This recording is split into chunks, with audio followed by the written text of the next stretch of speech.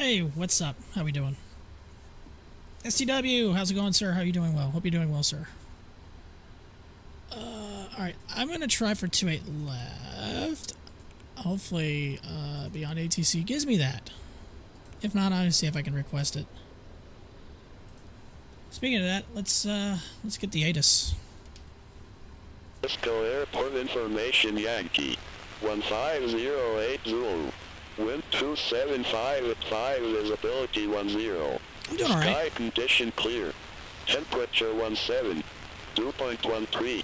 Altimeter 2994. Landing runways 28 left, 28 right. Departing runways 01 right, 01 left, 28 left, 28 right. Advise on initial contact, you have information Yankee. Alright, Yankee. Alright, let's go to clearance. 18-2 is clearance. Let's see how this goes. Alright, I might let it do it automatic. Let's see how it sounds. Alright, so I'm going to request my IFR clearance. American 19er Heavy, request IFR clearance to Kennedy Airport. American 19er Heavy, San Francisco clearance, cleared to Kennedy Airport. Radar vectors Orica, then as filed. Maintain 4000, expect flight level tree 70, 10 minutes after departure. Departure frequency 1 tree 5.1, squawk 0450. Let's see if I can actually read it back. Actually, I'll let it read it back itself. Let's see it. Cleared to Kennedy Airport. Radar vectors Orica, then as filed. Maintain 4000. Expect flight level 370, 10 minutes after departure. Departure frequency 135.1, squawk 0450, American 19er Heavy. American 19er Heavy, readback correct. Contact ground 121.8 when ready for pushback or engine start.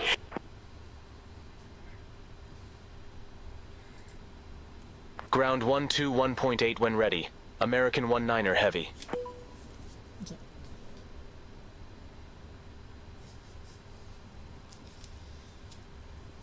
Alright.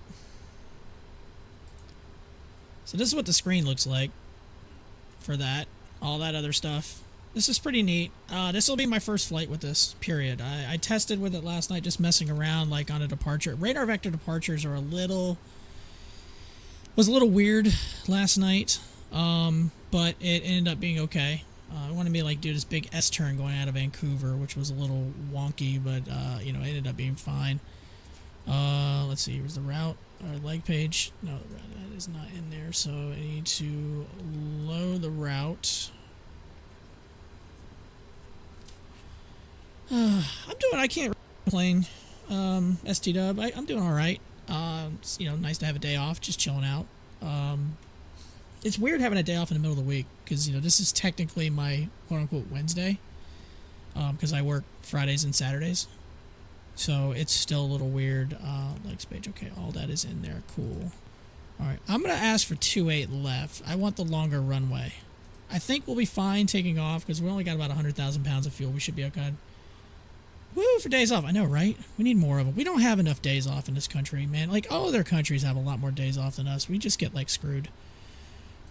Alright, departure. Alright, departure. Alright, like I said, I'm going to shoot for 2-8 left. No, that isn't... What the hell did I just hit? No, I need departure, arrival. Departure. Oh, I hit NavRad. That's why that's what I did that. That was weird. Alright, I'm going to go 2-8 left. We're not... I think we're on the San Francisco 4. We're not actually on a departure. I'm just going to put the San Francisco 4 just for the hell of it. Departure into arrival into JFK. Maternity leave, you only get 4 weeks paternity. Get back to work. I know, right? You're currently flying at flight level 310. Where are you flying that right now, ST? I think it was getting 22 left. Most likely going to get ILS 22 left. And we're on the Lindy 8 arrival. There is no transition. Legs page. Norm. Where the hell's Norm? Actually, you know what? I'm not... Actually, is that right? norm. 28 left. I don't think that's right. I think I hit the wrong departure. Probably should just left it blank. Let's see here. No, that's going to be right. That'll end up being right.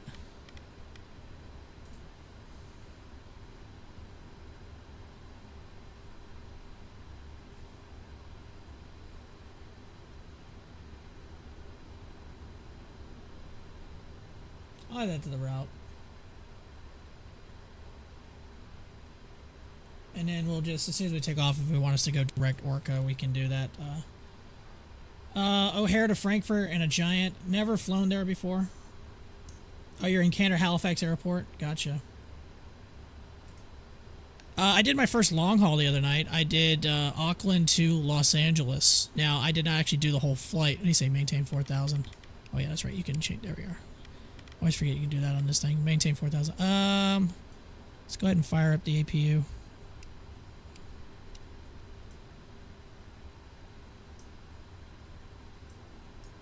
So this is not a real world flight, but I just feel like doing cross country, so we're just going to say hell with it. We're going to go all the way across country. And at, think you give me 3.7. Why does it always give me 3.7 instead of 3.5? I might actually adjust, see if I can adjust that. Is Navigraph worth, I get paid tomorrow somewhere? Yes, get it. Get it. Either that or 4. I use 4Flight on my laptop, my iPad, but I have Navigraph also. Like, you can integrate it into your sim, like right here. You can bring it in. Most planes, you can bring this up, or you can use this.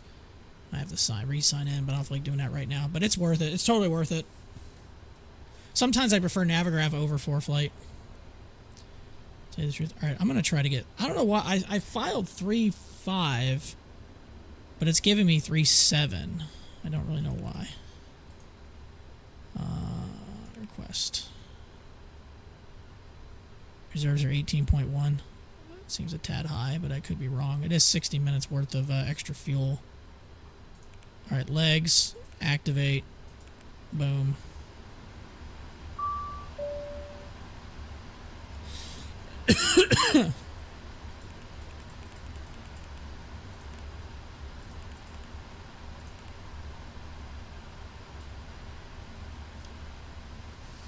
Oh, fancy pants Rich McGree over here. I mean, I worked my ass off to be able to afford things. In fairness, I had 4Flight before I got Navigraph. I just decided to get Navigraph to try it out. Now, do I really need both? Probably not. But sometimes I like using Navigraph. Yeah, I have 4Flight running on my iPad. It's a real world application. It is super pricey, but you can connect it to Microsoft Flight Sim. You can also connect it to X-Plane. I don't know about P3D. I think you can, but I don't know. I don't have P3D. But Navigraph can also work on this iPad as well. You can use it in the sim or on an iPad, or on a side screen or whatever you want to do. It'll all connect.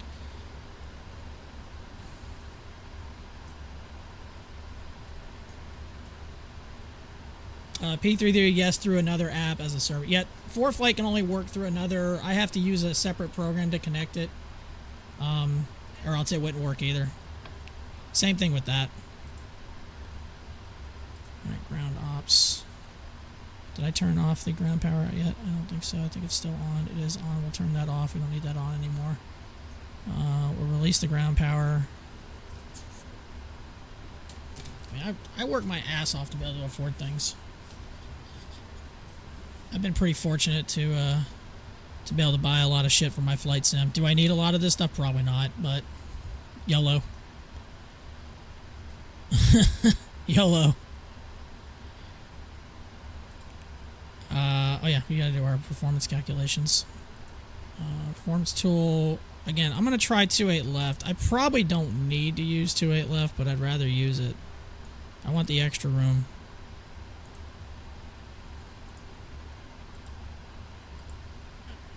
What's optimum? Is it going to be flaps 5? Oh yeah, we got to import the weather for it'll tell us. Yep, flaps 5, no problem. Alright, let's bring this iPad over here. Boom, done. Okay, so we're going to go flaps 5. Thrust limit, TO2. 20%. Take off. CG 4. So 30. So it's like 4.75 on the trim. Temperature 45 on the thrust. Takeoff gross weight 554.0.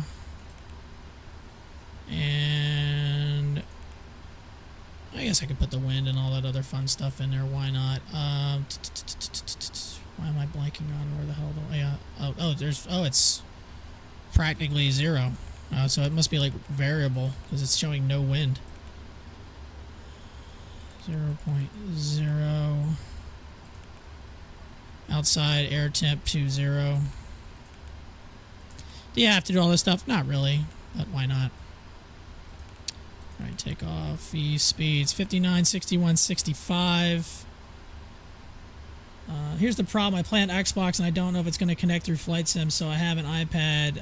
Yeah, that I can't answer for, sir.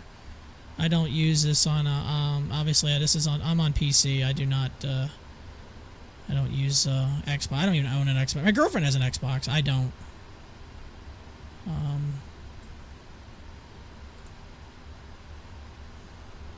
Alright, 121.8 is our ground frequency.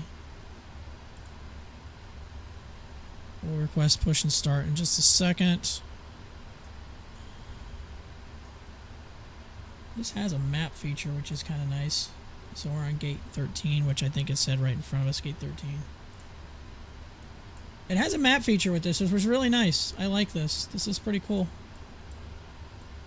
It is pretty cool that there's a map included on Beyond ATC, which is nice. You don't have to use it, but it is nice.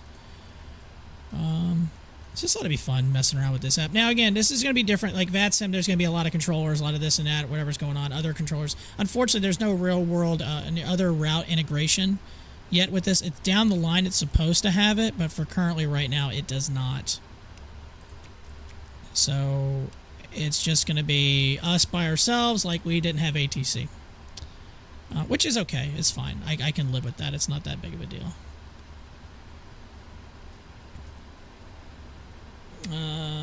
I do want to add, it's like $9 a euro a month, gives you AirEC updates, access to Navigraph charge. However, if you're on Xbox, I'm not sure if it's actually worth it. That is true. That is true. We've got to have that latest AirEC. It just makes things so much easier. Alright, I think we're ready for push. Let me get the chocks out of the way. Ground ops, remove the chocks. Let's tell GSX we're ready for push and start. That way they can go ahead and connect. And then we'll contact when we're ready to roll. We've got our squawk code in 0234. Oh no, 045. I'm sorry, 045.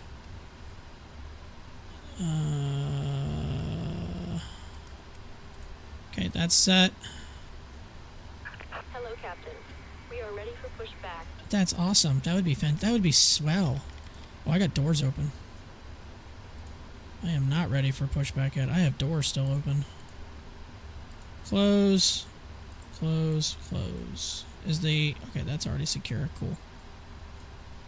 That'd have been a problem. Trying to take off. What time is it for me here? It is 11:30 in the morning here on the East Coast of the United States. Hashtag Boeing problems. Hashtag no doors.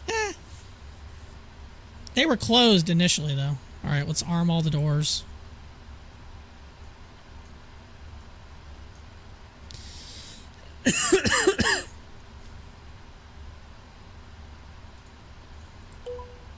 American 19er Heavy, Gate 13, request pushback.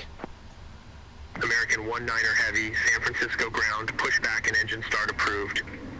Face southeast. Pushback and engine start approved. Face southeast. American 19 Heavy. Let's see if that worked. Apparently it did. Cool. Damn, it's 4:30 for me. I mean, you're in like, aren't you in like England?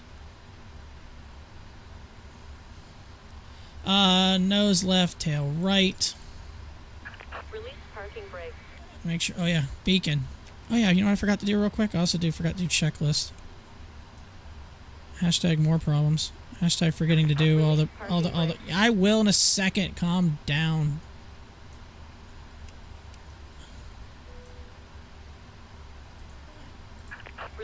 parking brake. Trim was 4.75. I will in a second. I know. I told you I was ready, and apparently I'm not. I'm a terrible person. I'm not a very good pilot. Release parking brake. Fine. There. It's released. Chill. Commencing push. All engines clear. Start at will. Fuel pumps. Oh, I need the engines up, please. All right, cool. Hashtag pro pilot.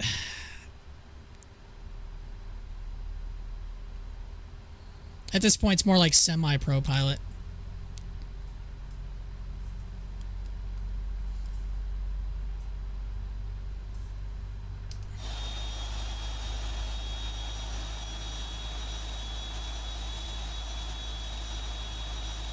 By the way, this is the new San Francisco from, the hell is it? Is it Flight Beam? I can't remember which one it is. This is the new one.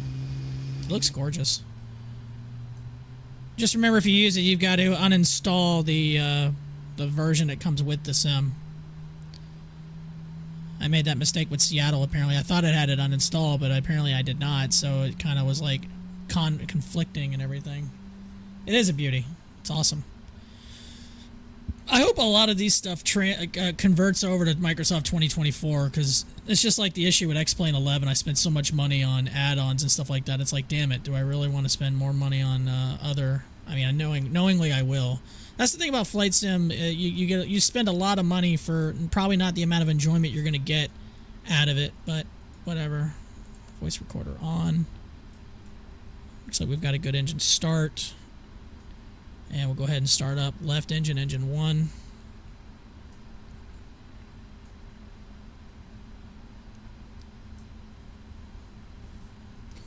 Alright. I'm going to ask...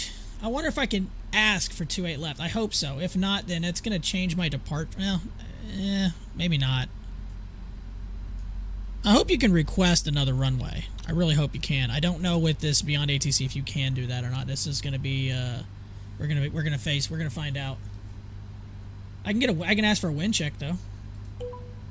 American 19er heavy wind check. Wind 275 at 5.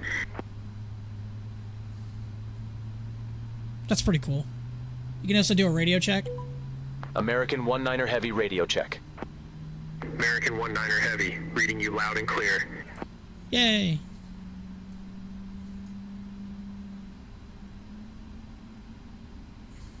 Reset the RTO. Alright, you can stop pushing me now. We're good. We're good. We're good. Set parking brake. Fine. She's bossy. What was departure? Departure is 1351.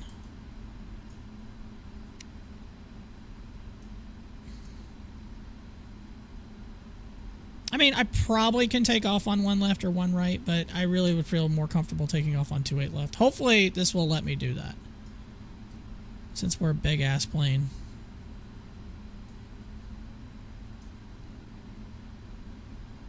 Unlocking gear. Supposedly 24 will have a similar file structure as 20. I hope so.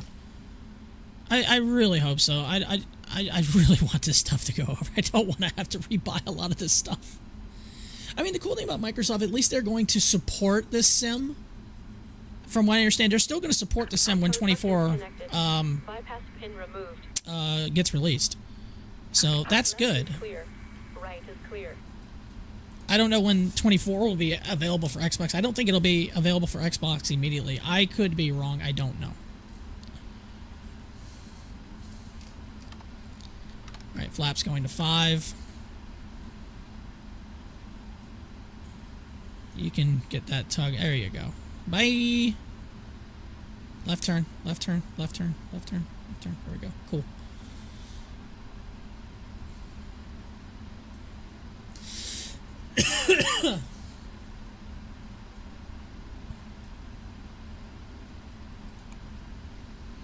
Yes, any eyes? Flight controls. Why aren't my flight controls working? That's a problem. Hold on a second.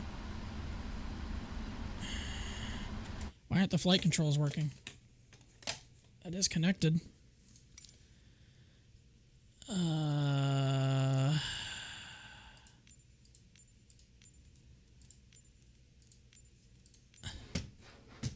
Maybe it just wasn't showing it, but those work.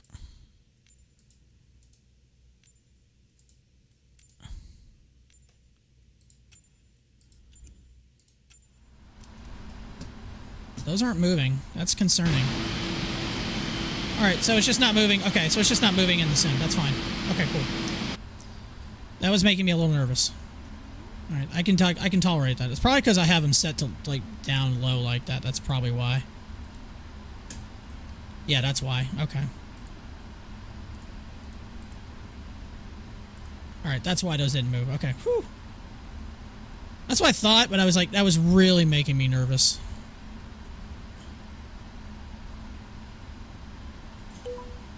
American 19er Heavy. Request taxi to the active. Alright, let's see if we can request.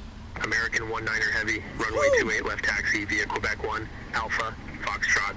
Hold short runway 1 left. Runway 28 left, taxi via Quebec 1, Alpha Foxtrot, hold short 1 left, American 19 Heavy. Cool.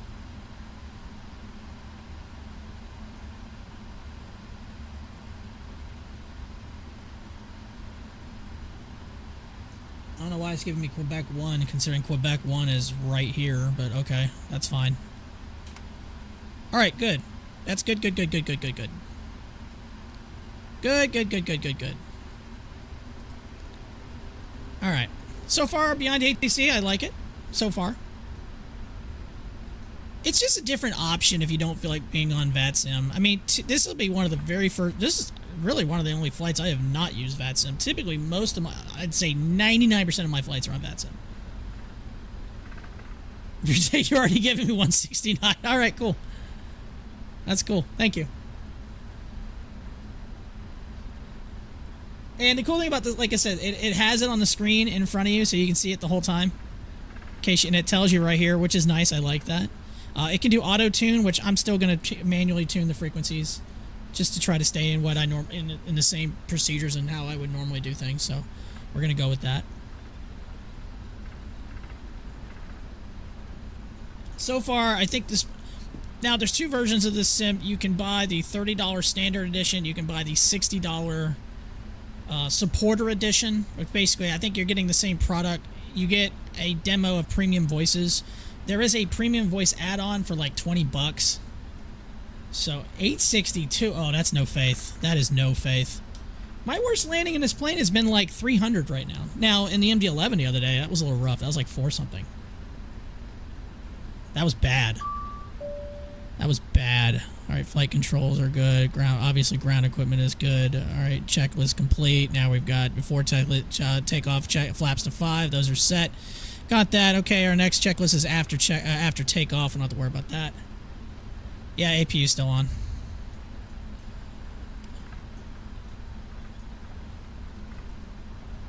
$231. All right, that's better. That's better.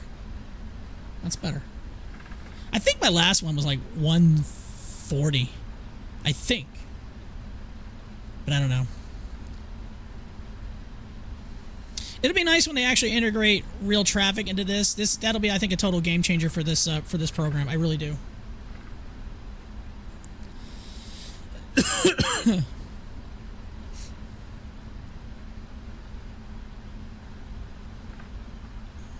Ad breaks coming up. And how long is today's flight? We're going across the country. It's going to be at least 4 hours, at least. 2,294 is miles distance, so this is going to be a lengthy one. We're going to go. It's 4th of July. We're going to cross country.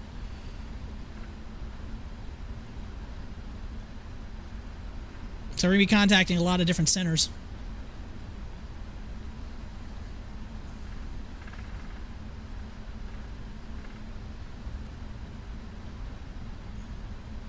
Lengthy and girthy. Well, I have to tell him I'm waiting to cross. That's kind of dumb. American 19er Heavy, waiting to cross 1 left. American 19er Heavy, cross runway 1 I don't want to left hold at short. Foxtrot. Oh. Continue taxi via Foxtrot. Hold short runway 1 right. That's kind of dumb. Cross 1 left at Foxtrot. Continue taxi via Foxtrot. Hold short 1 right. American 19 Heavy. Yeah, I'm already going to tell him I'm waiting to cross 1 right. American Let's see what it says. 19er Heavy, holding short 1 right. American 19er There we Heavy, go. cross runway 1 right at Foxtrot. Continue taxi via Foxtrot. All right, crossing 1 right at Foxtrot. Continue taxiing via Foxtrot, American 19 Heavy.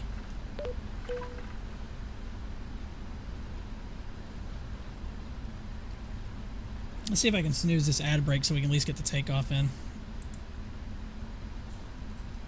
Snoozed for 5 minutes. All right, we need to hurry up and get out of here then. I don't want it to be an ad break while I'm trying to while I'm taking off for you guys. Even though this is quite a lengthy taxi. Lengthy and girthy.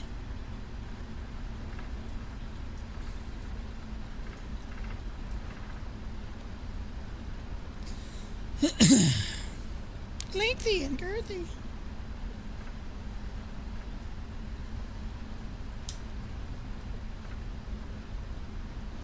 Taxi is lengthy, plane is girthy. That's pretty true. At least this isn't like taxiing at O'Hare. There's like 94,000 different taxiways. That is annoying. Taxiing there, you feel like you need like a map of the world. I've only got 300 miles left, so I'll probably get off before that. Gotcha. No worries. Dude, O'Hare's insane. There's so many intersections and taxiways, it's ridiculous. It's crazy. Oh, thanks, man. Hope you're doing well, bud. Hope you're doing well, sir. We need to do some, oh, you know what? If I wasn't grilling out later, we should have done some spreading freedom later in 6 days. You know, I'm going to crash in your Discord. That's fine. Come on and hang out, dude. I have no problem with that, dude. Not at all. Not at all. Get my pilot fan turned on.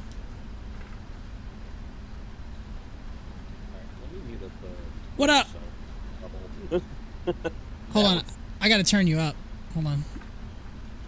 You know the best part about this is I don't have to worry about, I don't have to like listen to all the chatter on VATSIM. I can just chill out. And I was on VATSIM last night. Taxi faster. And I'm slow. the amount of kids that are on the network now is just ridiculous. I don't have a problem with that, but as long as they know what the hell they're doing, I'm cool with that. But then again, everyone started somewhere, and if you're on there trying to be a troll, then I have a problem with that. But if you're on there actually trying to do like the right stuff and know and be like proactive in all what you're doing your flight sim, that's fine. But if you're on there just to screw around and have fun and mess around and annoy other people, then I have a problem with it. Well, I mean, what I took exception to was this kid received a PDC but still wanted a voice clearance. Yeah, you don't get that. And couldn't get it right. Oh, God. Yeah. He had to be corrected for like 4 or 5 times, and I'm sitting here like, I'm waiting to leave. Yeah.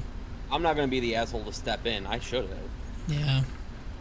American 19er Heavy, contact San Francisco Tower 120.5. 120.5 for American 19 Heavy. Yeah, I mean, Good everybody day. starts somewhere. I get it.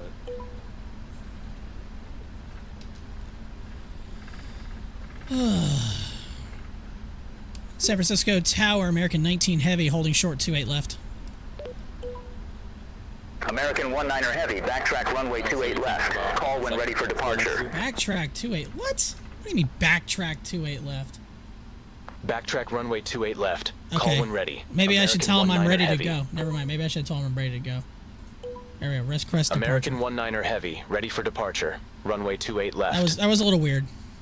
American 19er Heavy, San Francisco Tower, wind 275 at 5. Fly heading 290, runway 28 left, cleared for takeoff. Fly heading 290, runway 28 left, clear for takeoff. American 19 Heavy. That's pretty cool. I like how it gives you the which way you should go. I mean, we're on the radar vectors. That's pretty cool. Like that. Nice.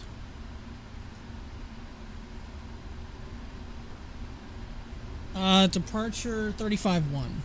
This almost makes me have to like get frequencies. I mean, it'll auto-tune if it you can select auto-tune, which to me, I think the more the fun would be to actually select the frequencies yourself. I mean, I guess to each their own. I mean, if you really want just a casual flight and don't have to worry about it, then boom, done. Yeah. Because I think one of the options on there was also, what, auto-respond? Yeah, you can do auto-respond too. Airspeed's alive. All right, we're on our way. Oh, wrong button. What am I doing? I had those on already. Dumbass.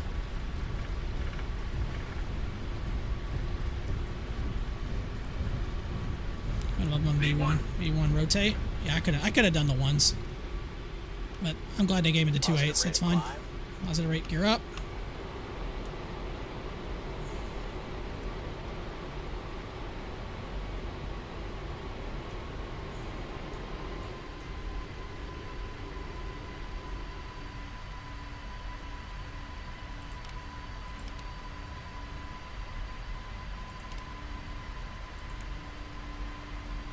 American 19er Heavy, contact NorCal departure.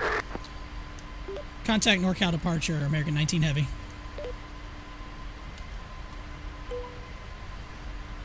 American 19er Heavy, NorCal departure, radar contact, climb didn't and even say maintain anything. flight level 180. I didn't even say anything. It already like acknowledged it. Climb and that was maintain weird. flight level 180. American 19er Heavy. American 19er Heavy, turn left, heading 280. Turn left, heading 280. That makes no sense. Turn left, heading 280. American 19 Heavy. All right, that's a little dumb. American 19er Heavy, turn right, heading 030. Expect further clearance in about 18 miles.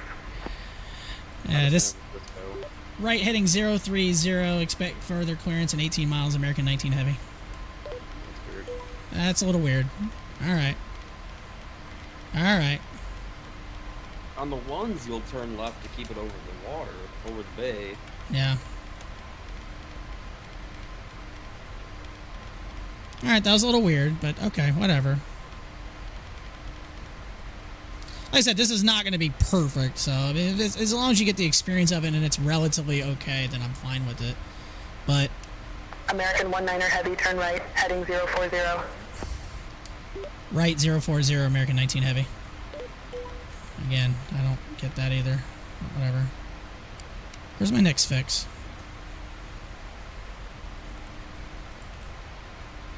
Alright, so it's turning me towards that fix. Okay, that's fine.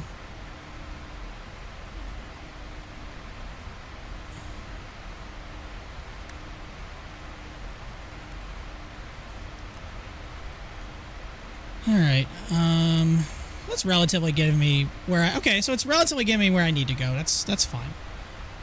180 is something you don't really hear on an altitude request, though. Okay, next checklist is descent. We don't have to worry about that anytime soon.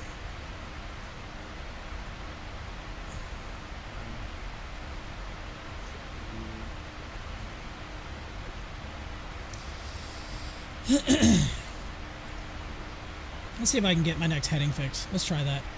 Wait, hold on. Let me request direct. American 19er Heavy. Request direct to fix. American 19er Heavy, roger, say fix name.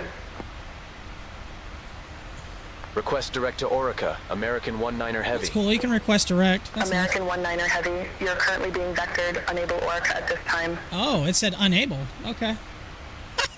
So you're currently being vectored, unable Orica at this time. Okay. My bad. So sorry. Yeah. I will back off then. Never mind. That's funny. That's funny. Do you have the 777 yet, Mike? Have a go on ST Dub. I've had the triple since it was released on P3D. Oh, okay. Well then, yeah. Then okay. Oh, okay. Ooh. You have to remember, I'm a P3D pilot. I'm not. I forgot. a pilot. I forgot. My bad. No, I mean you're fine. The only thing that I'm missing out on is your super fancy EFB and the Microsoft Flight Sim version. Mm-hmm. And apparently, PMDG has now discontinued sale of all P3D products. Wow. Damn. I didn't know that. So apparently they don't... Yeah. I guess they're done with that sim. Now that being said, I know when the 7.3 came out, they discontinued the P3D 7.3, or they temporarily took it down. Mm-hmm. to avoid confusion of people buying the wrong thing, but all they took down was the American 19er Heavy, cleared direct Orca. Resume O navigation. B3D products have been. Clear direct Orca, resume on navigation, American 19 Heavy. So people are kind of up in arms about it. A lot of people are begging them to just let like sim market. American 19er Heavy, contact Oakland Center 119.475. They're 119.475 for American 19 Heavy. Good day. Of course, I'm getting like. At least I finally got my direct fix. All right. Are we on the right one? Oakland Center, American 19 Heavy, flight level 163 for 180. American 19er Heavy, Oakland Center, climb and maintain flight level 370. Climb, maintain flight level 370, American 19 Heavy. Which is weird because I filed for 350, but it's giving me 370. I find that a little interesting. I'm going to see if I can change that. Hold on. Oh, I can submit a turbulence pipe rep. I can submit an icing pipe rep. Holy crap, no way. American 19er Heavy, request new cruise altitude. Oh, I can request a new... American 19er Heavy, roger, say new altitude. Request flight level 350, American 19er Heavy. American 19er Heavy, confirm new cruise altitude flight level 350. Affirmative, American 19er Heavy. Okay. American 19er Heavy, roger, new cruise altitude flight level 350. American 19er Heavy, contact Oakland Center 127.8. 127.8 for American 19 Heavy. Good day. Cool. That's pretty easy. Nice. Like it. Alright. Scroll, scroll, scroll, scroll. Oakland Center, American 19 Heavy, flight level 210 for 350. American 19er Heavy, Oakland Center, roger. Cool. Alright. Like it. So far, pretty cool. Like it. Not bad. The only thing that's weird is I can call ready for descent, so I wonder if it's not going to give me, like, you know, I'm going to have to actually tell it I'm about to be coming up the top of descent. It won't automatically know it. But we won't know that for a little while.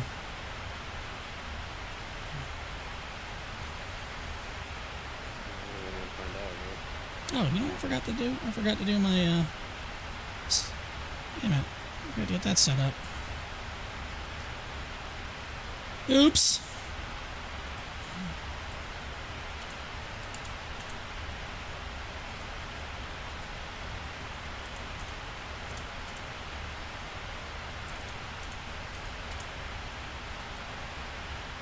Oops.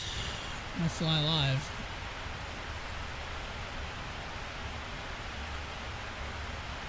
There it is.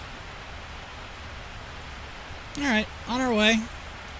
I wonder what actual ATC we actually would have if I was doing this today. I think there's a few sectors online. Yeah, I know Chicago's online right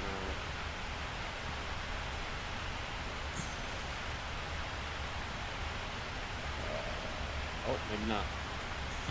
Apparently they're off now. Memphis is online. Denver's online. Yeah, it's kind of thin. And Miami's online. Other than that, not a whole lot. Norwood Memorial is on. That's an airport you don't see very often on VADSIM being manned. Newark's got a tower and approach. Obviously, we're not going to be using any of these today, but it's still kind of fun to look at it anyway. Let's take a look, see how many 777s and MD-11s are on the net. 541 777s, including yours truly. 82 MD-11s. A320, 222, 73-8s, 190. There's your top. And we'll go ahead and give the fifth position, which would be the Airbus A321, 29. Not a lot of 747s airborne right now, then. Not a lot of 747s at all. I'm looking to see if The most I see right now is the Dash 8 model, and there's 9 of them on the net. Although you're looking through SimToolkit, aren't I'm looking through SimAware. you? Oh. That's just on VATSIM. I'm not looking at SimToolkit. I didn't mess around with that. Okay. Yeah, there. American Yeah, 19er Heavy, contact Oakland Center, 132.2. Oakland Center 132.2 for American 19 Heavy. 418, Mike Charlie. I'm getting like all... I forgot about this. I'm going to get every single sector of every single center. That's awesome. Am I on the wrong one? There it is. Oakland Center, American 19 Heavy, flight level 289er for 350. American 19er Heavy, Oakland Center, roger. Huh. Yeah, I'm going to get every single center, every single sector. You don't get that on VATSIM too often.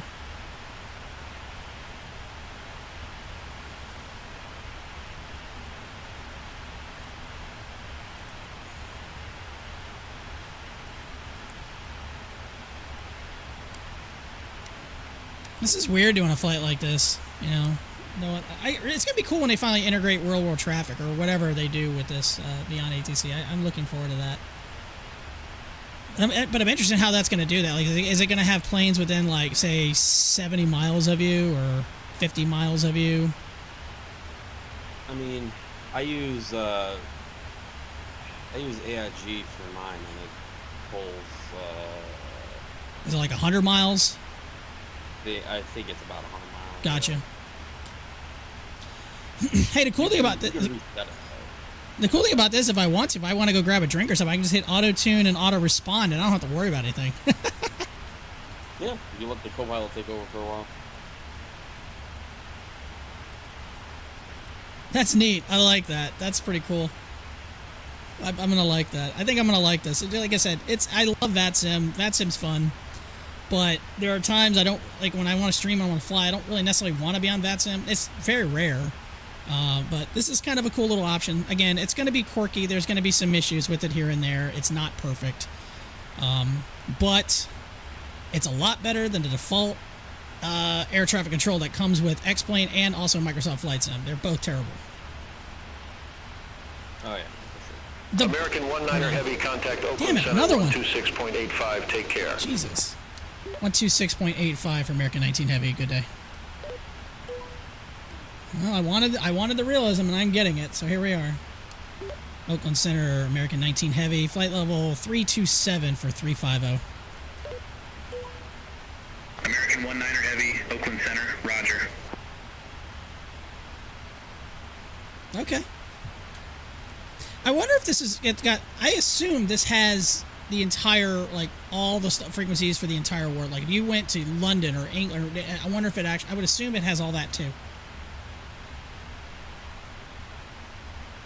I think I'm going to like it. Now, I think the best default ATC that I've seen in any flight sim that I've ever played was probably Flight Simulator X.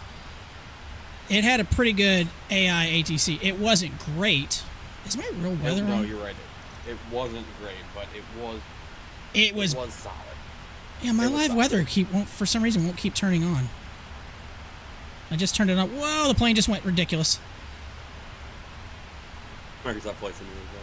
Yeah. First world problems.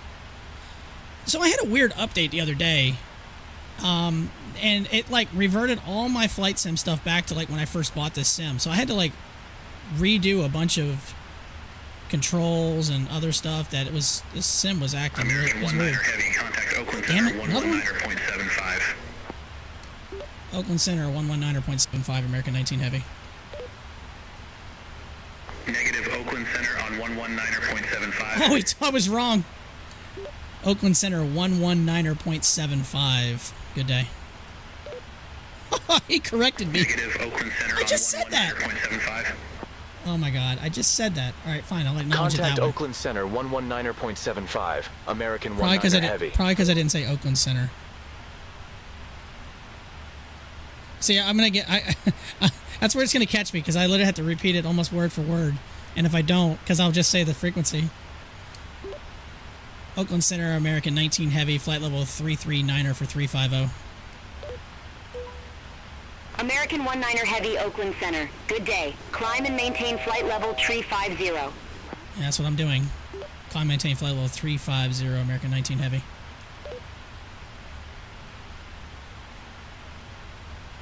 Yeah, I think we might turn on some auto-tune here in a little bit and auto-respond for a little while. That was funny. That was funny. I gotta go back in and try to find us. I guess I need to make sure that the real weather is always American on. 19er Heavy, Oakland Center. Good day. Climb and maintain flight level 350. You already gave me that. Thank you. I'll just hit auto-acknowledge. Climb and maintain flight level 350. American 19er Heavy. Yeah, I'm doing that. You already gave me that. I'm doing it. I swear if it gets into me a third time, I'm going to lose my mind.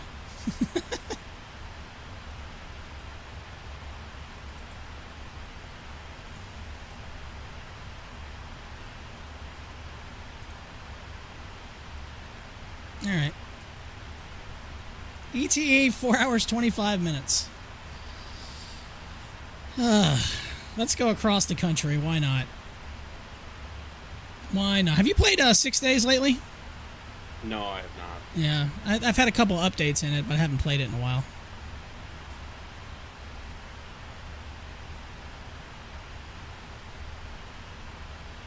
Dude, it's gonna be a mess when they like put civilians in there. Oh my god, it's gonna be a bloodbath. It's gonna be so bad. I don't think anybody is looking forward to that. I mean, I'm looking forward to the challenge, but at the same time, it's like, oh god, I'm gonna lose my mind.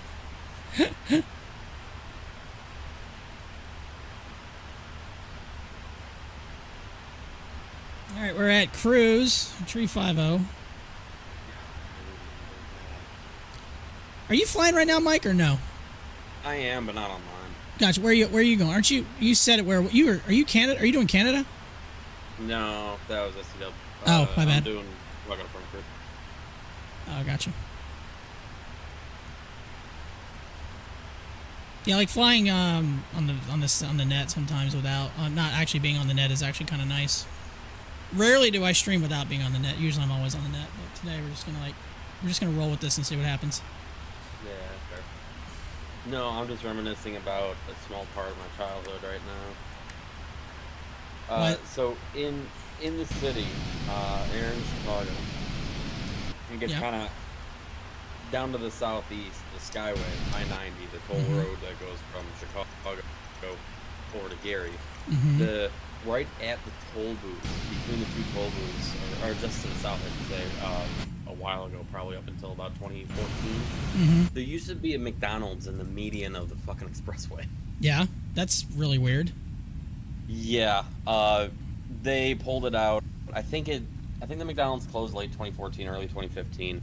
It was completely demolished by the end of 2015 just because it was such a traffic hazard. But I can't tell you how many times we've stopped there.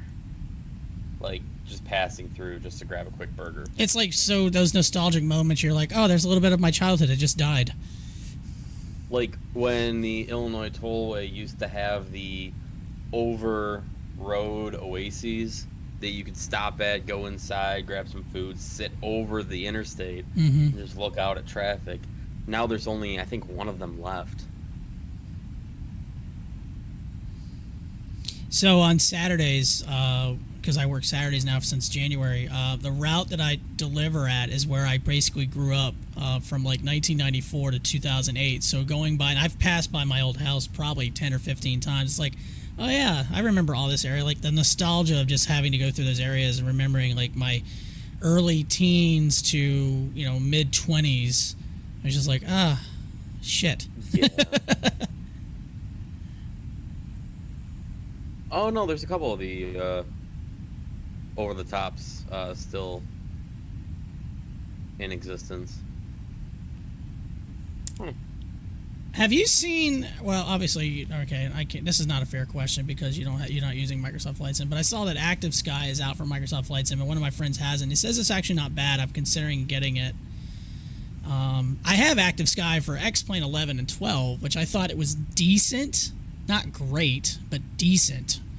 I have Active Sky for P3D, and I've never had an issue with it. Yeah. I mean, sometimes the weather updates can be a little janky, but yeah, out of nowhere, like just something just appears out of middle of nowhere, or the clouds just completely disappear. American 19er Heavy, contact Oakland Center 127.905. Weather engine, I don't think. Contact Oakland Center 127.905. American 19er Heavy. Have a good day. At least for P3D. I can only speak for P3D. Yeah. Oakland Center. American 19er Heavy. Flight level 350. American 19er Heavy, Oakland Center, roger. I tell you right now, for Beyond ATC, I do like now. Again, I'm probably getting a demo version of all the extra voices, which I think is an extra add-on, which is a little annoying. But I haven't heard the same voice yet, which is kind of nice on different frequencies, because that's the problem with some of these ATCs. They get a little repetitive. You literally hear the exact same voice over and over and over again. So that's pretty cool. I'm looking at it on their website. The basic voice model is 100 plus good quality voices with many accents. That's not bad. And that's at no additional cost. Yeah. The premium voice model is 250 plus very high quality voices with accents from every country. Yeah, so I'm using the premium, the higher cost one, and I have 41,055 character counts left before it runs out. Once it runs out, it goes back to the basic. So I might mess with this, and then when we go to the basic, I'll see what it sounds like. Because if I'm not going to use this every single time, I probably don't. And if they're going to be very long flights, I probably don't need the premium high quality one. I think it's an extra $20, I think is what it is. It's $10 for 250,000 premium characters. Oh, if it's only $10, then that's not that bad. Yeah. Well, they say it's about 15 to 20 flights, but I guess that really depends on length and where you're going. Okay, well, here's another thing. So if I pay that $10 and that count runs out, do I have to pay another $10, or do I keep that? I think it's $10 for every 250,000 characters. That's a little annoying. A little bit. Yeah, I don't think I would end up doing that. I don't want to pay $10.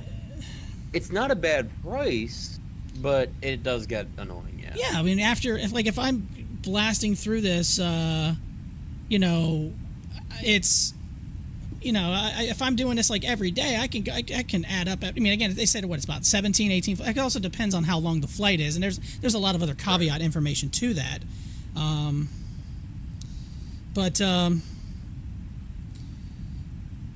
But again, I think that is a little annoying. But again, that's probably one way they can keep making. They can make money into the sim, and it puts money in their pockets, and also they can develop other things. Okay, fine. Yeah. But yeah, I mean, if it's one of those where that $10 every 250,000 characters goes into developing the program more, then that would be worth it, because at that point it's kind of like, well, 15 to 20 flights, you're talking, if you're a heavy flyer, that's probably, say, like $10 a month. That's not bad. Finn's texting me right now.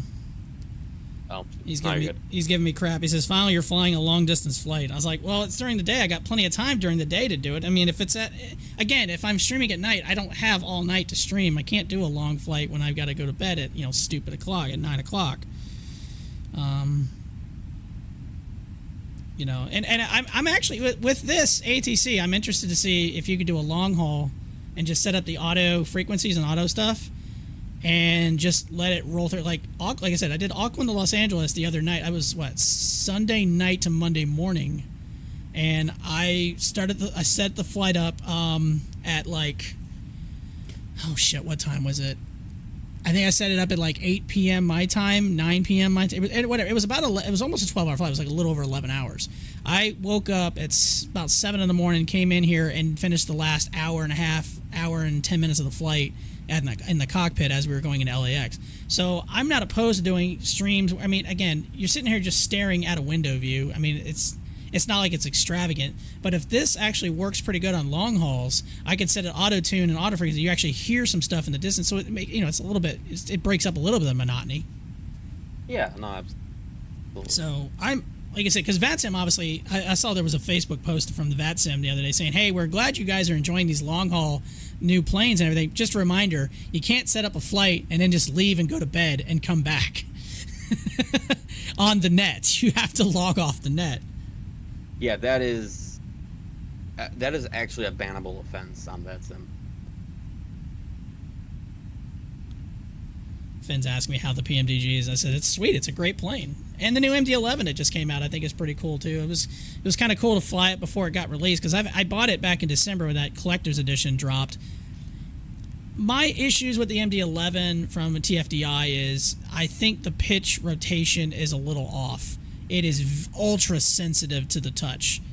It feels heavy on the ground. Taxiing, it's sluggish, which is fine. It's an older plane with newer systems. But the flight dynamics, I think, are a tad off. I had the Rotate MD-11. I think it's a great plane for X-Plane 11. I never used it for 12. And that plane I felt like wasn't as twitchy and something like that. So I think they still got a little bit of work to do. I think the model looks great. I think the interior looks great. I think the sounds look great. Or sounds great. The sounds are great, I should say. But I feel like there's some issues with it. If I remember right, though, they actually were able to get hands-on experience with the flight dynamics, either themselves or through actual MD pilots. So I think what you're experiencing is what it actually is in real life. I think Rotate smoothed it out. Maybe. I mean, I do know an MD-11 pilot for FedEx. I can actually, I could probably send him a message and be like, hey, if you got a time, I want to ask you something about this, like about these planes. American 19er Heavy, contact Oakland Center 128.8. Oakland Center 128.8, American 19 Heavy. Oh, wait, I don't know.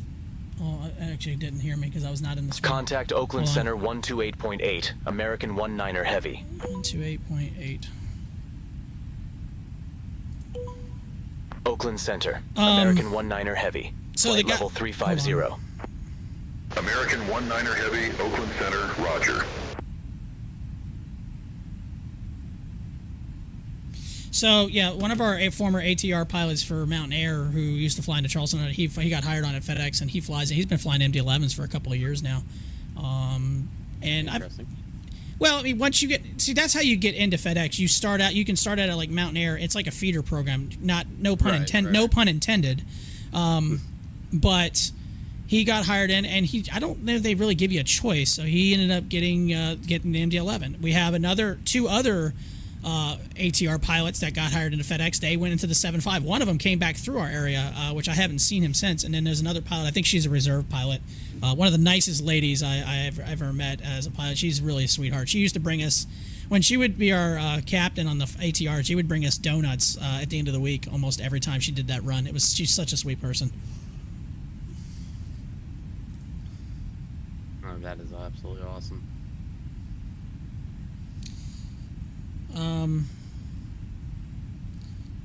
Hold on. Finn's asking me about this. I was almost on tell him. I texted him the other day. I was like, get in Discord. We got the whole group in here. Come hang out. I mean, he never responded. Yeah, seriously. It's like, come on, bro. What are you doing? I know Mr. Pilot got over 300 hours. Actually, I think he has more than that. I think he said he had 600 hours.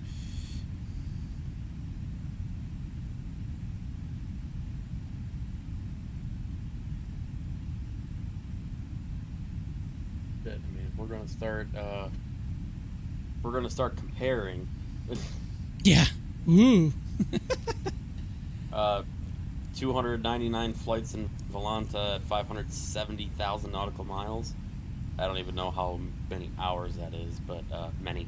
A few. I mean, if I was to look at, because like I'm flying for Globe Cargo right now, if I was to look at my profile, it is 1,104 hours and 28 minutes.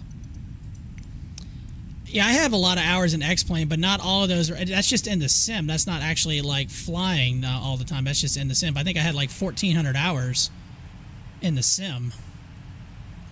But again, that's not always flying in that sim. It's just, you know, having the sim on. I mean, I don't know how many hours I've got in Microsoft Flight Sim, you know, that I have in Steam Edition. But oh yeah, he's texting me.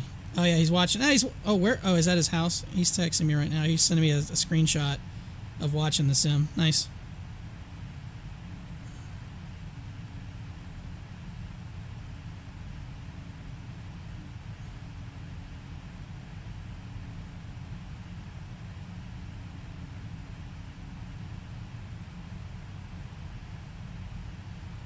Finn's a good dude. We had a lot of fun flying in Seattle when I went to go visit, and I will be always forever grateful for that. That was a really fun experience. It was funny because when I took the controls of the plane, he's like, oh, I get to play tours for a little while. I don't ever get to do this. So he's like taking his camera out and taking pictures and shit too. I'm looking forward to going back up there. Seattle was a pretty cool time. I really did enjoy our time in Seattle. I don't know when we'll get back up there. But definitely that's going to be in the books. I think we're going to eventually go back to Boston as well. My girlfriend loves Boston. I like Boston too. It's just so easy to get around Boston. It's stupid. The T-line takes you anywhere. I've heard Boston's pretty nice. It's just so easy to get around in the city. There's so many the T-line, the subway lines. There's so many of them. It's not like New York City, where in New York City you have a lot too. I don't know. It's just New York is just a convoluted and hot mess. New York, I'd say if you were comparing New York and Boston, I'd say Boston has like the New York vibe a little bit, but no, not as crowded. I think you still feel that city atmosphere, but it's just not nowhere near. That's a good word you said. For that it's just. And I'd like to go back to New York as well. I'm glad when I went to New York City, or when we went to New York City in 2019, we did it pre-COVID. Thank goodness we did it pre-COVID. Why is everyone flying with Beyond ATC? I don't know. I don't know why not. How you doing, Dan? Hope you're doing well. This is my first flight with it. I just want to have it when I don't want to be on VATSIM. The problem with VATSIM, and I love VATSIM. VATSIM has taught me a lot. If I take off and I got no ATC, I got no ATC. It's just me, whatever, no big deal. I mean, with this, I can still get that same feeling, but I literally have to still do the frequencies and stuff like that. So this is a different option if I don't want to be on VATSIM. I can just kind of fly out and do my thing. Now, again, I'm looking for the real world integration when they start getting other planes and this and that. Then it's going to get a little bit more interesting. But hopefully, I don't want to use Beyond ATC with VATSIM. I mean, you can do that, but I don't want to do that because if I disconnect Beyond ATC when I get to a real controller, I don't know if I can restart the flight where I'm at. I don't know if it'll do that.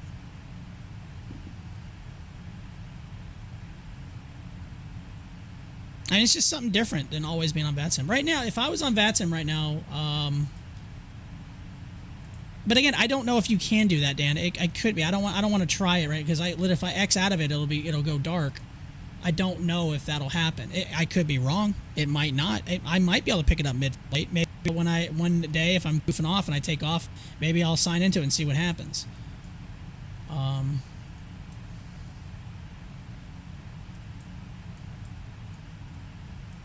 But then again, you got to think, if I'm going into a sector that's dark, there's no ATC. Like, say if I'm going on approach and I'm getting vectored from Beyond ATC, I could be going into somebody's flight path and not even know it.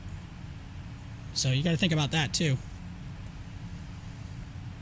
You want to see a landing in Nice, France? It won't be today. This will be the only. I'll be doing a cross country. I do need to actually do some. I might actually do some flights into Europe with this. Just for the hell of it, for the first. I mean, I have not flown into Europe on Microsoft Flight Sim or X-Plane. I did it in Flight Simulator X back in the day, but eventually I would like to do that. Again, if I'm doing long hauls, it's going to be on a day I don't have to work. Like, I'm off today. Today's 4th of July. Obviously, so it's our national holiday. So I've got plenty of time to at least do this flight. This is going to be the only flight I do because after I get done with this flight, I got to get ready to go grill. I got to go make some dinner. Mike, we're firing up some steaks tonight, buddy. Oh, yeah. I got a just under a pound ribeye. That is in the fridge marinating right now as we speak. I'm cooking burgers for my girlfriend and her mother. That's what they wanted. I am just slapping down almost a pound of steak, and that's our dinner. That's going to be my dinner. It's not going to be barbecue. It's going to be steak. I typically like to make barbecue chicken, like grilled barbecue chicken. Oh, I can do a pretty good job at that. That's some good stuff. Where do I have to come? My uncle's a pitmaster in our family. Oh, yeah. Where do I have to come by? You have to come to the eastern coast of the United States, sir. That's where I'm at right now in South Carolina. He's got awesome training. Oh, does he? Yeah. So, I mean, and Austin is widely regarded as. Oh yeah, yeah. I've heard. Yeah, what is it? That Franklin's Barbecue, isn't that in Austin? Yeah, Blue. American 19er Heavy, contact Salt Lake Center 132.25. Oh, Salt Lake Center. Contact Salt Lake Center 132.25. Good day. All right, now we're in Salt Lake Center. All right, 3225. Frequency change. Salt Lake Center, American 19 Heavy, flight level 350. American 19er Heavy, Salt Lake Center, roger. Roger. American 19er Heavy, you were assigned flight level tree 50. I show you at flight level tree 6 tree. Descend and maintain flight level All tree right, 50. that's going to be a problem because... Wilco, So it's showing me at flight level 363. That's because of the real weather. American 19er Heavy. That's going to be a problem. That's a problem. I'm at where I'm, because the real weather.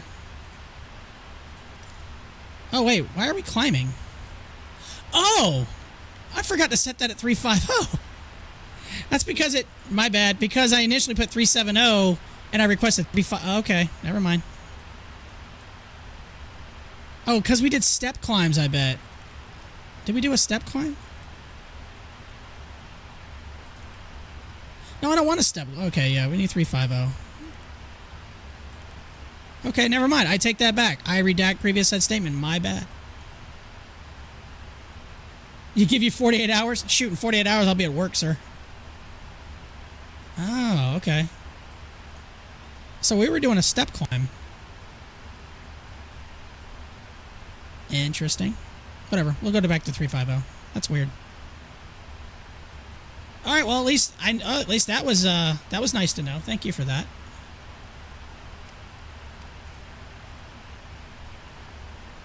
I was wondering, why are we climbing? I was thinking the real weather was affecting that, but I was like, that shouldn't affect that because they should be getting that information from my transponder.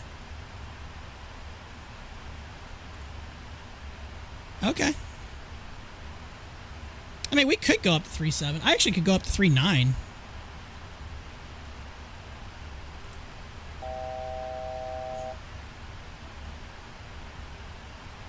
Then send you some via email. I'll send you some barbecue via email. You know what? Screw it. Let's see if we can we do 3? Can we do 3.9? Probably not.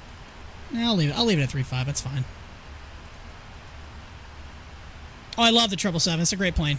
This is a fantastic add-on to the sim. It's great. I've been waiting for a nice long haul in Microsoft Flight Sim for a while, and it's nice to get this. So I'm over the moon about this. I think it's a great looking plane. Dr. John, what's going on, dude? What's up? How you doing, man? Hope you're doing well. Hope you're doing well. Happy 4th of July. Happy 4th of July. By the way, happy 4th of July to you as well, Mike. It's nice to see you don't have to work today. Yeah, I've got a very rare and very lucky 4-day weekend. So. Ooh. What you doing? Sorry? What you gonna do on a 4-day weekend, bro? Absolutely nothing. Absolutely nothing. I love it. I love it, man. I love it. Yeah, I was going to work tomorrow, but I had put in PTO just in time. Gotcha. and then we were gonna get Friday, Saturday, anyways. But yeah, no, I'm lucky to actually have a 4-day. Oh, so Anthony, you change your name to Dr. John. Okay, I got you, dude. I hope I don't have to change my name. This actually is not the first name I use. I actually joined Twitch almost a year before I started streaming, and I just picked some whatever generic name. And the only reason I set up to become pushback approved is because of ATC Pro. That game, and you had to say pushback approved so many times, and I was like, I wonder if that's a name I could use when I decide to start streaming.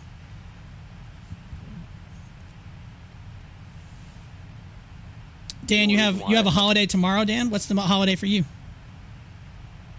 What was that, Mike? The only reason why I have underscores in my name is because somebody has Redwell Gaming without it. Oh. I noticed when I first changed my name to Pushback Approved, someone else had that name too, but it wasn't an underscore. So I think it was the same issue. But I noticed they didn't stream anymore. I think they just had that name. So I was like, all right, well, if you're not going to stream, I'm going to stream. So yeah. You're 20 years old and you're in university. Better than me. I didn't do any college. Oh yeah, I text Finn. What the hell's he at? Did he respond? Oh, no, he didn't.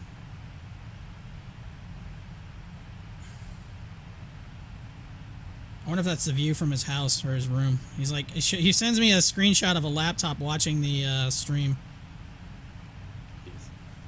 We need to get the gang together and do some VAT sim flying. We haven't done something like that in like a long time. Of course, then again, I'm the one with the weird schedule that, pretty much I can only stream and do small flights, which is annoying.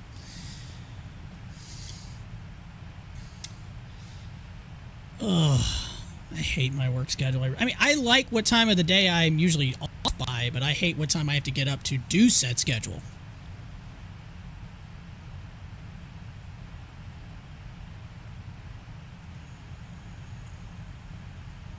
Yeah, thankfully I don't have to wake up before the crack of ass anymore. Oh my god.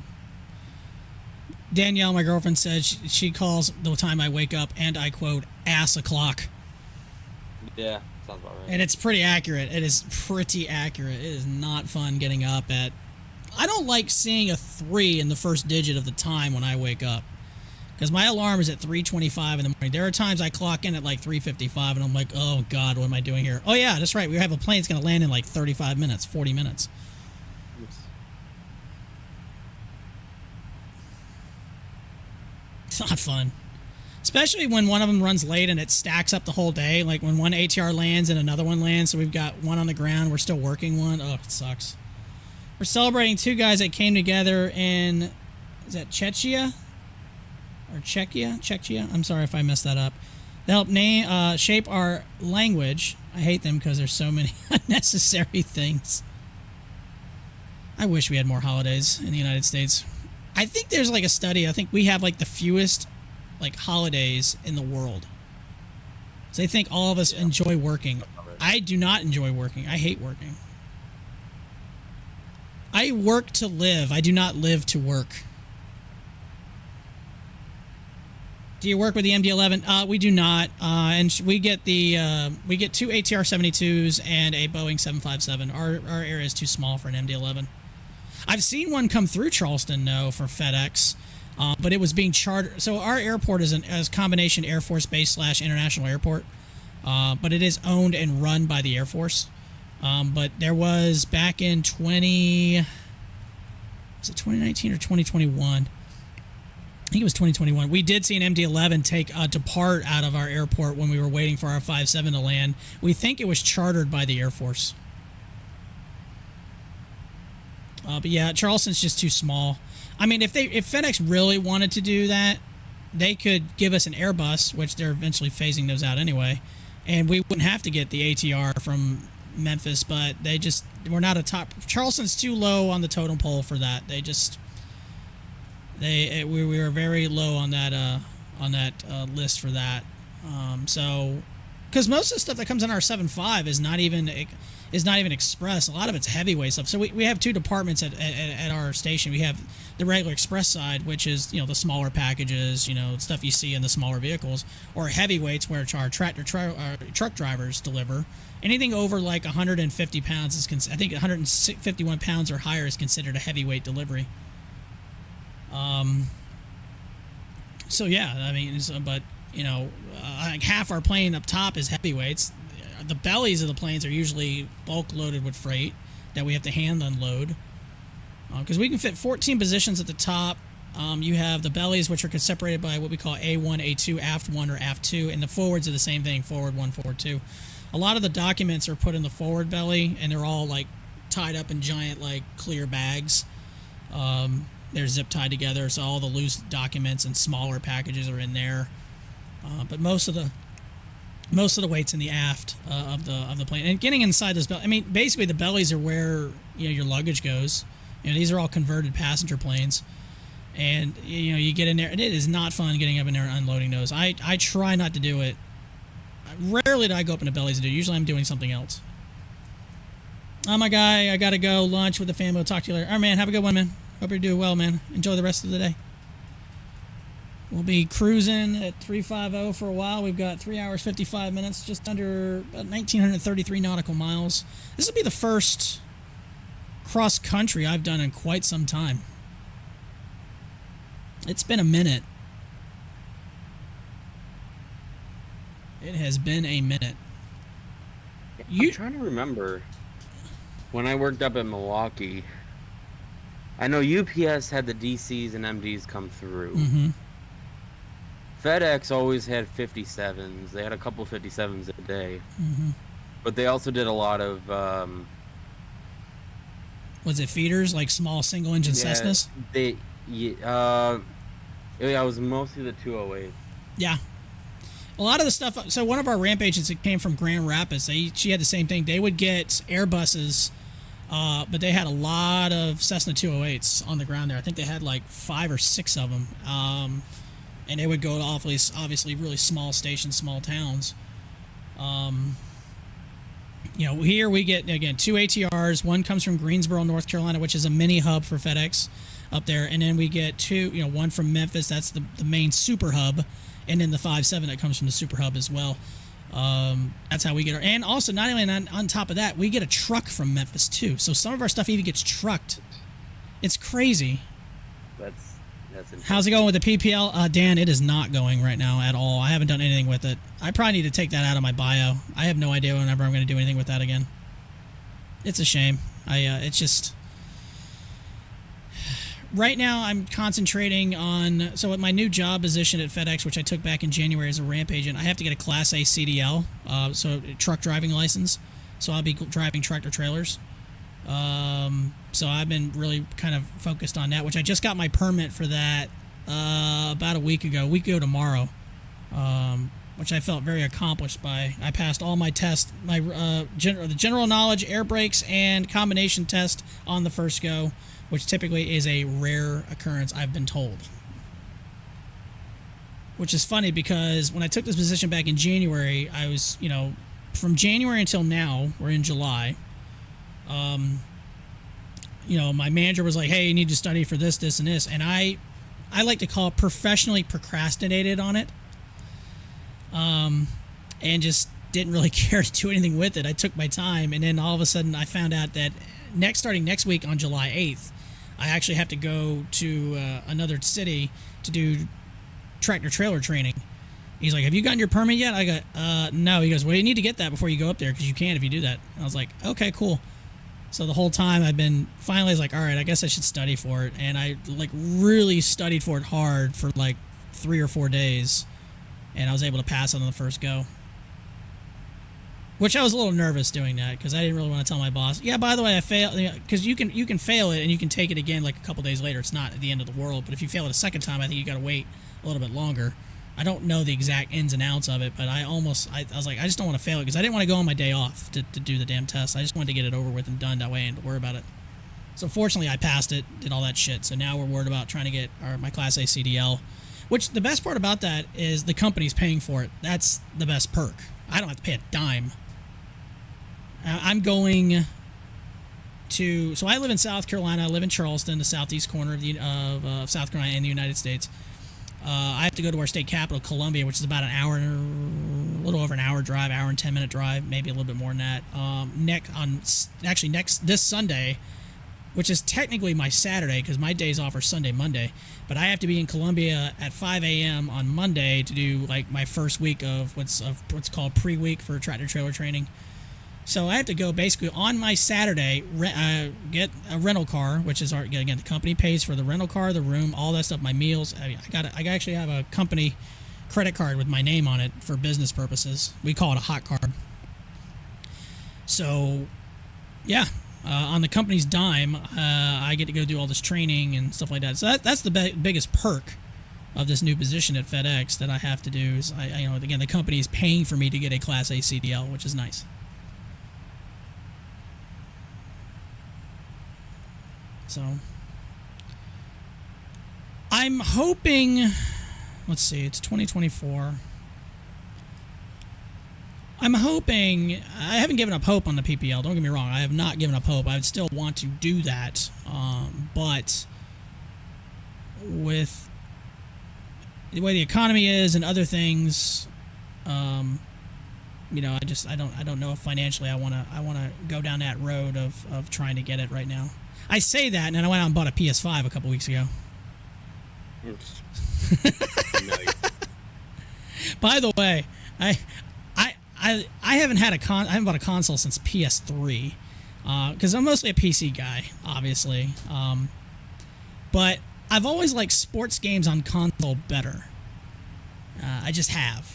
Baseball, hockey, golf, whatever. So when the new college football game was announced to come out, which is coming out, I think it's coming out in less than 2 weeks. I think it's the 19th. And that'd be 15th. That'd be 2 weeks from now. I think it's 2 weeks from tomorrow. I think. I'll have to double check. But I was like, man, I want to get that game. It's not coming out on PC that I know of. I think it's only coming out on consoles. I think it's only coming out on Xbox and PS5. I do not believe Switch is getting it yet, but I don't know. But yeah, I was like, oh, I gotta get a console. I gotta get a console again. So I have a friend, a girlfriend has a friend, used to be a roommate. He had an extra PS5. He had two of them. So we're like, hey, can I buy one off you? And he sold me basically brand new. He's had it for a little while, but he never used it. He's like, it's basically not been touched. Anyways, he sold me a PS5 with a 2 terabyte extra hard drive on it for like $400. I'm like, yeah, I'll take that. Because brand new, they're going for $5, and I think the memory is not even a terabyte.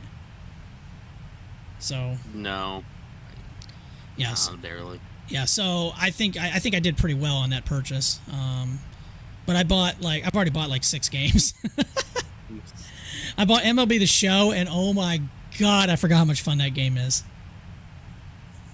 I've been doing Road to the Show. Have you played MLB The Show before, Mike?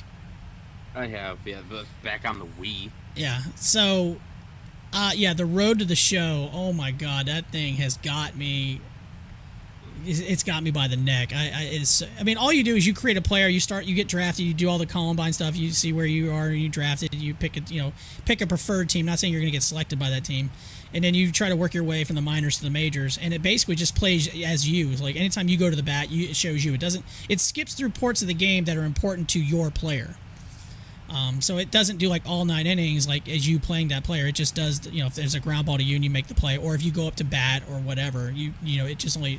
So you can do a game in like less than like 3 or 4, in like less than 5 minutes, 4 at bats or whatever. And if you get on base, you got to run and all that stuff. So I created my player, got through AA, went to AAA, went from AAA to the majors, and like half a season as a rookie, I hit like 33 homers and drove in like 70-something guys. And in my first full season in the majors, I hit like 67 homers with 162 RBIs. All right, Frank Thomas, Jesus. I mean, I was trying to go for the single season home run record, which is 73. I was like, I'm gonna get that, and I fell just shy. But it's like I won the MVP, and then I'm with the Red Sox. And they're like trying to screw me on my contract. I was like, how are you guys only offering me like $800,000 for a year when I just hit 67 homers as quote unquote a 19-year-old? Can you imagine a 19-year-old in real life baseball hitting 67 homers? My God, the sports world would go nuts. I would. Oh my God, that'd be ridiculous. Like technically, I think I'm in my 4th season. I'm quote unquote 21, and I already have like 175 home runs as a I'm gonna set the all-time record in like less than 10 years. But it is addicting. I've literally played it like hardcore for several days. It's insane. So it's been fun. It's been fun getting back into consoles again. I like strategy, like some type of strategy games, but mostly sports games.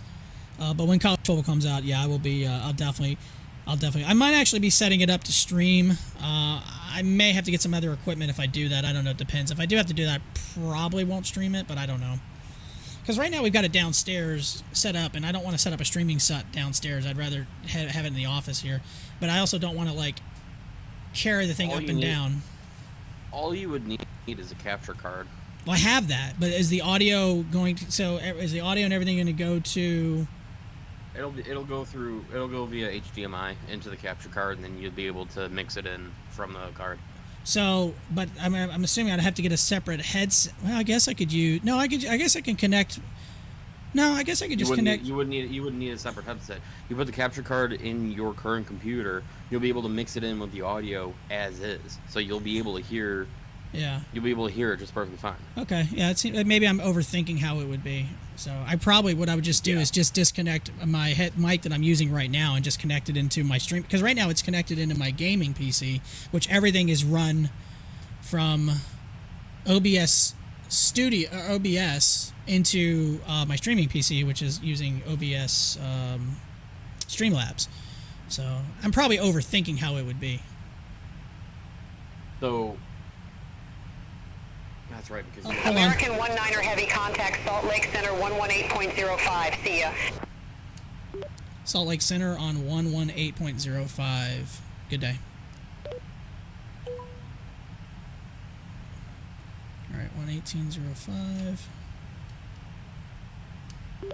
Salt Lake Center, American 19 Heavy, flight level 350. American 19er Heavy, Salt Lake Center, roger. Yeah, if this has got over 100 different voices in the basic one, I don't see myself spending $10 every time to add. What did we say it was? How many was it? 100,000, 50,000? What the hell was it? 250,000? Yeah, I don't know if I see myself doing that. Then again, I won't be using this as much as like regular VATSIM. So I mean, that $10, tell you the truth, would probably go a long way. If you're using this once every so often, in theory, I mean, if 250,000 lasts 15 to 20 flights, is what they say, and you're only using it maybe, let's just say, for 2 or 3 flights, that $10 will probably last you 3 months. Yeah, something like that. We'll see. We'll see how long this 50,000 lasts. We'll see how long this 50,000... Again, I think it's a little tedious and a little annoying, but then again, I guess it's one way to keep support... Because really, this thing was only $30. I could have bought it for $30, but I bought the supporter edition, which was basically $60, just, you know, to help support the product.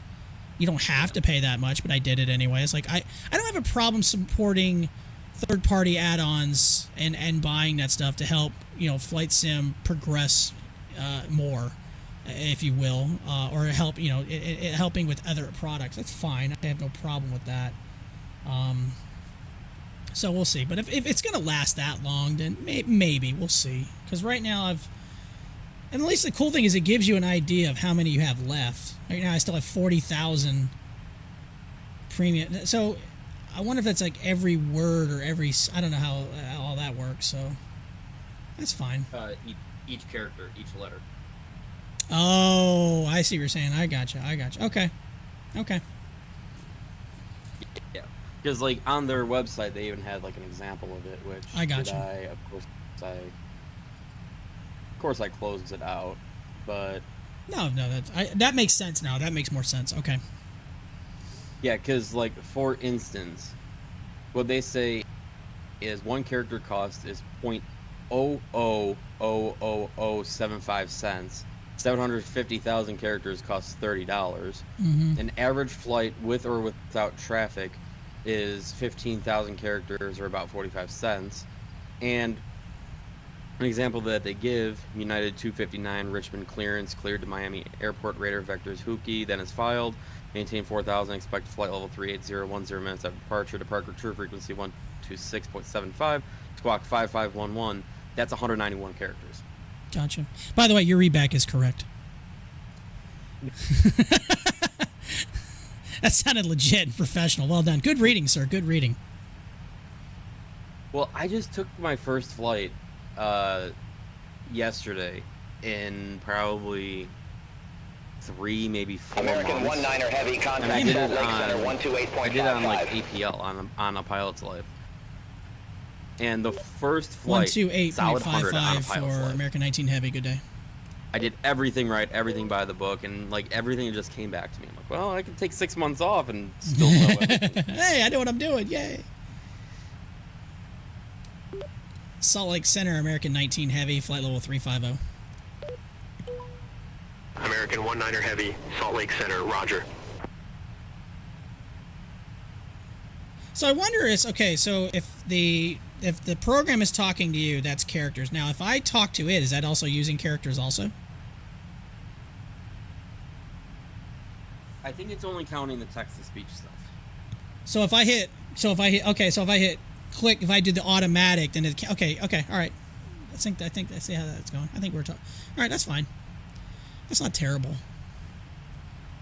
It's just weird to think, like, if I did a Auckland to Los Angeles and I did an auto tune, it's like, oh, I just spent $5 in auto text.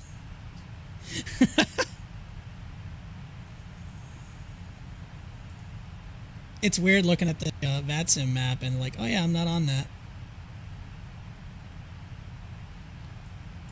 Who's online right now? That's always the fun game, is like, who is on. Wow, there's so much traffic going out of JFK right now. That's not that much. Never mind. That's not that much. Never mind. Only Miami and Houston are online right now.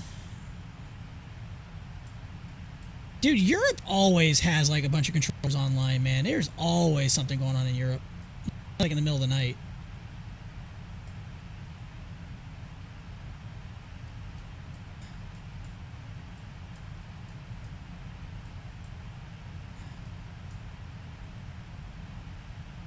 Of course, Dubai has got 1 billion people going into it.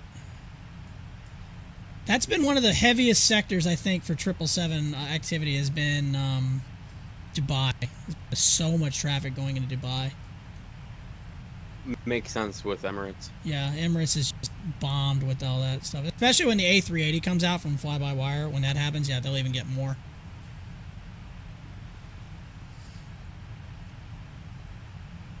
A friend of mine was doing UPS flights in Europe and in the Middle East yesterday. I was like, does UPS flights actually go over there in the Middle East? I don't know. I guess they do. I don't know, though. Yeah, they do. They're few and far between, but they do. It's weird, the jump that you have, because FedEx is 57s, A300s, 76s, MD-11s, and then 777, and then obviously... And 7.4s. Technically, we don't own 7.4s. We lease them out through Atlas. But you're talking FedEx. I thought you were talking UPS. Yeah, no. Well, then you got UPS, which they don't even use 777s. They just go straight from 7.6s or MD-11s straight to the 7.4. Which I always thought that was interesting. They don't have any 777s. I was just thinking about the other. It's like, I don't think they have 777s. I've never seen one. I guess they wanted to keep the 7.4, which I'm fine with. I mean, I have no problem seeing a 747 in the sky. I'm cool with that. But it's just, I was wondering why they were like, nah, we don't need that. We'll just go with the quad engine.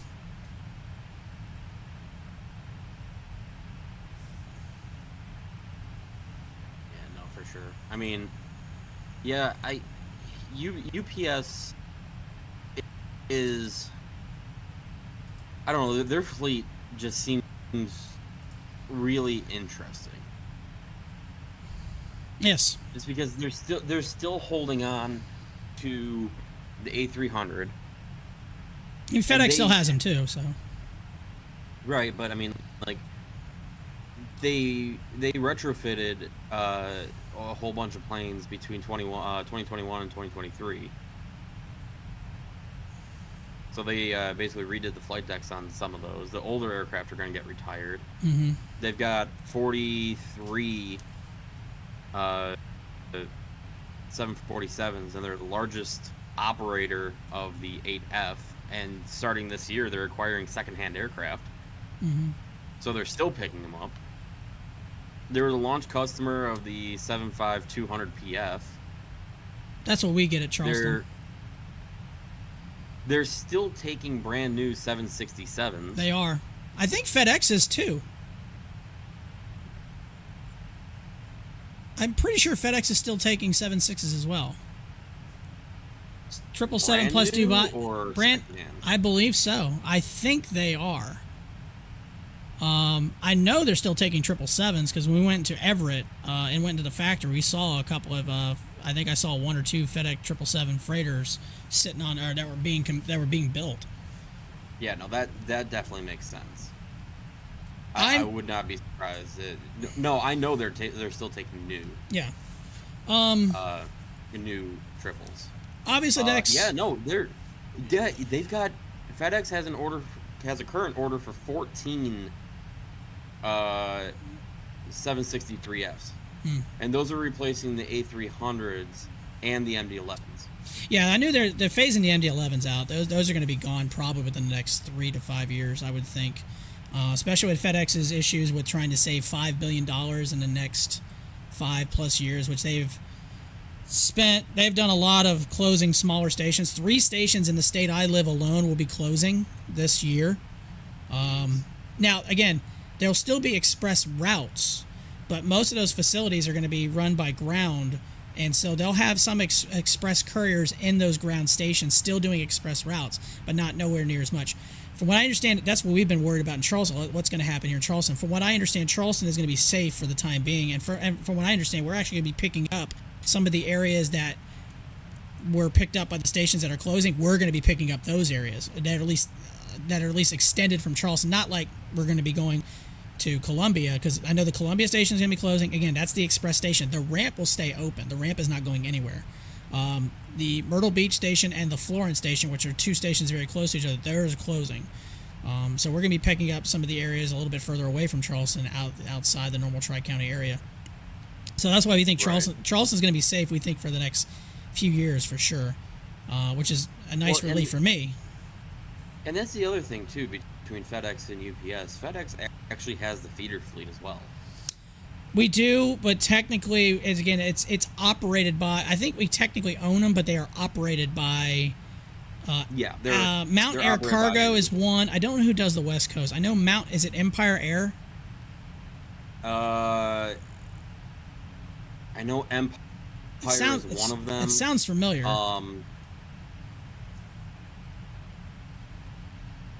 Mountain Air actually does a lot of stuff. It's based out of Denver, but Jesus, they do Caribbean routes.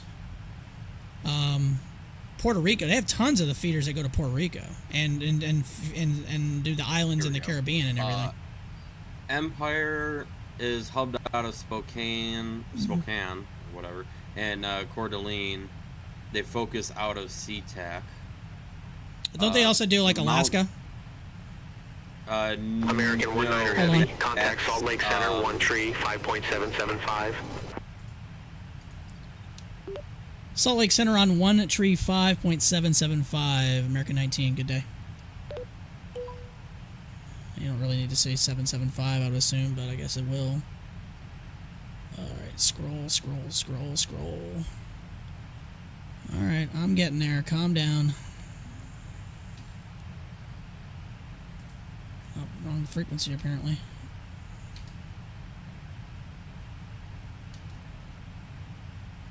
Oh, I can't. Oh, 7.7. I'm doing 7.5. That's why. There we are. Salt Lake Center, American 19 Heavy, flight level 350. American 19 Heavy, Merlin Salt Lake Center, Roger. Alaska, it looks like. What was that again? I'm sorry, for Alaska? I think it's Merlin Air. No, they do passenger in Alaska. Okay. Never mind. We used to get Silver Airways here in the ATR from Florida, but I haven't seen. I don't think they come here anymore. That was always weird seeing a pink ATR 72 coming into Charleston. Yeah, right. No, there's a whole bunch of them because like CSA is like Michigan, Wisconsin, Indiana, South Dakota. Because that's Iron Air. Corporate Air is based out of Billings. They do FedEx and USPS. Dan, am I excited for Microsoft 2024? Yes and no. I'm excited for if most of this stuff is going to port over and I don't have to buy all this stuff again. Yes. I'm hoping my computer configuration is going to be good enough to at least run it fairly decent. I assume it will be, but it might be slightly on the lower end by then. I don't know. Unfortunately, I think next year I may have to start looking into upgrading potentially my processor. I hope not, but I mean, this processor next January will be 5 years old. I think my GPU will still be fine, but so I have an i9-9900K processor, Intel. I have a 3080 RTX 3080 graphics card, 12 gig memory on that. Tons of memory. I've got all my specs are on my page. I have everything that I have. It's on my Twitter profile. They're in there. So I think I'll be fine. I don't anticipate that changing. I hope so. But yeah, everything. Yeah, RTX 3080, 12 gig. I got a good enough power supply. Hard drive. I still have tons of hard drive space I'm not even using, which is great. But we're flying over just north of Salt Lake City now, so we're progressing well. If the problem is, if I decide to upgrade GPU, I'm going to have to get a new case because the 3080 barely fits in this PC. It barely fits. So if I decide to go with the 4000 card next year, or I don't anticipate changing my video card for a while. I'm perfectly happy with the 3080. I went from a 2060 Super to a 3070, and then a 3070 to the 3080. I think I'm pretty fine. You got an i9 13th gen with a 4080. You got better stuff than me, Dan. Well done. I mean, I'm still sitting on an i9 10th gen. That should be fine. Yeah, if I do decide to upgrade, it'd probably be processor, motherboard, and then if I'm going to do all that, I might as well just get a bigger case. Yeah, this was a pre-built system I bought in 2020 before all the prices skyrocketed because of COVID and all the miners. I spent about $2,000 US on my setup. That's just buying it with a cheap. I already had a 2060 Super. That's just buying it with a cheap. I don't even know the American 19 Heavy, contact Salt Lake Center 127.7. Take care. All right, Salt Lake Center on 127.7 for American 19 Heavy. Good day.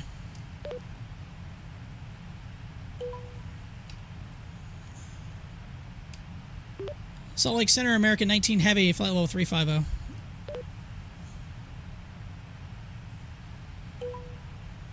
American 19er Heavy, Salt Lake Center, roger. I don't really like the ding when it does that, but whatever. It's not that big of a deal. I guess it's letting me know I did it right.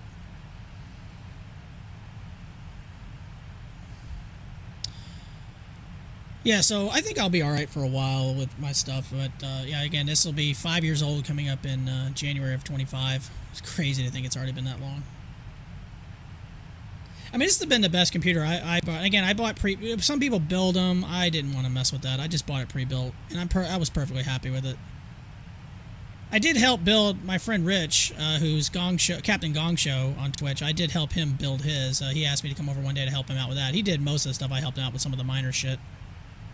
But I don't really have a desire in building my own. I mean, I guess in the long run it's cheaper if you do that, but I'm too lazy. I mean, yeah, you could save up to 20%. Oh, easily. Building your own. Easily.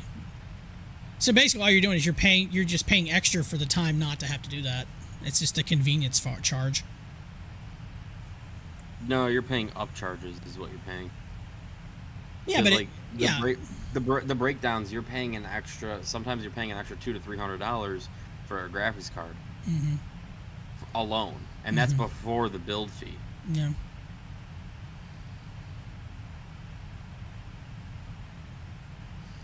I tell you that this model of this plane is pretty cool. So I'm watching, I'm watching out of a side view here, and seeing the engine.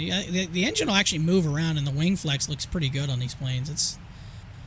I think the next plane I'm looking for that's going to be coming out. That it sucks you have to pay extra for it again because it's PMDG. Is going to be the 777 freighter. That's what I'm looking forward to. Is that?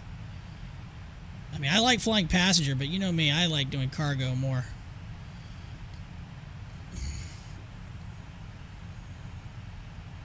I mean, flying the A300 is fun. I don't mind it. The only problem I don't like about the I-9 build's A300 is it just looks too rigid. Like, it feels just... It doesn't feel...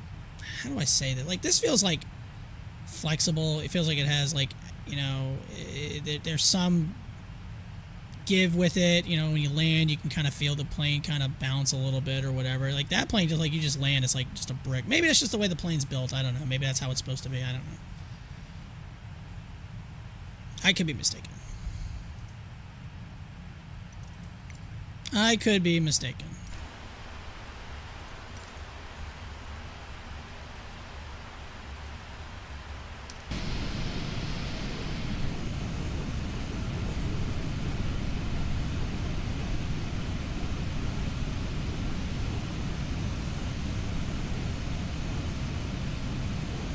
So I kind of like using those wing views inside the plane because at least it's quiet.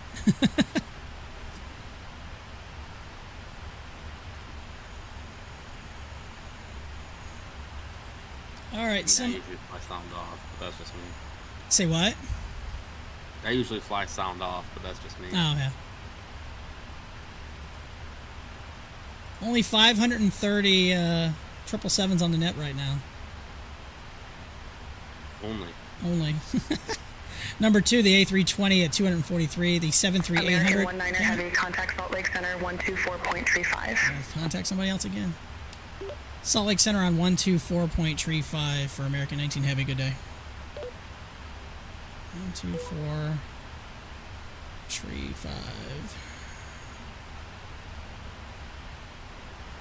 Scroll.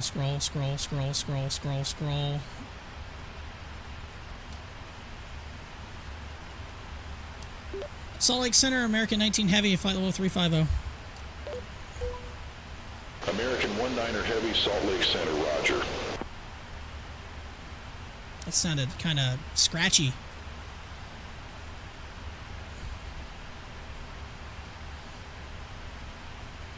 Man, I'm trying to clean the keyboard with this compressed air can, and the thing is just like freezing up. Oh, really? After That's like weird. 2 seconds of use. Like, come on. Come on! I think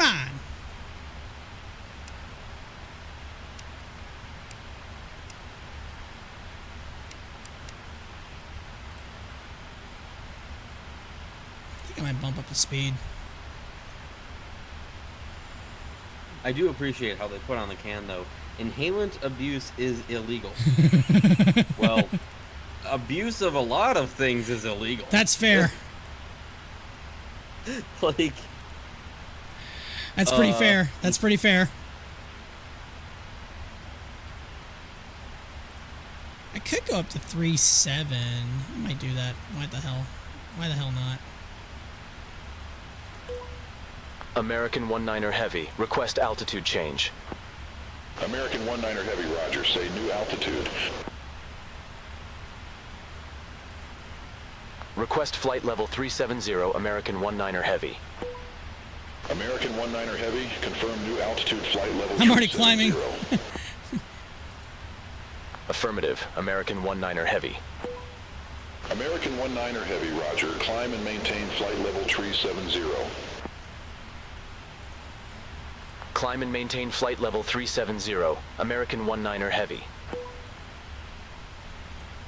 Yeah, those premium characters, you start using the auto stuff, just drop pretty fast. It's all good.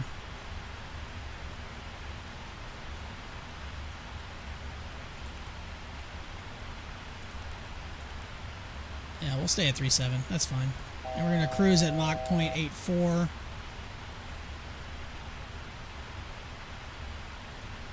This plane gets it, man. This plane just goes. Ugh. I like how simple it is to set up. You can literally get set up and get in the air in like less than 20 minutes. See, here's the thing that kind of annoys me. I'm looking into Beyond ATC a little bit more now, and they're only making it available for Microsoft Flight Simulator. Yeah. Like, how hard would it be to port that over to like P3D or X-Plane? Like, That's AI. Yeah, that's a very good question. It would be fantastic if they brought it to X-Plane as well, and even P3D. But I guess they were just going with what's considered the most popular flight sim right now. You know, and I'm not going to get into the debate of which one's better. X-Plane. Listen, I built my platform at X-Plane. I still have a soft spot for X-Plane. I've not deleted X-Plane 11. I still have all that and the soft and all the add-ons. But yeah, listen. Each simulator is good in its own respect. Yes. Microsoft Flight Simulator is absolutely beautiful. It's eye candy. It's eye candy. It's pure. I mean, it's an okay flight model, but it's eye candy. Microsoft Flight Simulator. I was actually in the closed beta for Microsoft Flight, which became Microsoft Flight Simulator. We all agreed in that beta that it was nothing more than a VFR arcade flight game. We'd never used the word simulator because it, at least at the time, it wasn't at that level. Now, I've never used Microsoft Flight Simulator, so I don't know, or at least 2020. So like I don't know how much has actually changed between Flight and FS20, but visually speaking, it's the same. It's the same game engine. It's the same program. X-Plane, you have hyper-realistic flight models and even ground models to the point where you can actually see that rising runway. You can actually see the crowning on the runways. They have that change in terrain on airports that you don't see anywhere else. P3D, the biggest thing with P3D is it's the exact same file structure as Microsoft Flight Simulator X, and the backwards compatibility back through FS9 is astronomical. So anybody who was on FS9, FSX, you were able to port your stuff over to P3D with maybe some changes here and there. So for somebody like me who invested so much money into FSX and being able to bring a lot of my stuff over to P3D, that's the reason why we went to P3D. Yeah. That's the reason why I didn't go to Microsoft Flight Simulator. Yeah. Because I didn't want to have to start rebuying everything, and especially after I saw the prices for Microsoft Flight Simulator, like, it was the same, if not more, and nobody was really offering any discounts. Oh, you bought it for this simulator, you get a discount on this one. Nobody was offering those discounts. Yeah. I mean, I don't knock anybody who uses X-Plane over anything else, or FS20 over anything else. I mean, I don't even have that elitist mindset that, P3D is far superior. Like, no, to each their own. Yeah, use whatever you feel fine. I mean, there are times I liked using X-Plane over Microsoft Flight Sim because, I mean, still to this day, we still don't have a great 7.5 or a 7.6 for this sim yet. And that's why if I ever want to fly a 7.6 or 7.5, I would use X-Plane. I bought X-Plane 12, and I've not really used it. I haven't streamed it, but I have, it's just, I don't know. Something about X-Plane 12 I wasn't really that big of a fan of. I don't really know why. I mean, your best 7.6 right now would be Captain Sim. Really? And I'm going to say that American 19er Heavy, contact Salt Lake Center 128.35. Salt Lake Center 128.35. American 19 Heavy, good day. Let me get the other sector. Salt Lake Center, American 19 Heavy, flight level 370. I don't know if that'll work. American 19er Heavy, Oh, it Salt did Lake work. Center, roger. Oops. I said 35 and I was like, oh, correction, 370, and it worked. Nice. Nice. Like the Captain Sim 767 Captain 3 is, I mean, it's solid. I've got the 76 Captain 2 and the 75 Captain 3 for P3D. And it's come a long way since the first releases of those products. I mean, they are definitely advanced aircraft now. I wouldn't necessarily say that they're study level, but when you're going up against PMDG or Aerosoft or FS Labs, you know, it's hard to match that quality. Yeah. Because, like, Level D for the longest time was the best, you know, 767 out there. But then it got outdated, and it was never updated. So it just became that whole, like, well, is it really even worth that? And it's not. It really isn't. I mean,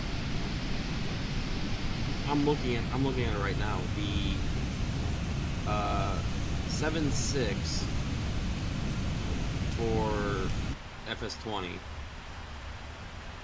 It does not have a freighter right now. Supposedly they're working on it. That's what I would want. But they do have, the base pack is the Pratt & Whitney, the expansion is the GE, and they do have the 400 ER as well. Ooh. Right now, the 300 Pratt & Whitney base pack is $20 on sale from $25. So, like, even regular price at $25, that's not terrible. Yeah. I'm interested to see what the flight model in 2024 is going to be like. Hopefully it's, I mean, like I said, 20 is okay. It's not great. It's not, like, groundbreaking or anything like that. I mean, there are times I do miss, like, you know, the flight model from X-Plane 11. But, you know, I got another friend of mine who, again, Rich, corporate pilot, he's an actual real-world pilot. He says, listen, unless you're in a study level, like FAA simulator, he said, really, flight models really don't matter that much in these sims. Yeah, that's the other thing. I was like, that's fair. None of these are true Level D simulators, and the only real simulator that allows that is X-Plane. Yeah. So, but you got to buy buy that ridiculous premium pro package, which isn't cheap. No, it is not. Isn't that shit like a couple $1,000s or something like that? I think so. It's something in that. Like, can you imagine you buy that just to do like, The professional edition. That's what it is. Yeah, professional. Use, the digital download is 1,000. The USB key is $1,250.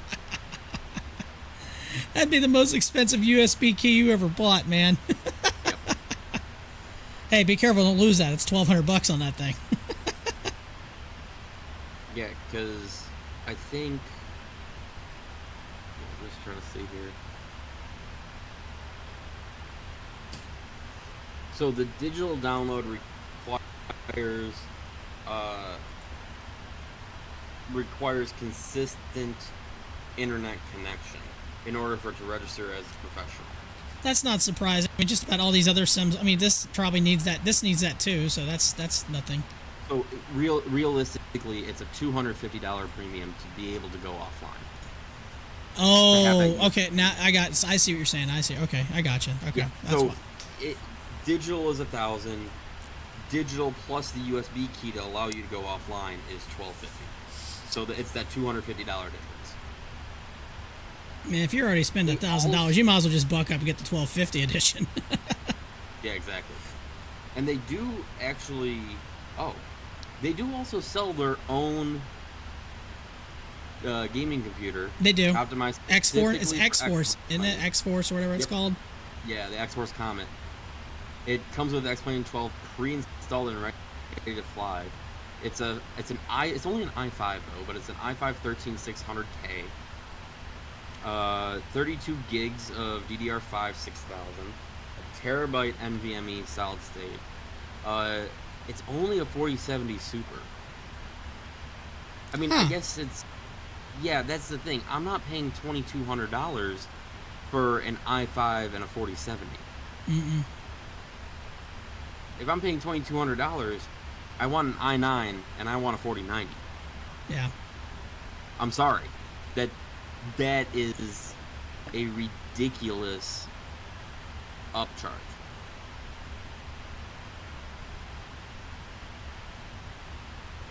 And you only get a terabyte solid state. Well, if you're only that's just making you use only for that sim now. I mean, I've heard that. You know, if you it's they're not making it supposed to be like it's a gaming PC. It's basically a simulator for airline or for flight. That's it. Yeah. I mean, if you use over an $80 sim, you know, it's like, meh. That's the thing. Yeah, meh. And like, I own X-Plane 12. I got it before they raised the prices because So I did got I. a pre-sale on it. So did I. I can't even fucking fly it because I'm still running an Intel graphics card. I still got the Arc A777. Wow. Even though it supports Vulkan, it doesn't support that Vulkan. No. And there is no plans to support Intel graphics cards. American 19er Heavy, contact Denver Center 132.1. Denver Center 132.1 for American 19 Heavy. Good day. 132.1 for Denver Center. So we're in Denver Center now. All right. Denver Center, American 19 Heavy, flight level 370. American 19er Heavy, say altitude. I did. American 19 Heavy, flight level 370. American 19er Heavy, Denver Center, roger. Must not heard me say the altitude. It's kind of nice. You can check in if you didn't say, I need your altitude.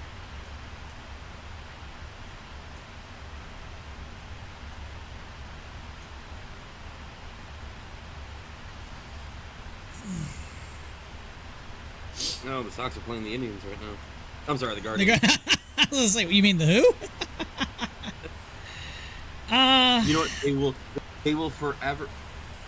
That's fair. Will forever be the Indians. That's fair. They will forever be the Redskins. They will forever be the North Dakota Fighting Sioux. Sorry,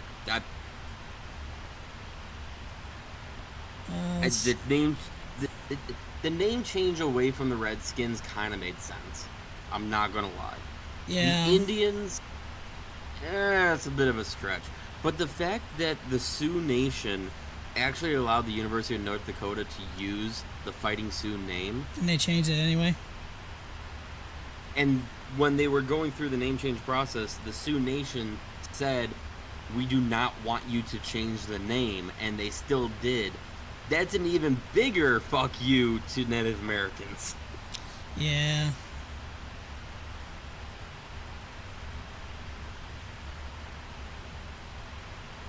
Like, you know, that's how you disrespect an entire people. Oh yeah, the hot dog eating contest was today. I always forget that's on July 4th. I can't think of something I would not want to do more than let me just shove down 65 hot dogs or whatever and try to win a contest. I can't imagine how you feel after that. Yeah. That baffles the human mind. I don't understand how people just don't drop dead doing that. Here's 35,000 calories of the worst parts of the pig or whatever. Right. There you go. Yeah. Fuck that. Not saying I don't enjoy a hot dog. I do like hot dogs, but not enough to want to eat. I don't know how many was the winning. I don't know what the winning total was. It must have just ended because some of the videos were like a few minutes long. I'm on ESPN.com right now, just kind of perusing, seeing who's playing today. Braves play tonight against the Giants.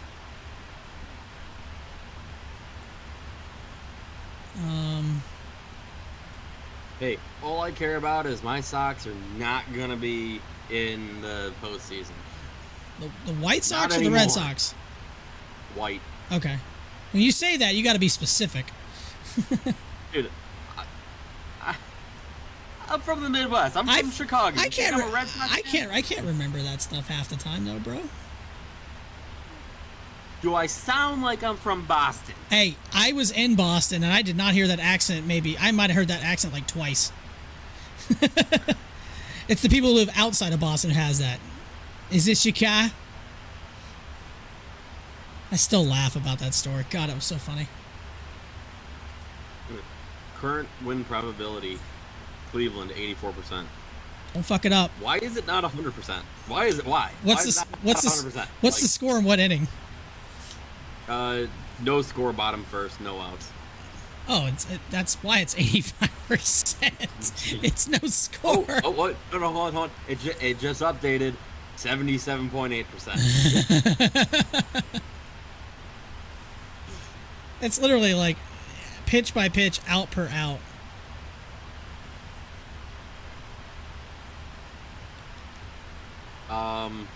In fairness, the Sox did win yesterday, 8-2. Shockingly, I don't know how the hell they managed to do that. The White Sox are 25-63 this season. Oh. They are 9 and 34 away. Holy shit! Hey, you They're did take 2 literally out of 3 from the the worst Braves, team in though. Yeah, it's true. They are literally the worst team in the game right now. Oh man, that's bad. That might be a historically bad. You say there's 25-60 what? 63. Oh my god, they may be on pace for a historically bad season then. For them, they are currently having a historically bad season. Can you imagine? They might break Oh, the man. all-time record What of is the worst season. What is the all-time for worst for most losses?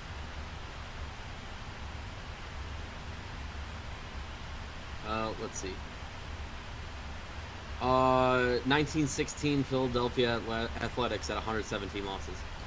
Damn, and they didn't even play 162 games back then either. It was only 104. Modern, yeah, more modern would be the 1962 Mets at 120 losses. Oh wow, yeah.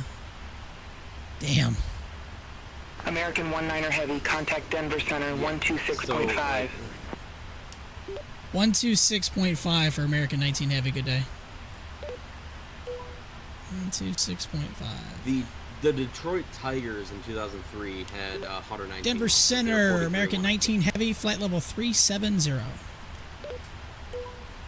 American 19er Heavy, Denver Center, roger.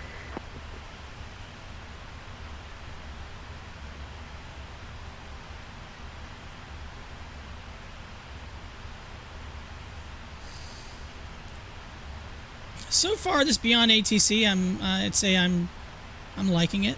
It's nice.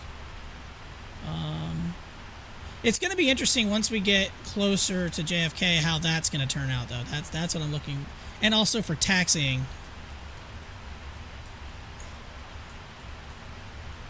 I'm gonna laugh at something really quick. All right, go for it. The all-time best record in baseball. It's the Mariners, isn't it, in 2001? No. Is this counting postseason? This is counting. No, this is a regular season. Okay. The 1906 Chicago Cubs won 116-36 at a .763 win percentage over 152 games that season. What happened to them in 1906? What They lost the World Series to the White Sox. Oh wow. I thought the Mariners set the single season record for most, or is it the modern record? Because I thought they won. I thought they won more than that. Or did they tie it? They tied the number of overall wins, but because it was 162 game season, they had the lower win percentage. Oh, it's going if you go by win percentage. Okay. Yeah, this is going by win percentage. They still had the same number of wins. Okay. At 116. So they tied the number of wins with the Cubs. It's probably the American League record then. I believe so. Yeah. No, the American League record goes to the 1954 Cleveland Indians at 111. Well, in talking about it in terms of total wins then. Total wins, the 01 Mariners. Yeah. Win percentage, the 54 Indians. Okay. And neither team won the World Series. Correct, because the Indians lost the 54 World Series as well. Who did they lose to? That is a good Cardinals? Question. 54 World Series was the New York Giants. Oh wow. Yes. That might have been the only one Willie Mays won then. Maybe.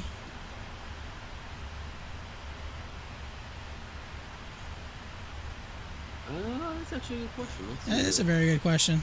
Because I think he only won one World Series. I think. Yeah, one World Series in 54. Yeah, that's okay. All right, cool. Got that. Nailed it. Did you watch that Negro League game they did in Rockwood? Did you watch any of that? No, I didn't. It was pretty cool. It was pretty cool to check out. I only watched the first, I think, 3-4 innings, and I had to go to bed. Now, what's actually really funny though is there's another team on here that's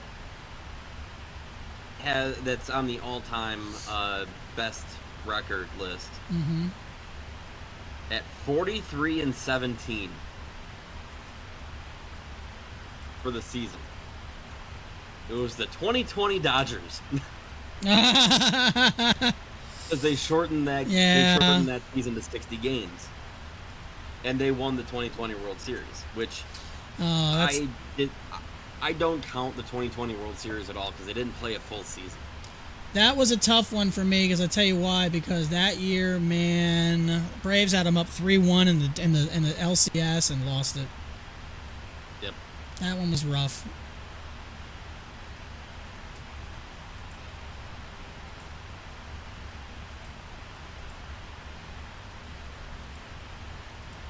And that was also the 16-team playoff tournament for the season as well because of the shortened regular season. Yeah, I remember that.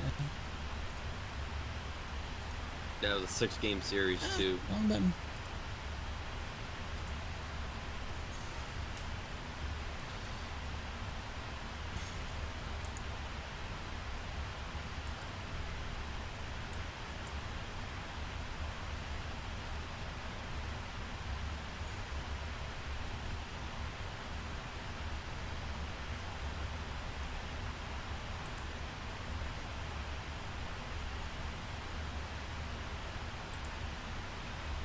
Funnily enough, I'm looking at this. The 1886 Chicago White Stockings are also on this list. Really? Yep. They lost the World Series in 1886, but the 1907 Cubs are also on the list, and the Cubs did win in 1907. That was their last World Series before they won. American 1-9er heavy, contact Denver Center 135.6. Denver Center 135.6 for American 19 Heavy. Good day. Oh no, I'm sorry. They had back-to-back. They had 1907, 1908, and then 2016. 135.6. Denver Center, American 19 Heavy, flight level 370. American 1-9er Heavy, Denver Center, roger. All right, I think I'm going to step away for a minute because I'm going to go, I think I'm going to make me a sandwich real quick, grab me some lunch, and I'll be right back in about 5 or 7 minutes, or 10 minutes when it's up. Probably going to do the same. Yeah, so I'll still have, obviously, the sim open. We'll do... American 1-9er Heavy, you're off course. Clear direct Cape, resume navigation. I'm not off course. Affirm. Clear direct Kates. Resumo navigation. American 19er Yeah, I'm Heavy. totally not off course. I'm going direct Kates. Alright, that's the first little weird, little quirky thing. Weird. Unless I think Kates is in a totally different area. Alright, we'll do auto tune and auto respond. I'm going to step away for a minute. I'll be right back. We'll be back in a second.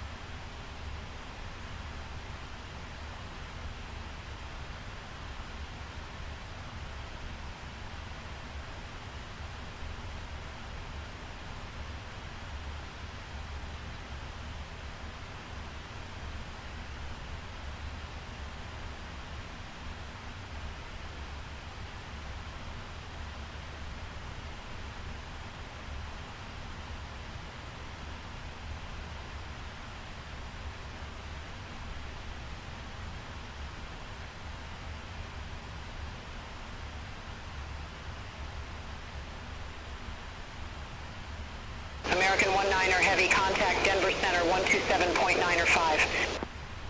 Contact Denver Center 127.905. American 19er Heavy. Denver Center, American 19er Heavy, flight level 370. American 19er Heavy, Denver Center, roger.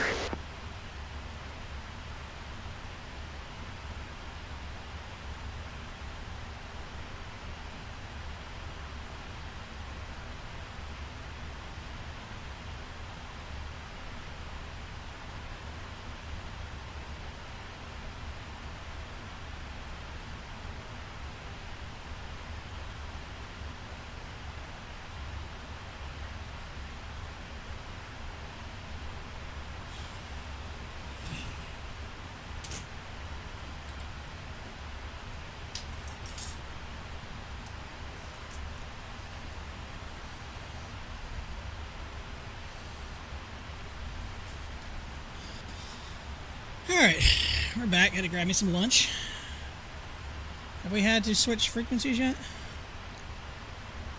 I think so. We did. So it automatically did it for me, which is nice.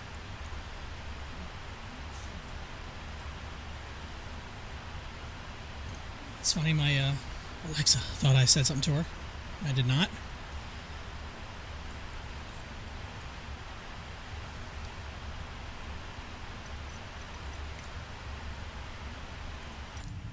I need to set up these controls where I can just do that with like one click. I'm so bad about that. I'm terrible at it. Ow!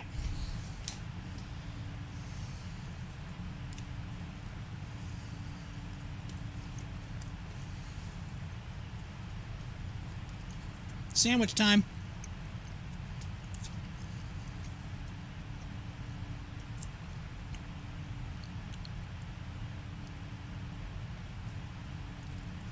Or I should say the pre-meal before I cook a steak later. Hey, that's all that matters, right? That's 100%. I cannot wait to cook that steak. I know the last one I did was so good.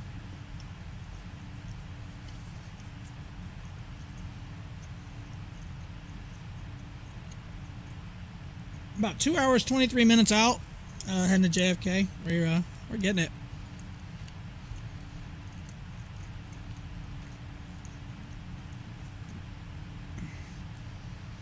We're going to fly a little bit into a little bit of weather, but obviously we're going to be above it once we get closer to your... Actually, we're going pretty much right over O'Hare, almost.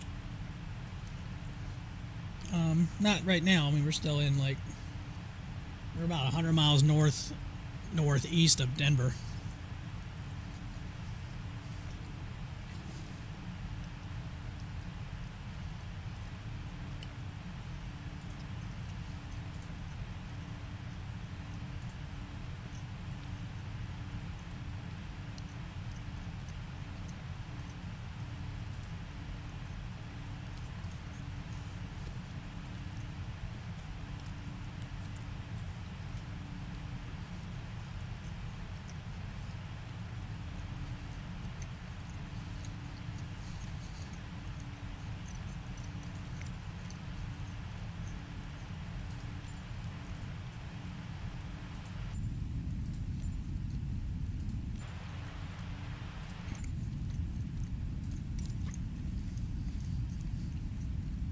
Oh, man.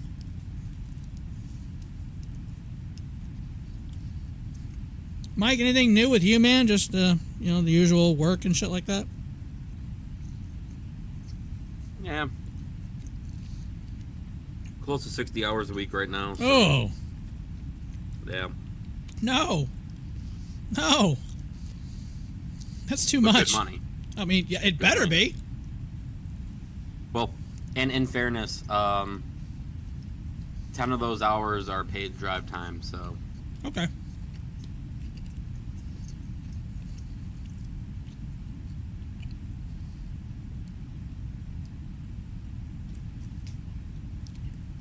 I don't even work 40 hours anymore. And in fairness, I probably only do an average of 30 to 33 hours of actual work a week. Okay. All right. Fair enough.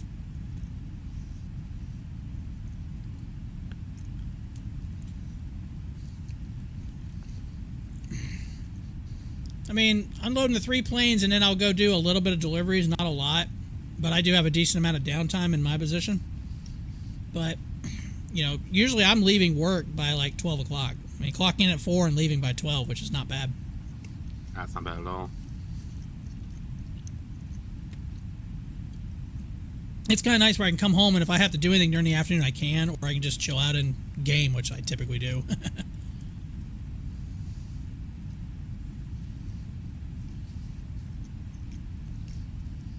Yeah, I'm leaving home by like 5:30, 6 o'clock. I'm getting home by about 5 o'clock. Mm. Yeah. That sounds like my schedule when I first started working at the ramp at FedEx. I would get up and clock in at like 5:45 or 6 o'clock, and I'd get home by like 5 o'clock. That was the same schedule I had.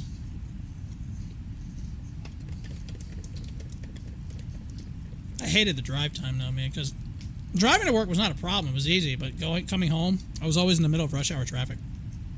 Oh, yeah, that always sucked. Mm-hmm.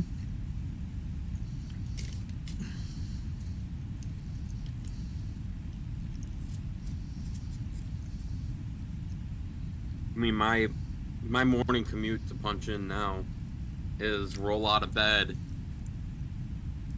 get in my work clothes, walk outside, and jump in my truck, and then punch in. Mm-hmm. Because now I have a take-home truck, so it's like, well... That's nice. Yeah, and then after that, at least for right now, I punch in as soon as I get into my truck. Otherwise, I wouldn't be allowed to do that. Yeah. I'm working on a project right now where I get paid drive time both directions. So That's pretty nice. Mm-hmm. I used to work for a beer distributor where they gave us these cell phones, company phone that we would use to clock in. And when we first started doing it, they told people, it's like, guys, you have to clock in when you get to your first account. Don't log in and clock in while you're on the road because we can tell where you log in at.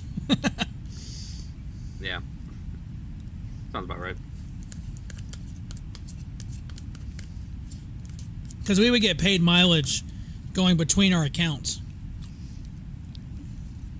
on top of our actual work.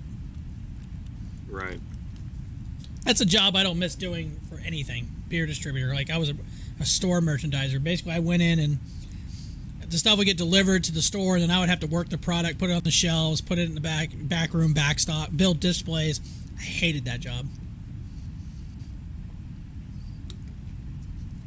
Yeah, that was my last job. It was everything. The sales, the merchandising. I didn't do the sales. I just did the merchandising. Yeah, we didn't do the sales. Yeah, I was the one-stop shop. That was like that when I don't work there anymore, so I don't care. I don't give a shit. When I went to another distributor after that, it was the same thing. I became I was a spare set, basically like a spare salesman. Like if people went on vacation, then I would go do their areas, do their stuff. But they did the same thing, except the salesman did everything. They did the selling, the ordering, the merchandising. I was like, no, nope. Yeah, that was a solid burp too, and a nope at the same time. So yeah, I don't miss doing that. And listen, if you would do that and you enjoy it, kudos to you. But I certainly did not. You didn't. There was like hardly any perks. There was like no perks whatsoever. It's not like you got free beer. The only time I got free beer is I basically had to like swipe it. Like, like if a certain stuff came in, like if a couple of 12 packs came in damaged, like one bottle or two bottles was broken, we'd break them down and make 2 6-packs out of it. Like we'd go to our warehouse, pick up a couple of loose bottles and bring it to that store and use it as a, stuff would still get sold one way or another. We would just repackage it as something else. And so doing that, a lot of times I'd be like, okay, one for the store, one for me, one for the store, one for me. Until they started really tracking that, I was like, oh shit. Yeah, that'd be one thing if it was soda, but alcohol is a whole different story. Mm-hmm. It's not like I was drinking it between accounts. I wasn't doing that. Although I did it once. I did do it once. It sucked because like we had a new product come out. And I wanted to try it, so I had to buy the 12. Had to buy the 12-pack right in the store, and then I literally cracked one open, lukewarm temperature, not even cold, and drank it on the way to the next account. I didn't care. I was like, I need a drink. This is a shitty day. I will pretend I never heard that you just admitted to drinking and driving. Sir, I have drinking. I'm not. First of all, yeah, I can't count how many times I have driven. I should not admit that, but I have driven intoxicated many times. Do I condone it? Driving intoxicated is okay to a point. Obviously the legal limit. Yeah. But driving while actively drinking, that's a different story. Yeah, it's just open container. Still illegal. I know. I didn't care. That's like, fuck it. I don't give a shit. It was a bad day. I was like, I need a drink right now. Go into another account, work the product, and then left. I was fine. Again, don't condone it. But yeah, I didn't. I was like, fuck it. I don't care. Oh, great. Did that break again? I really hate Project Fly. I really hate it. That shit still exists. It does. And I can't stand it. It never works. It always stops working at a certain point in the flight. It always stops working. And I have to, like, turn it back on. And I'm getting to the point where I'm thinking about just getting rid of it entirely. But one of my overlays that I have that, I did pay for is, it uses this. And I hate the fact that it uses it. Well, maybe it was fine. Maybe I was wrong. I don't know. Yeah, I can't stand that. And again, if I could find another overlay thing that worked, and maybe there are more, I don't know, but Volanta. Sim Toolkit. I have Sim Toolkit. I used it. No, when I'm talking about on my actual, I know it'll show at the top, but it won't work with my custom overlay. I'd have to use their stuff. Oh, yeah. That's what I was talking about on it. Unless in Sim Toolkit there's a way to... Actually, I wonder if there is a way to do that. I know Volanta, no, but... Overlay beta. Oh, hold on a second. Wait a minute.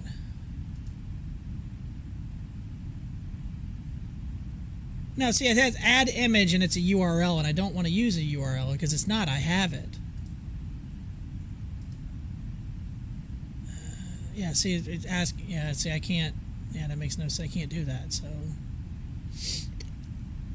hold on. Is it import? Can I do? Well, no, I just did import, didn't I? I think I just did import. Wait, hold on.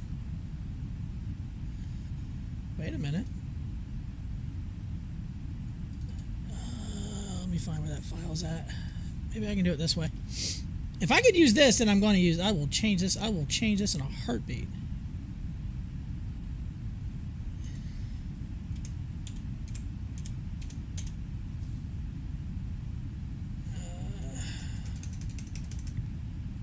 Because I hate using Fly Live. I can't stand it anymore. It just drives me crazy. It always doesn't work. It just, at some point of flight, it stops working. Which is ironic, because when I did that long haul, the Auckland to Los Angeles, I set it up just to run in OBS just to see if it would stay. It worked perfectly fine the whole flight. I was like, how do you work on an 11-hour flight, but you can't work on a 4-hour transcon? Come on.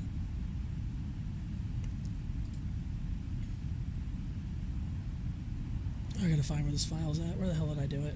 Is it desktop? Yeah, desktop. I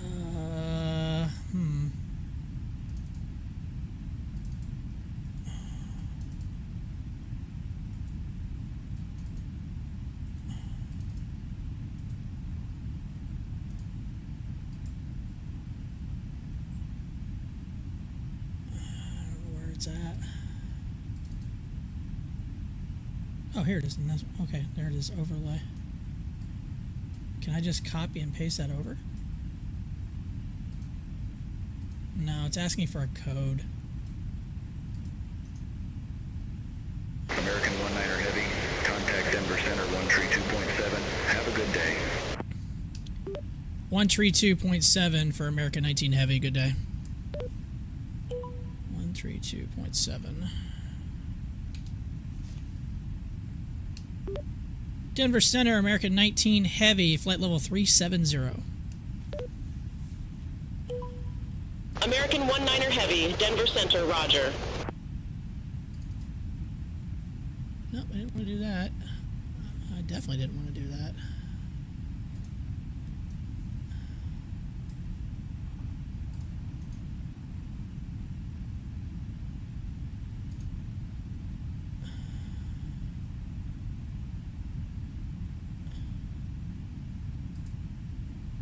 Will that work?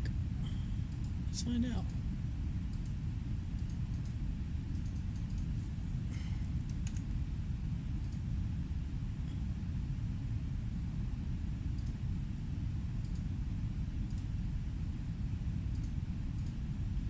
Nope, that didn't work.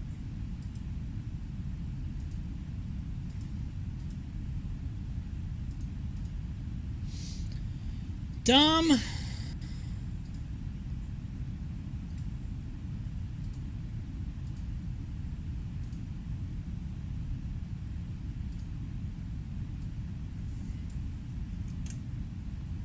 Oh, wait, that worked. Oh, hell yeah, let's go. Well, sorta. No, it didn't really work. Crap. No, it looked like ass.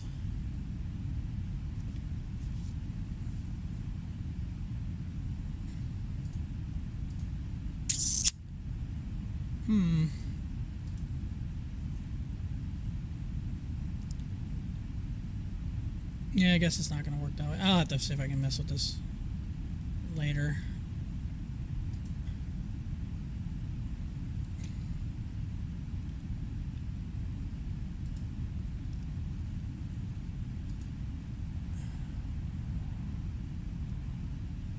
mean, unless I put this image, upload this image to something else, but I don't want to do that either.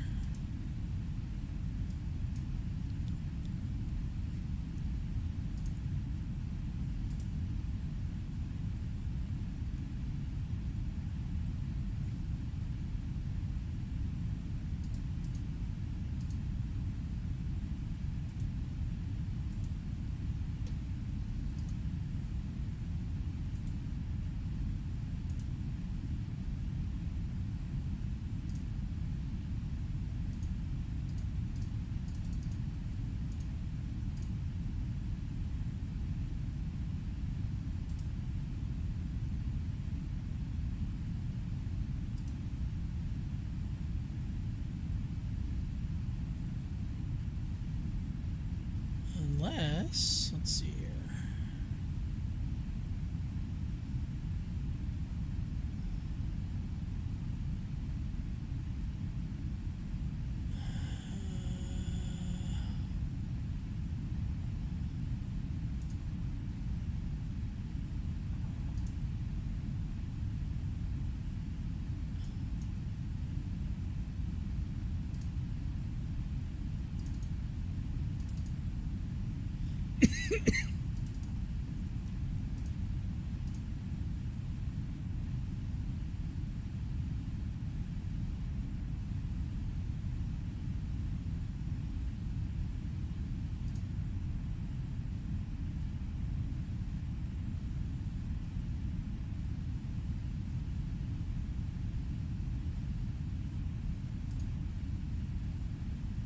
Oh, this is...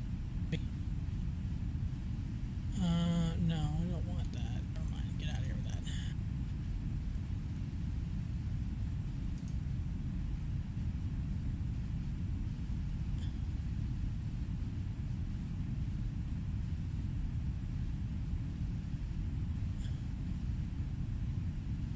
Okay. Alright, so we're figuring something out here.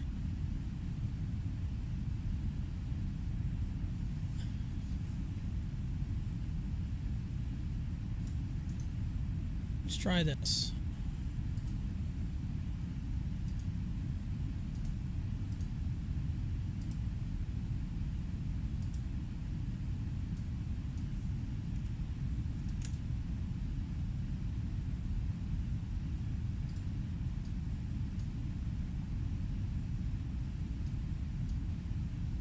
I don't think that's gonna work either. Damn it. Can I save it?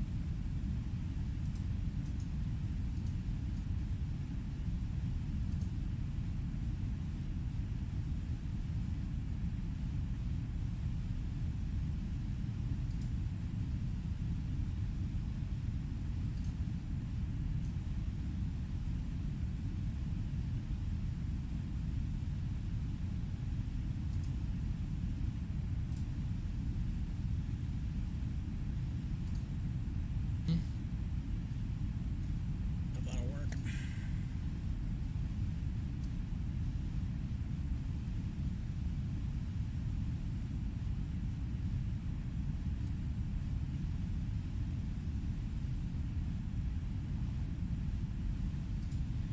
If I lost all my freaking files, I will be so mad.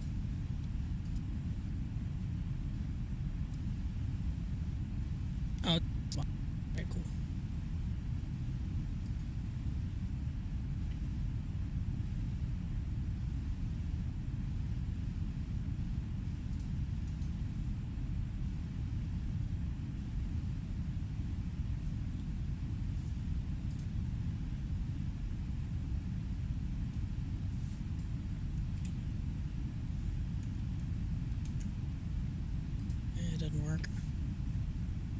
Well, shit.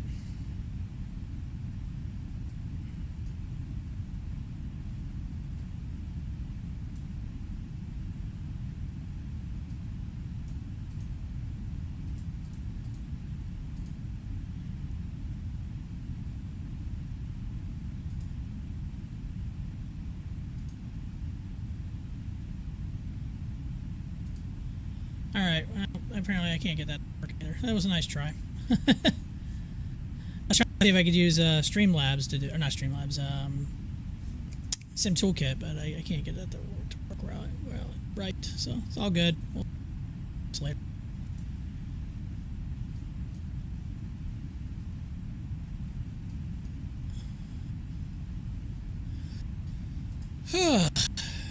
That was worth a try, at least. It was. I think I could figure it out. I just need to mess around with some other stuff with it, but I'd rather use that if it works just as good, then I'm in. But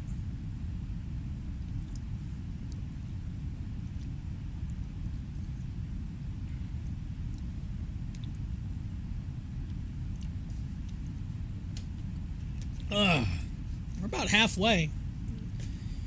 We are, we've been airborne 2 hours, 10 minutes. We've got 2 hours, 1 minute to our en route time, which is going to be a little longer than that since we're considering we're going to fly pretty much right over the American airport. 19er Heavy, contact Minneapolis Center 128.0. Have a good one. Minneapolis Center 128 nothing. Contact Minneapolis Center 128.0, American 19 Heavy. It's an easy frequency change. Minneapolis Center, American 19 Heavy, flight level 370. American 19er Heavy, Minneapolis Center. Roger. The only thing I don't like about it so far, like it does the numbers like individual. Like I'm saying one, you know, I'm saying 19er, but if I was messing around with this yesterday and I was using a 4-digit call sign like my 3255 and it would be like 3255. But at least I can say it as 3255 and it will understand it. So that's true. That's at least good. Any way to rack up the character count for premium though. That's true.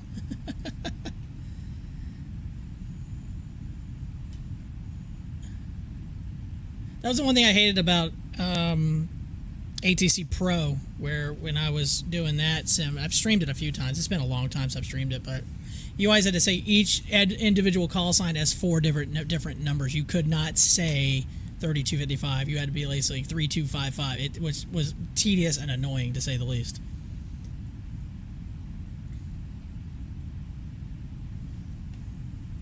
I never got was it ATC the third version, Tower Simulator 3. I never got it. I wanted to, but I watched the videos on it, and it just didn't seem like the audio sounded better. It sounded worse, and it's so expensive.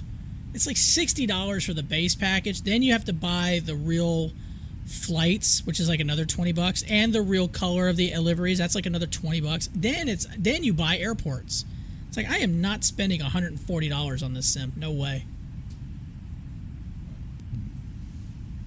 And I did enjoy ATC what was it called? What the hell was it called now? I can't remember now. ATC Pro was a different game. Shit, I can't remember what the hell it was called. Oh wait, here it is. Hold on. Tower 3D Pro. That's what it was. Tower 3D Pro, not ATC Pro. That was a different game I played. Which that game was expensive, and you could do TradeCon, which was pretty cool, but it stopped being supported by the people who made it, which was a shame. So I streamed that like once or twice, just goofing off, and that was pretty intense and interesting. And actually, you could actually say the 4-digit. You could actually say 32 or. You could say the numbers like that, and it actually read it back, and it would say it back to you. It was pretty good. It was pretty cool.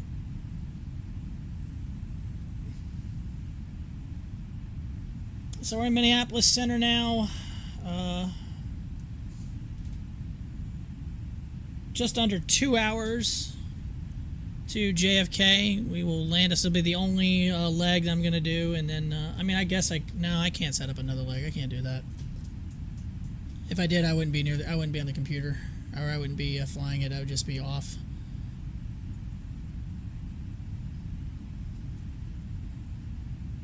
It was pretty cool doing that long haul, though, man. It was pretty neat that the sim actually, you know, she's like, you gonna leave that on all night? I go, yeah.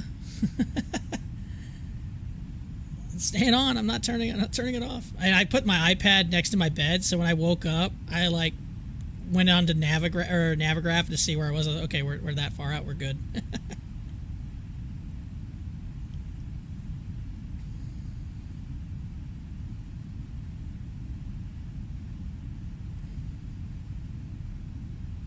Hey, have you heard about this game that just you have? I'm assuming you have Steam, don't you, Mike?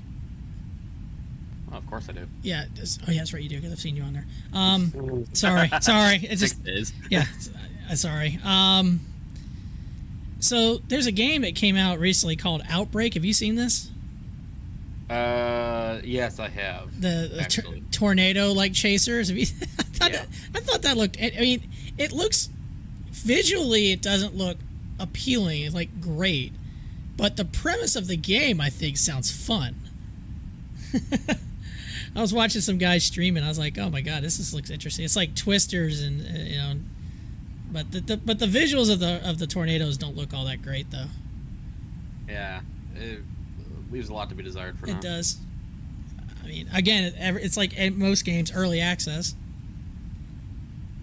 I think the next game I'm going to buy... Now, I have a lot of these games already. I have Ultimate General Civil War. I have Ultimate Admiral, Dreadnoughts. Apparently, they just released Ultimate General, The American Revolution. That looked pretty interesting. I like games like that. It's just, you know, it's definitely not the choice of a lot of people, but I you know, it's like a different twist on the RTS genre. Right. One game that I actually just recently got and streamed the other day, because it actually finally went full release. It just came out of early access. Is Oh Dear, where it's kind of like a prop hunt, where you've got a hunter and up to 4 others, basically trying to blend in with AI deer.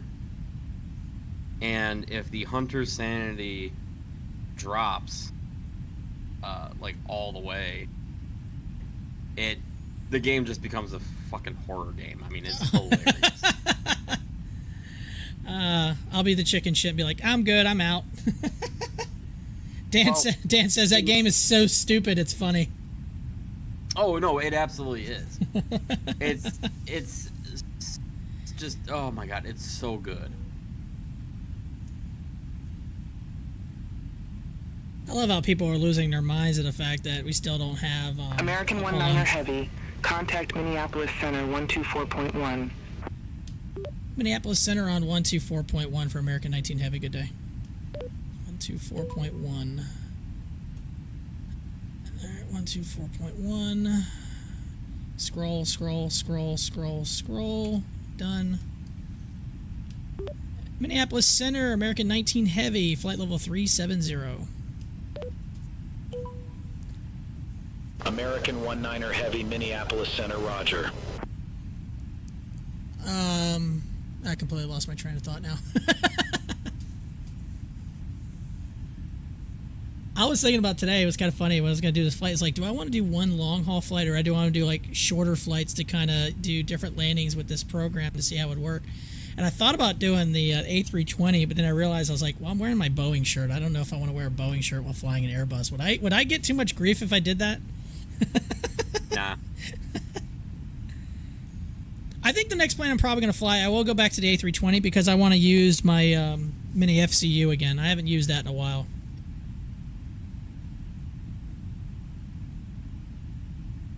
Since that finally thing is pretty much plug and play, as long as you have the app working, it's a pretty good piece of software. It's a pretty good piece of equipment now. By the way, I don't know if you saw this coming out of FS Expo. Did you see about some of this stuff that Wing to be releasing for flight sim stuff? Have you seen this? No, that I did not pay. The only thing from FS Expo I paid attention to is the fact that next year they're holding it in fucking Providence, Rhode Island. I'm probably gonna go. I'm not. I've never been, and every time I've wanted to go in the last few years, it's always been on the... Was it the year before? It was in Houston. Last year it was in Vegas. or this year it was in Vegas, and the last year I think it was in Houston. So I haven't been able to go. I think I got to see the dates, and then maybe I could possibly make it. But if I'm going to go, I mean, if they ever bring it back to Florida, I think I'll definitely do it. But anyways, if you go into general on my Discord, you go up about June 22nd. So Winwig, who does stuff for DCS, like HOTASs and stuff like that, apparently they're going to be bringing out affordable Boeing 737 and A320 cockpit products in 2025. Now, obviously, you fly P3D. I don't know if these will work for that sim. They will, but they're going to have MCDUs for the Airbus. They're going to have the FMCs for the 737s, and these things are going to be starting at only at $130. Considering that most FMCs for flight sim are like $1,000, that is a game changer. Yeah, it is. So I am really looking forward to see if that product line comes out, because I've always wanted to have a nice FMC like I can visually mess with. So yeah, in fact, I might just click on the article and I'll bring it up on the screen here so we can look at it together. I'm just gonna pull their FCU unit. Yeah, so that was just like one of the first ones that I saw. $130 for the A320 MCDU. They're also coming out with the EFIS left and right for the A320. Also, even the glare wing, left and right. Mm-hmm. Yeah, looking forward to see that. That's gonna, and also an Airbus side stick. Apparently, the Ursa Minor airline joystick, left and right. Which again, I have the Thrustmaster. It's just perfectly fine. And of course, yeah, the MCP for. Oh yeah, see that's where it's gonna get me. The FMC and the like the autopilot panel and everything for the 737. That's where it's gonna get me. That's cool. So I'm really looking forward to that. So, apparently it is going to come out with P3D. Well, hold on, I'm sorry. Never mind. This is something else. I'm sorry. I take that back. Their latest joystick for the F-18 coming out apparently is going to be working for P3D and other stuff. So that's the Sim App Pro vibration motor adaptation. I guess that's for that's for that's for to use for their HOTASs and stuff. So never mind. I take that back. I'm sorry. Well, all of their panels look like they're going to be running through SimApp. So the question is, will SimApp work in P3D? That's a good question. Because it works in DCS. It works in... I'm looking at just some of the patch notes. I see references to DCS. I see references to X-Plane. DCS. DCS. Nice. A lot of stuff for DCS because of the joystick. I like DCS. I wish I played it more, and I wish I was better at it. There's a lot of stuff involved with DCS. That's the problem. I mean, I have a very nice HOTAS. I have the Warthog. I just don't really use it.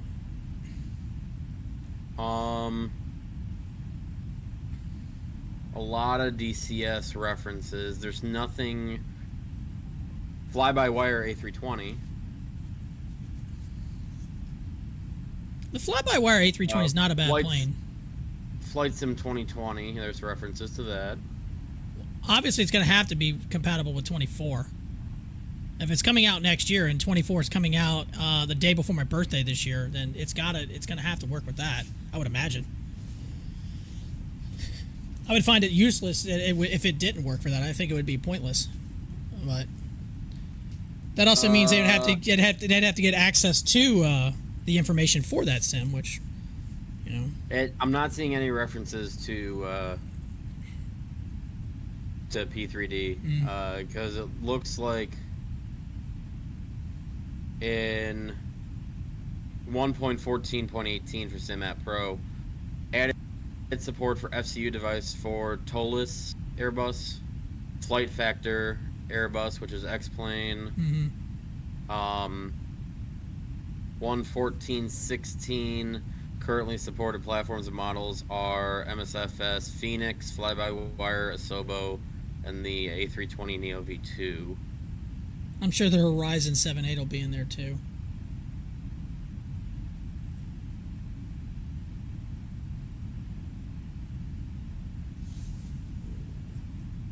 Yeah, so I don't know if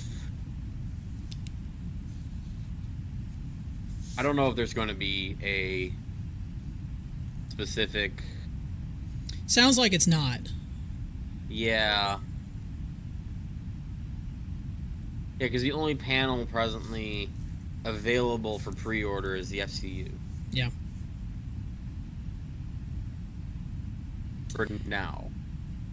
I don't know if I'll pre-order it. I mean, I assume you can pre-order it right now. You said that, right? You can pre-order it right now if you want. It's available for pre-orders. Yeah, I don't know if I'll do that. I'd probably want to see how it is first once it actually comes up. But then again, if pre-orders are going to get, I mean, that's what I did with the MCDU and the mini FCU, and I got that. One of the friends. I don't even think that's still running yet. I don't even think it's still. They're still.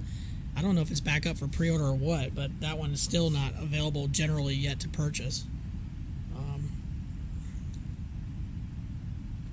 That thing has come a long way. I tell you, you start getting all this other stuff for cockpits and stuff like that. It feels like I'm going to get a different desk.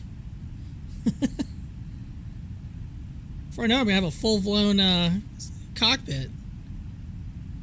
But I'm just excited for the price of that stuff. I mean, like that stuff, I mean, I am not paying $1,000. You can go to Amazon right now and find an FCU for a 737. It's like $1,000. I am not. I'm sorry. I love flight sim, but not nowhere near that much. Yeah, no, definitely not. Oh. So,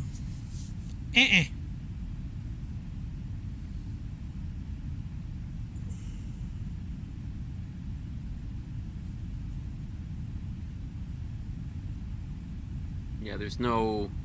I'm not seeing any specific information on P3D. There's definitely references to FS20, but.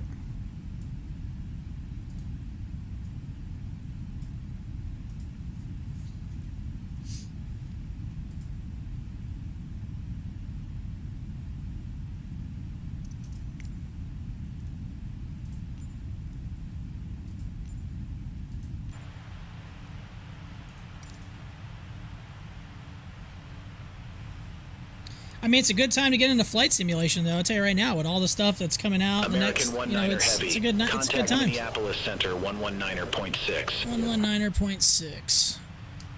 119.6 for American 19er Heavy. Have a good day.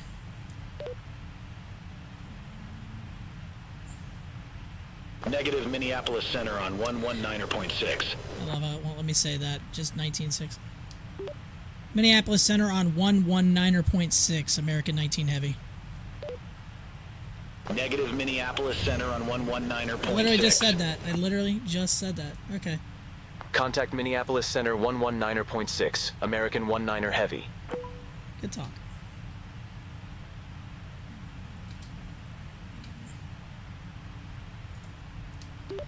Minneapolis Center, American 19 Heavy, flight level 370. American 19er Heavy, Minneapolis Center, roger.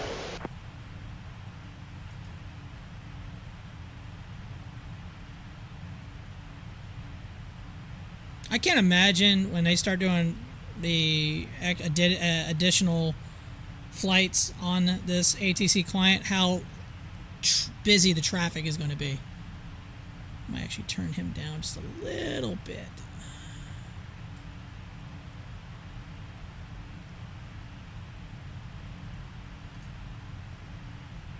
Yeah, it's in-op right now, unfortunately for that. All right, let's see. Okay, so just looking at their AI traffic, which you can't turn it on, it looks like controls the amount of injected active aircraft. This is not an exact number, rather an overall density value that can be influenced by the number of flights from the airport, time of day, and other factors. Okay. So the density goes from all the way from 0 to 10. American 19er Heavy, contact Minneapolis Center 134.0. Have a good one. Well, in that case, turn it to 11. Yeah, no shit. Contact Minneapolis Center on 134.0 for American 19 Heavy.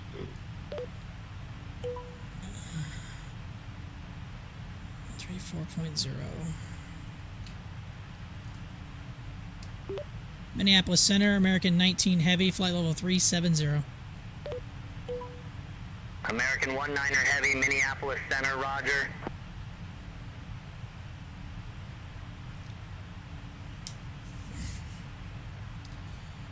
Not that far from your neck of the woods now, Mike.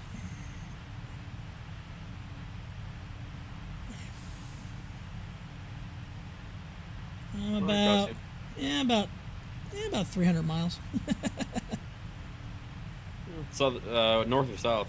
I want to go just north of O'Hare. I'm going between. Basically, I'm going right between Milwaukee and O'Hare. Okay.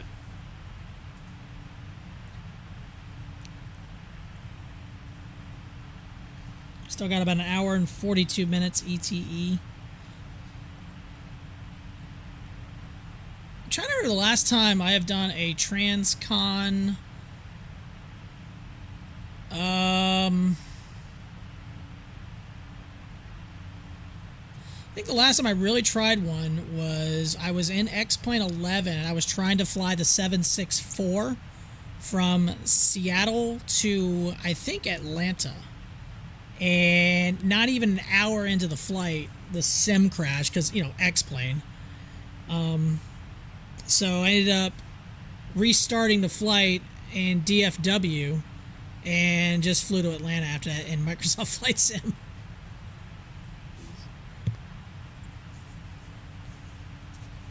I think that's the only time I ever tried the 764. I'm pretty sure it is.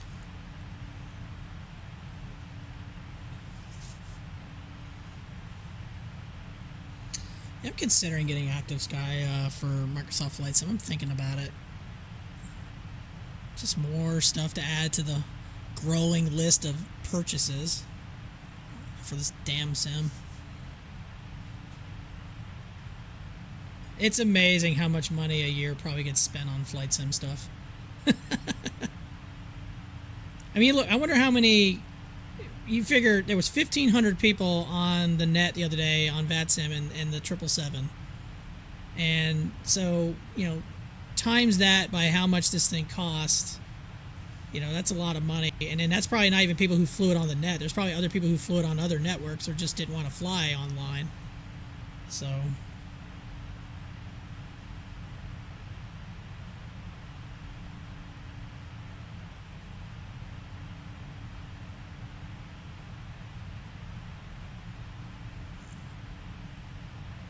It's funny when I flew from Seattle back to Charleston. It's funny looking at the scenery outside. And you just see nothing but farm, farm, farm, farm. It's like, oh yeah, that looks familiar.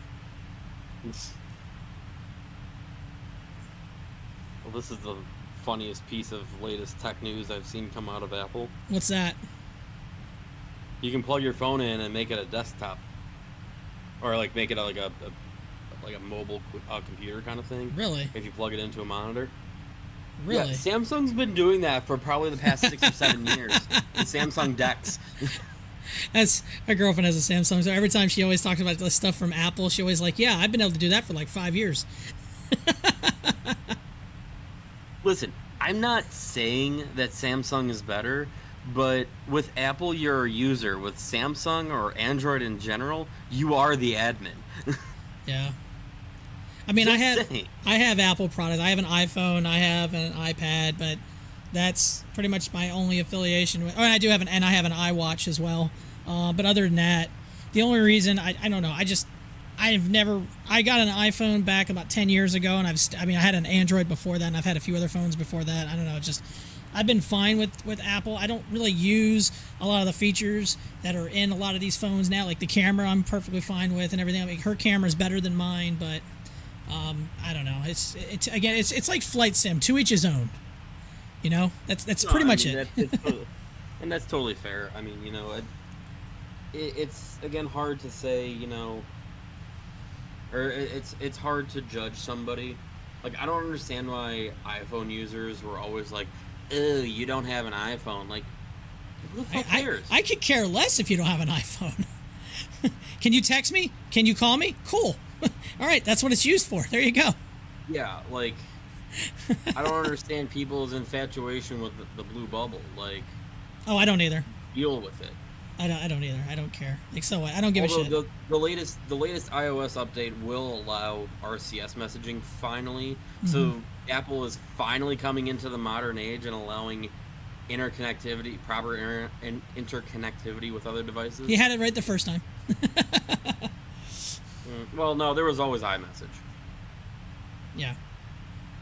But here's the thing. If you don't have data connectivity, but you have cell coverage, and you try to send a text to another iPhone, or another iPhone tries to send a text to you, guess what? They're going to show up in green. Yeah. As long as I get my text messages or whatever you need, that's fine. I don't give a shit what color it is. I honestly don't care. I don't care if it's blue, green, red, black, whatever. I mean, I've actually switched from the Samsung Messages app to Google Messages. Yeah. Which has even more support for RCS. And, like, I can change, like, for the entire conversation on both sides, I can change the colors of the chat screen. Yeah. So, like, I mean, I guess it's whatever, but, like, shit.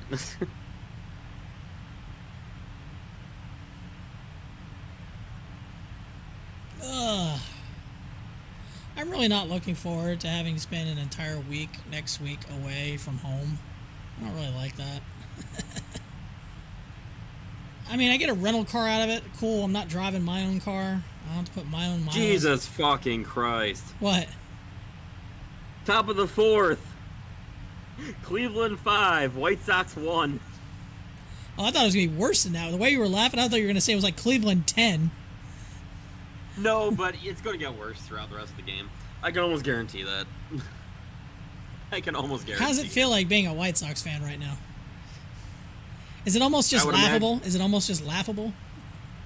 I would imagine it's probably the same as being a Cubs fan for 100 some odd years. Ooh. Yeah. I'll tell you, how does that suck for Cleveland? They haven't won one in so long either. And who did they lose it to? The Cubs. Yeah. By the way, that was a great World Series too. That was a fantastic. Oh, no, that was a very well played series. I give both teams a lot of credit for that. I mean, to see two teams that really don't make it to the postseason all that often, like to not see the Yankees or the Dodgers actually in the World Series is a breath of relief. It's funny because, you know, Cleveland has been to 3 World Series in the last, 30 years. And the one I thought they should have won, for sure, was 95 when they played the Braves. I didn't think the Braves would beat them. I'm a Braves fan. I didn't think they'd beat them. And the Braves pretty much did, every game. I think every game was a one-run game. Yeah. 97, though, if you're an Indians or Guardians fan, that has got to just gut you because you had the lead in the 9th in Game 7 and lost. Freaking Tony Fernandez's error at second base ended up allowing the go-ahead run, I think, to get into scoring position or score. I don't remember exactly how it went out, but it's just like... Sounds about accurate, yeah. I just remember Nagy coming in and Renteria hitting that little flare up the middle to win it. And then losing to the Cubs. What was that, 2016, I believe? How has it been almost 10 years since that happened? Was it 2016? That sounds about right. It was 16. Yeah, the Cubs. God, how's it been 8 years since that happened? Cubs fans, Cubs. Any Cub generation kids being born, you've got 80 more years until you're going to win another one, or 90 years, or 100 years. Yeah, right. I mean, I guess time flies when you're having fun. I guess. I don't know. Well, then again, there was, that 2.5, 3 year period of just dumb fuckery that everybody lost out on because of that fucking pandemic. Yeah. Dumb fuckery. That's a good call it for it. Dumb fuckery. Listen, I understand the reason why we went into lockdown. I get it. But at the same time, that fucked with everybody's internal clocks. Shit, it didn't mess with mine. I was still outside. I was essential through the pandemic, and it still fucked with me. That shit was crazy. It was just I didn't have a problem just stay inside. Okay, I'm cool with that. But the best part about it, and I won't even want to say it was the best part, but when the first couple weeks that happened, when everything went into lockdown, for me at work was some of the easiest days I have ever had to work in my life because no one was on the roads. It was almost like we had a hurricane coming through here and everyone left town. Like the roads were clear. I could breeze through any. If it was about a week to a week and a half, there was no traffic on the roads. I literally can get to work without a problem. Go do my route without a problem. Get back to the station, get home. It was like not a problem. It was funny. I remember because Trump was president when that happened. I remember when he basically shut down international air travel. Mm-hmm. And I was working international air cargo at the time for IAG. We went from 127.05 8 flights for a day at O'Hare American 19 down Heavy. to Good day. 1. And that was a BA flight coming in from London. Yeah. Aer Lingus stopped, Iberia stopped. It was just the one BA flight. I don't think all the European or the Asian flights were coming over. I think all that stopped too, right? It was all that was done. I think they were Chicago Center, going American into 19 Heavy, Anchorage, flight and they level were doing 370. everything out of Anchorage. American 19er Heavy, I know for Chicago a while Center, Roger. Anchorage was accepting flights from, I think it was Seoul and Tokyo. Gotcha. I think those are like the only two ways to get in from Asia, because like they killed all the oceanic flights, or all the Oceania flights. Mm-hmm. I think if you were an American, Australia or New Zealand, you had to go up through to either Seoul or Tokyo, and then transfer to a domestic flight in Anchorage. I think it was Anchorage. That's I don't stupid. think they were doing. I don't think it was Honolulu. Yeah, I don't miss that time period whatsoever. I feel like I've been owed 3 years of my life. I feel like I need to get back, or 2 years or whatever it was. Cause they didn't travel for God knows how long.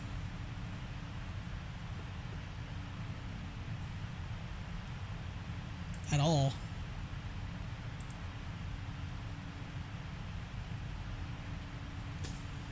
That shit sucked. That shit sucked so bad. Oh, it was terrible. Because my Seattle trip. What?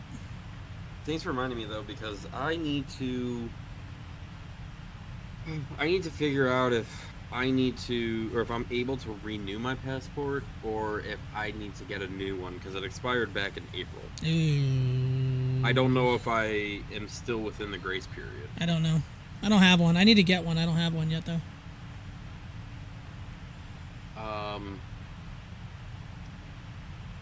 Let's see.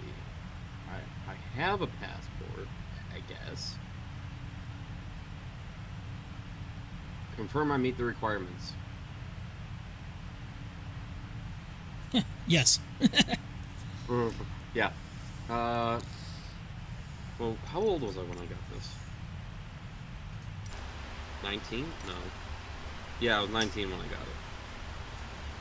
So that's fine. I was technically an adult when I got it, so that's fine.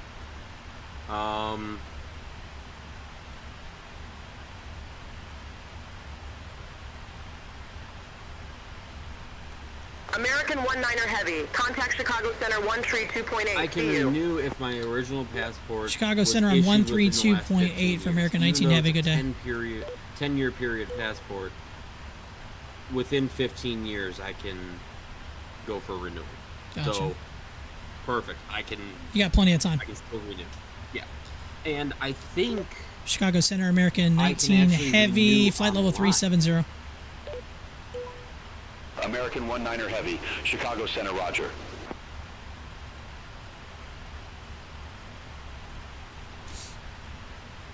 eligible U.S. citizens can now renew their passports online, conducting beta release of an updated online passport renewal system.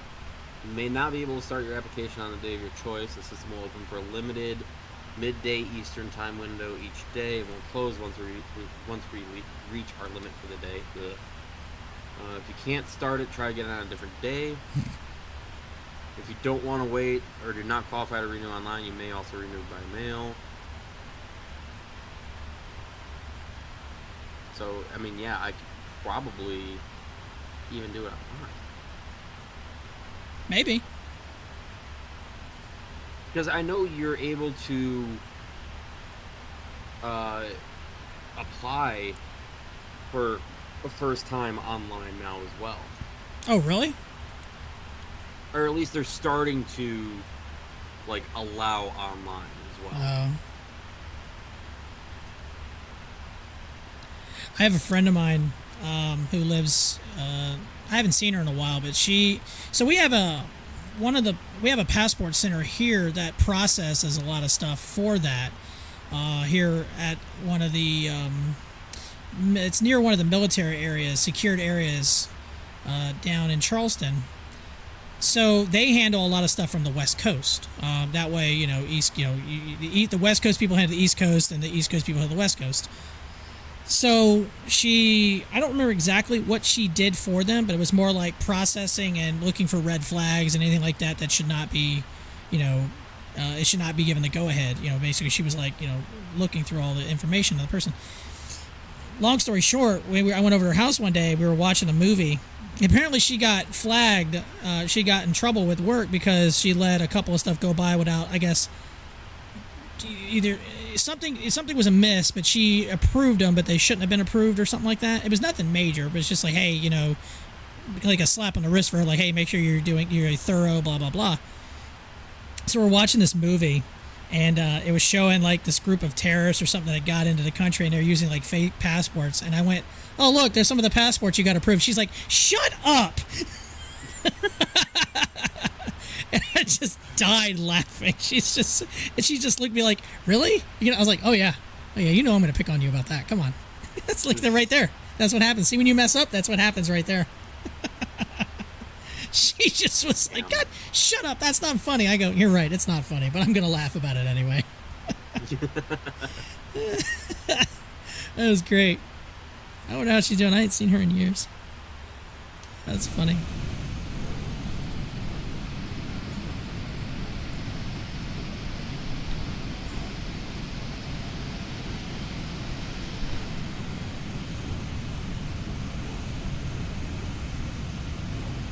Patrolling the friendly skies above the United States.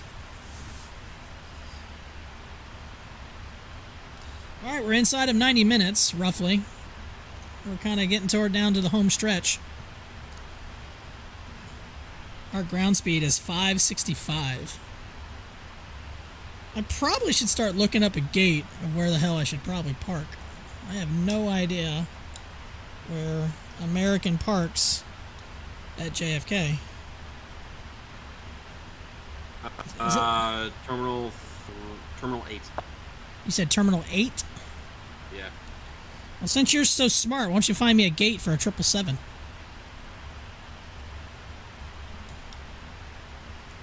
Wait, one. And I will write down said gate, and then we'll see if Beyond ATC will give me said gate.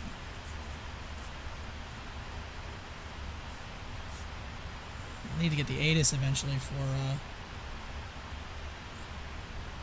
that area.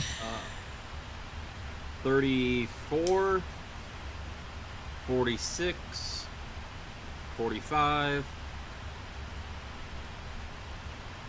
Those are all take triples. Or you could hard stand it. Right, we'll try 45, one of those. 46, 34. All right, we'll try one of those. Is that in the same terminal, or is that a different terminal? Yep. No, they're all the same terminal. And that's Terminal 8, you said? Yep. Alright. Cool.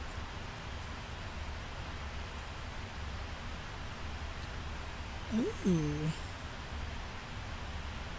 Alright, when we get closer to Kennedy, we will, So I'm assuming I can't switch to a side frequency when I do this. I'm assuming I don't have that capability to monitor two frequencies with this. That would be my guess. Yeah, so Terminal 8, Concourse C, Charlie Concourse.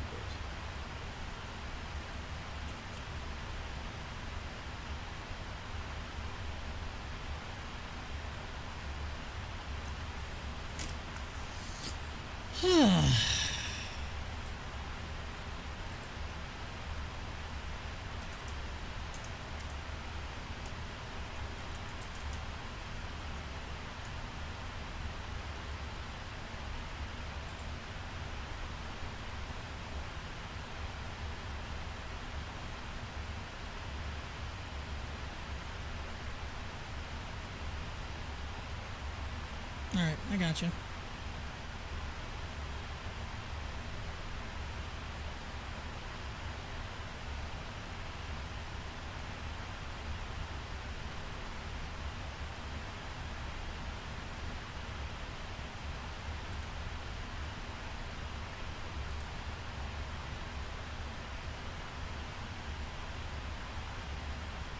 American 19er Heavy, contact Chicago Center 133.905. Have a good day. Chicago Center on 133.905 for American 19 Heavy. Good day. 905.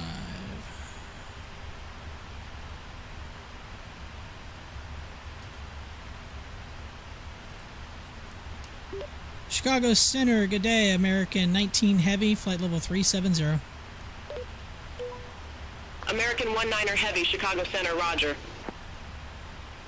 At least the voices sound pretty good on this thing. They don't sound like, you know, like regular AI voices.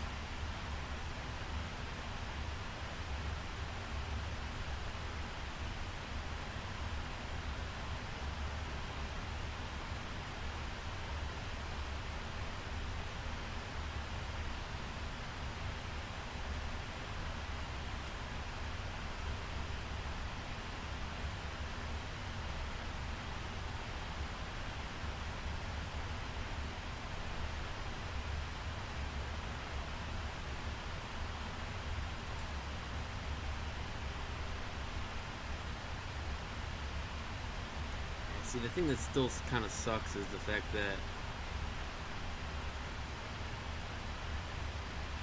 at least if you're renewing a passport by mail, it's only a check or money order.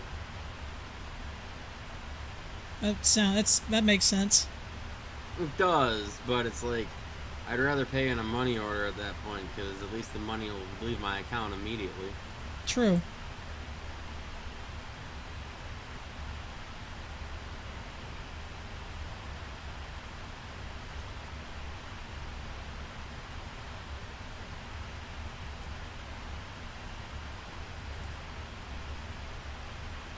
I should probably create an account online so I can get...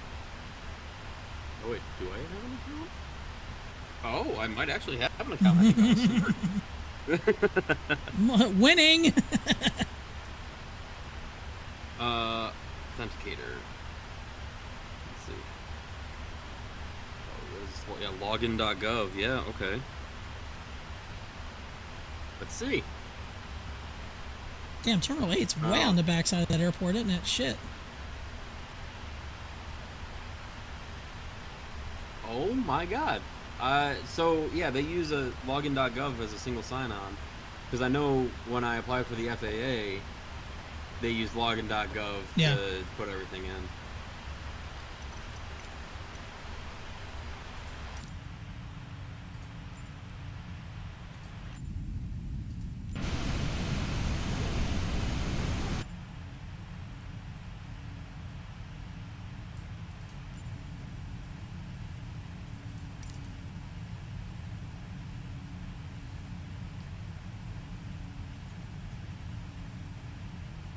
I need to scroll through the whole fucking thing first. Okay, that's Find which one of your 800 accounts is valid? No, in order to approve the terms of use, I have to scroll through the terms of use. Oh, God. 6 hours later. I mean, okay, I get it, but, like, ugh. So I want to renew the book.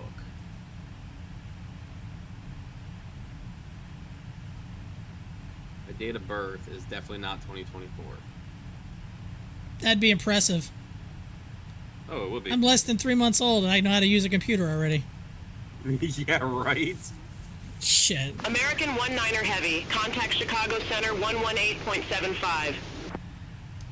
Chicago Center on 118.75 for American 19 Heavy. Good day. It's weird telling an AI program good day. When the hell was this issued? Chicago Center, American 19 Heavy, flight level 370. April. American 19er Heavy, Chicago Center, roger. Next. I am eligible to renew online. Yay! I have no upcoming travel. No! Why is there an option for no first name? That doesn't... What? That sounds wrong. Yeah, basic details. Enter your name as it appears in your most recent passport. First name, middle name, last name. There's a check for no first name. Like, what are you, like a soccer player? Yeah, I go by Nolan. That's it. I go by Pele. Yes, I'm Ronaldo. I want to fly. Oh my god. Country of birth. America. America. Fuck yeah. Now, see, this is where it gets kind of iffy, because city of birth, I think I just have to put the township. Don't mess up, because guess what? You'll have to go somewhere and do it all by manual. You get one shot, one chance. Yeah, right. That'd be messed up, man. Ooh, sorry, you forgot to put one letter in that. So, yeah, we're gonna need you to come to the office, and we're gonna have to talk this out. What the fuck? I certify that I have never used or been legally given a name not listed in the application. I love the what was it? Something from George Carlin years ago. He says, has any unknown person come up to you and ask you to take anything on board a flight? What exactly is an unknown person? Surely someone is known to everybody.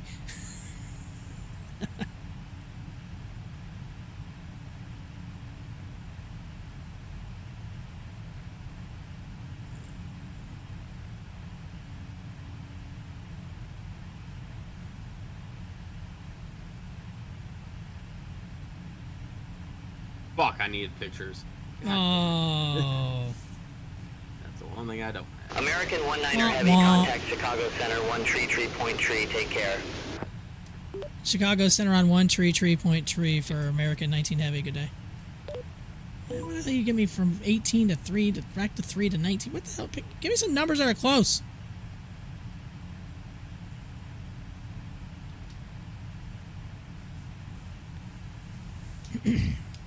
Chicago Center, American 19 Heavy, flight level 370.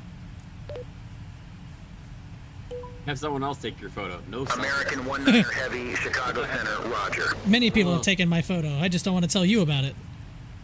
Yeah, right. Bitch, don't you know I'm famous? I am known. I am unknown. You are known to some people. Who are you known to? I am known to nobody in particular. Ugh. Actually, I take that back. Maybe. I have had the pleasure of meeting Michelle Obama before Barack became president. Okay. That was actually kind of cool. She's a real down-to-earth lady. I mean, she is absolutely awesome. I'm trying to think, like, so what's the most famous person I've ever met? Shit. That's a really good question.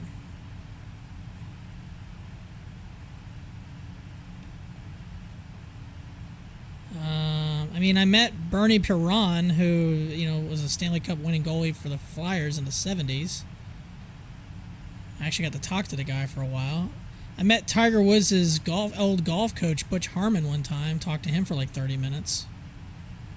Interesting. I was at the Masters, and we were in the souvenir trail, and he was literally right beside me. Oh, jeez. It was. He was buying stuff like I was. I was like, what, you don't get some of this shit? He's like, I didn't say that, but... And this was in 2001. I was sitting there. We talked to him for 30 minutes, and we did not ask him one Tiger question. We just talked golf. That was it. I didn't want to be that person like, what's Tiger like? What's going on? I didn't want to do that. I was like, let's just chat. He's like, oh, no problem. So after a while, I was like, well, thanks for hanging out. I hope you have a good rest of your day. Like, we're sorry to trouble you if we did. He goes, oh, absolutely not, dude. I think he was actually refreshed we didn't ask him a Tiger question. That's something. Yeah. Who else?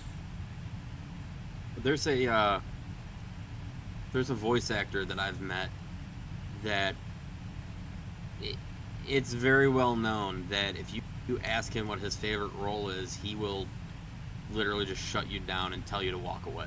Really? Uh-huh. Wow. He doesn't want to hear it because he's answered that question hundreds of times. Oh, yeah, He's tired of answering the question. Which I is like, okay, that makes sense. It does make sense, but if somebody doesn't know that, come on. I mean, I understand you've been asked that a billion times, but that also seems a little bit douchey. And if you just dick move, yeah. Yeah, it's a little bit of a dick move, but I get it. I mean, obviously.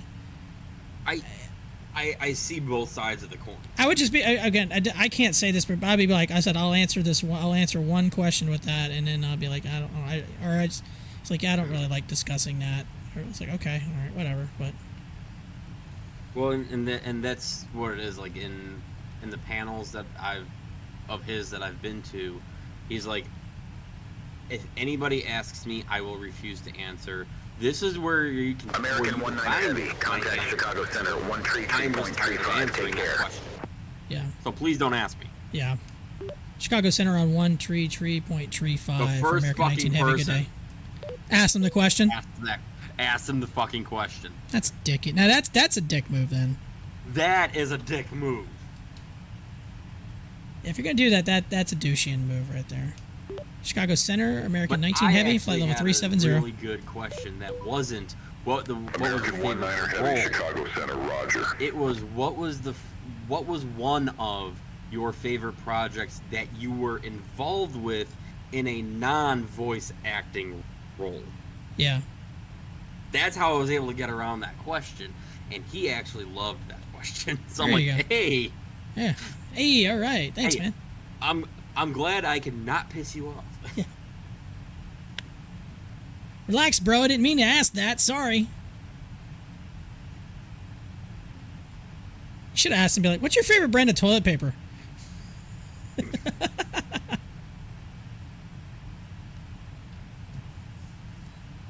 Good question. For a lot of people, honestly.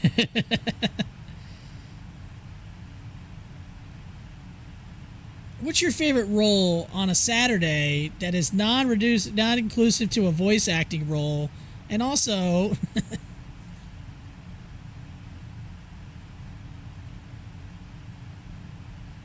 Bill Murray lives next to near. He actually lives in Charleston most of the year. He lives not that far. He's actually frequently seen downtown Charleston a lot. Oh, he also is co-owner of the minor league baseball team that's down here as well. Yeah. I hear he's a very down-to-earth guy. He's pretty, from what I understand, yes. It was funny. I was watching. So the minor league team we have that's here, they're called the Charleston River Dogs. They're a Class A affiliate of the Tampa Bay Rays. I was at a game one time, and there wasn't a lot of people in the stands. It was getting late, and this umpire made a call, and you could hear Bill. He was sitting on the first base side near the dugout. I was on the third base side, past the third base dugout. You could hear him clear as day, like giving the umpire shit, and it was one of the funniest things I ever heard. And then later on in the game, just for the hell of it, hold on, contact Chicago Center 125.1. Have a good day. How many Chicago Centers do I need to talk to? Chicago Center on 125.1 for American 19 Heavy. So in the middle of the game, he gets up out of his seat and he walks into the dugout and wants to go talk to the coach. And I was like, I'd like to reach the level of in life where I just fuck it, I'm gonna get up and just go in it. He just goes in the dugout. He's just talking to the manager. It was funny. It was hilarious. It was so funny. Jeez. Chicago Center, American 19 Heavy, flight level 370. American 19er Heavy, Chicago Center, Roger. It's it's stupid. This is the 5th or 6th Chicago Center I've gotten onto. Something like that. I don't know. Whatever. I'm going to go through Toronto Center for a little bit. Unless... actually, maybe not. Technically, yes, I will.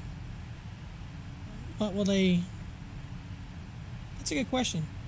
I think I'll stay with... I think it keeps me with Cleveland Center, maybe?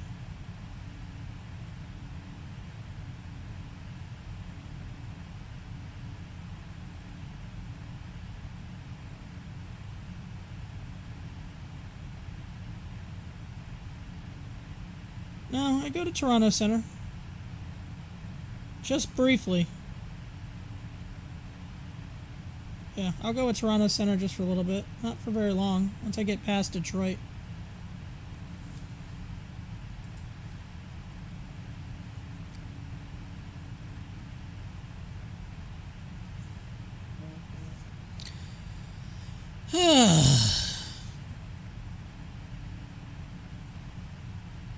Other than a couple of little weird little things with this program so far, I think it's been pretty well. Other than the telling me, I was off course and I need to be direct.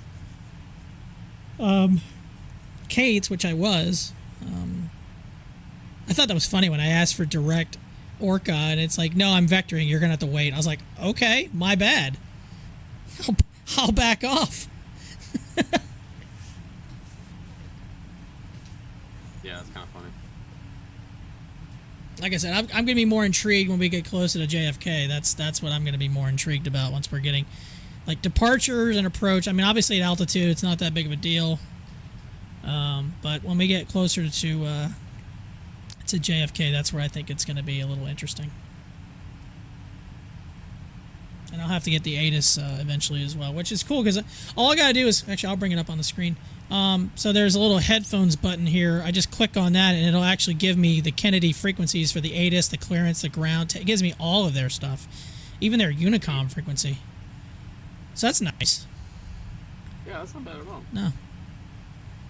Now, like I said earlier, I don't think I'm going to be able to monitor two frequencies at the same time. I don't think, so we'll find that out. And also it tells me currently what center I'm in, and at the bottom of the screen it tells me Chicago Center, and my current frequency that I need to be on, which is nice. The auto-tune frequency is pretty nice. It's helpful. The auto-respond if I step away, which apparently it did auto-respond and switch over frequency, which was nice when I was going to make my sandwich. I'll be interested to see how Oceanic is done with this. That'll be interesting. You really don't talk to any, and during Ocean, you don't really talk to any controllers, do you?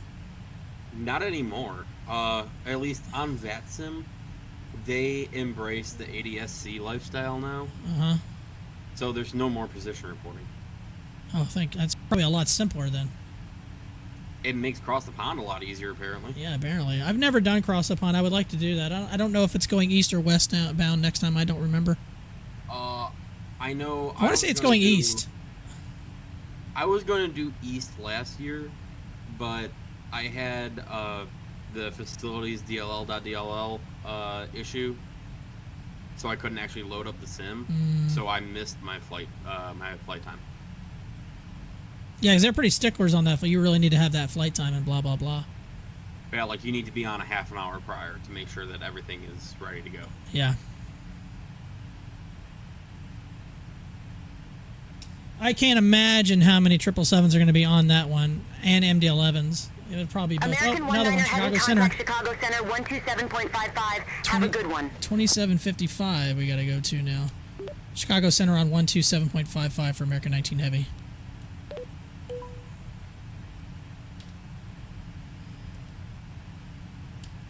Chicago Center, American 19 Heavy, 370.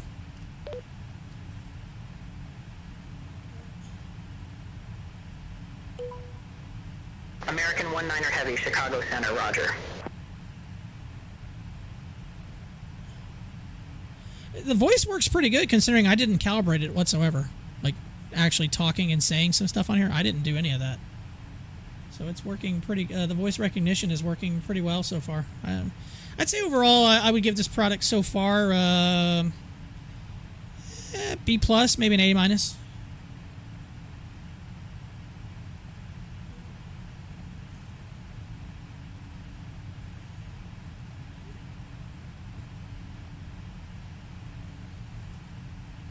I mean, like I said, I love the auto tune and auto respond if I want to step away though. That's a nice feature.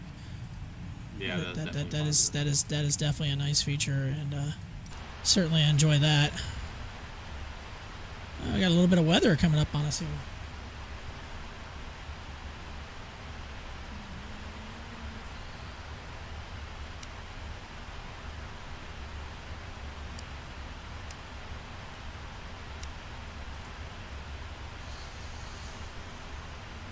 All right, we've been in the air for a little over 3 hours, 3 hours, 9 minutes. We've got roughly about an hour left.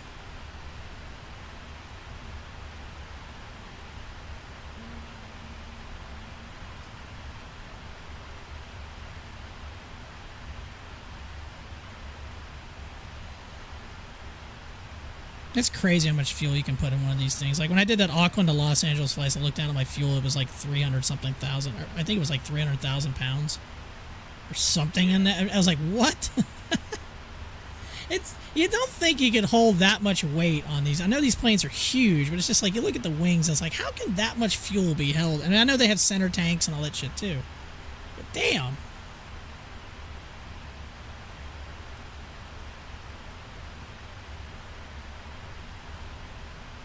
American 19er Heavy. Contact Another Chicago Center. 128.5. 28.5 we gotta go to. Jesus. It's like my 8th one I've had to do.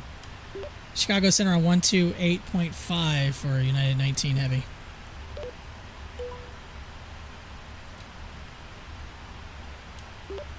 Chicago Center, hello. American 19 Heavy, flight level 370. American 19er Heavy, Chicago Center, roger.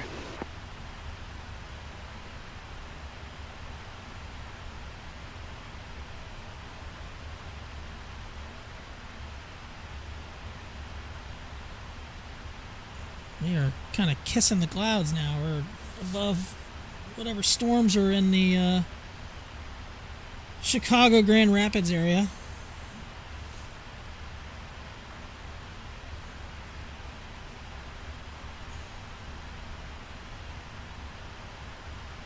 Yeah, I'm very interested to see how this approach into JFK is going to go, considering my last fix is LaGuardia. And then after that is totally a vectored arrival. So this ought to be interesting.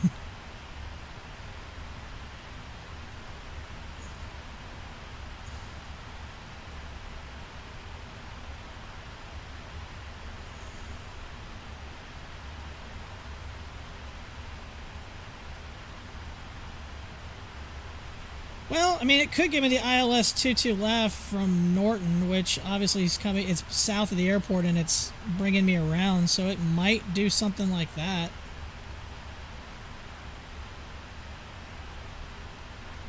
I don't know. This will be, like I said, this is going to be interesting.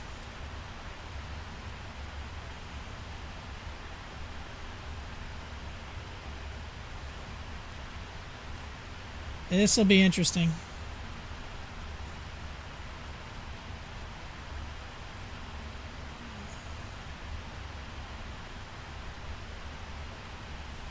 Watching me have me just doing circles and stuff, flying around in circles, trying to like do like a step descent.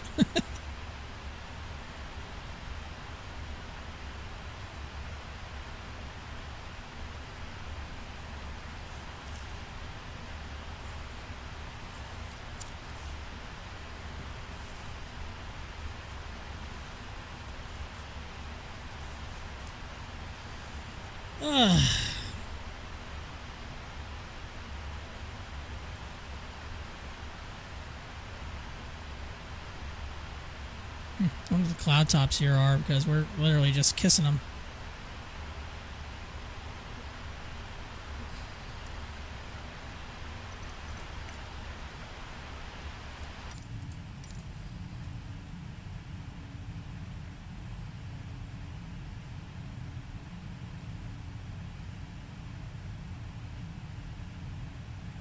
Well, I hope everybody's having a great 4th. Thanks for hanging out with me. Especially you, Mike. Thanks for hanging out with me, buddy. Appreciate it. Hell yeah.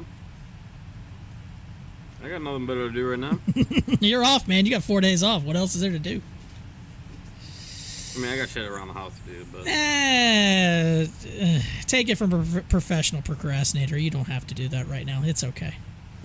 No, today is going to be the day that I'm not going to do anything. Tomorrow will be the day that I'm actually going to do things. I think I got some icing developing on the wings.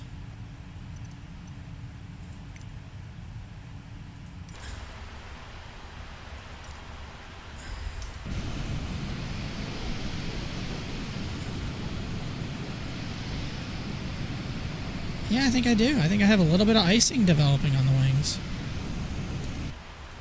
Feels weird because I'm above the cloud tops. Anti-ice, where you at?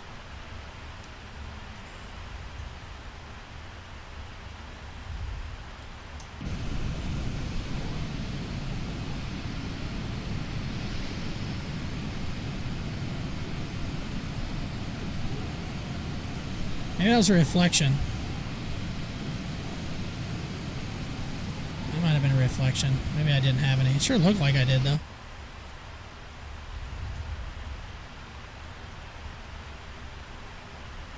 I mean, it's on auto, so if it's developing any, it should automatically solve that problem. Yeah, I think that's just a reflection. I don't think that was what's going on with that.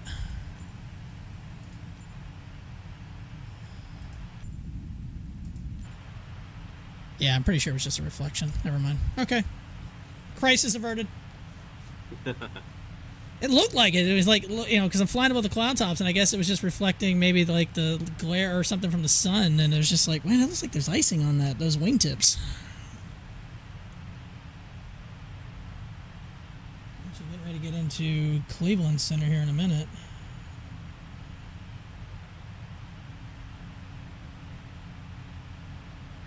See how close this gets before it transfers me over. 'Cause I'm within about 20 miles, maybe 15 miles of it.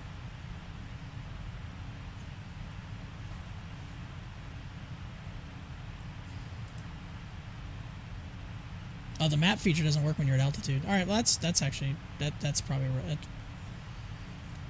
Probably shouldn't do that then. American 19er Heavy, right. contact Chicago Center. 15 miles in it. 7.55. Wait, Chicago Center. I should be. You mean Cleveland Center? I'm already on. Okay. Chicago Center on 127.55 for American 19 Heavy. I was just left that frequency. Chicago Center, American 19 Heavy, flight level 370. American 19er Heavy, Chicago Center, roger. Like I'm literally going to right direct to Cleveland Center. Like I'm within 10 miles of Cleveland Center. Shouldn't you give me Cleveland Center, not Chicago Center? Do better.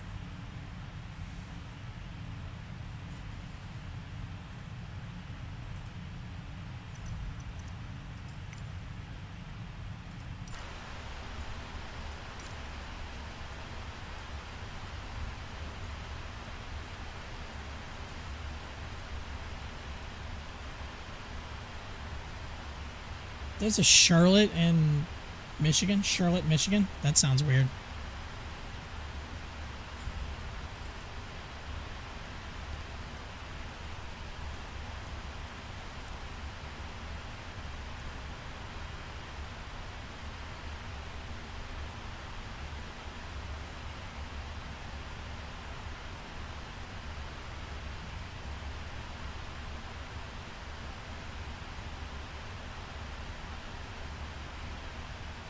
I'm supposed to be in Cleveland right now, and it still has me with Chicago. So that's a little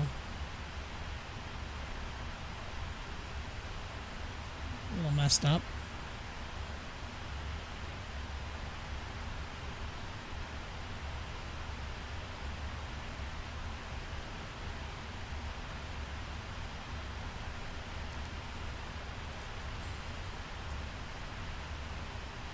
American 19er Heavy, contact Cleveland Center 120.45. Cleveland Center 120.45 for American 19 Heavy. Alright, so it's not that far off. Cleveland Center, American 19 Heavy, 370. American 19er Heavy, Cleveland Center, roger. Roger.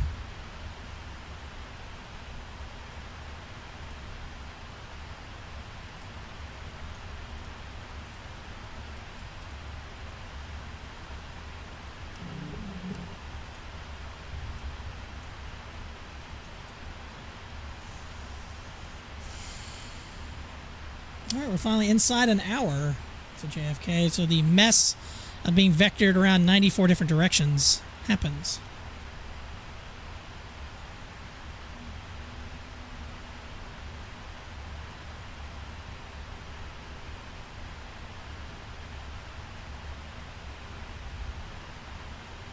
That's crazy. At this altitude, the temperature outside is only a -4 Celsius. I'd figure that'd be lower than that at 37,000 feet. Guess summertime, though. Yeah, true. Summertime is definitely weird at times. What is that, like 25 degrees, -4, something like that? Give or take, yeah.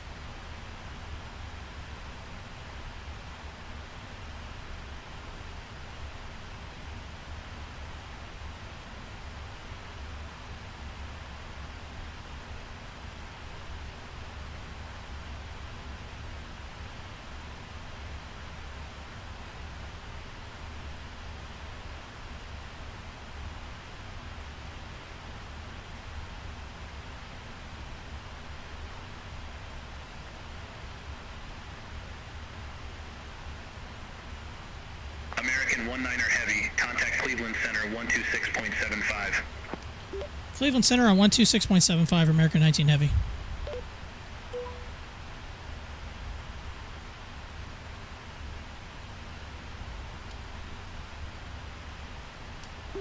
Cleveland Center, hello. American 19 Heavy, flight level 370. American 19er Heavy, Cleveland Center, roger. Actually, the section we're going to fly over, and technically in Canada, but I think it's delegated to Cleveland Center if you're like at altitudes like I have. I think. Because there's like a whole little section that's kind of dashed off, like in the middle of Lake Erie up through that area that near Detroit. It looks like that. I think that's going to... We'll see what, Beyond ATC does with that. I know in VATSIM I've been told to contact Toronto Center during that flight. Unless I was more northern. Yeah. I don't think I was, though. I think I was more southern. I don't know. No, wait, I take that back because I was going to Minneapolis. It's more northern. I think that's why. I know there was once that I was handed off to Toronto, and then Toronto immediately sent me back to Cleveland.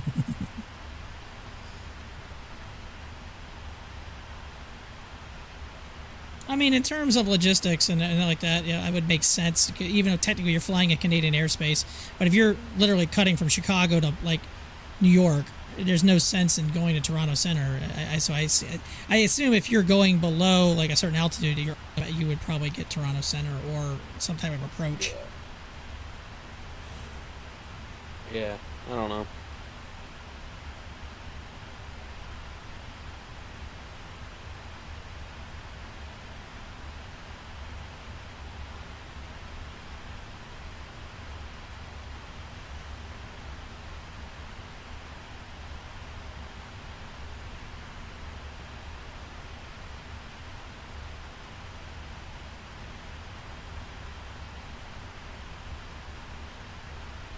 Oh, I'm sorry. The outside air temperature is -16. I was looking at the fuel temperature.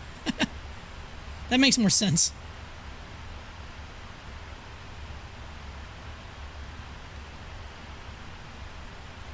Actually, no. Maybe I'm wrong. I don't know. Whatever. I'm overthinking that. Whatever.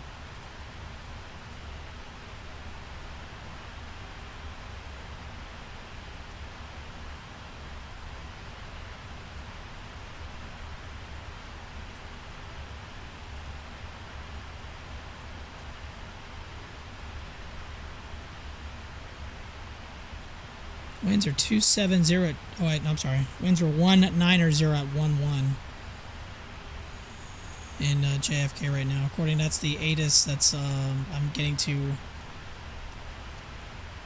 on my tablet.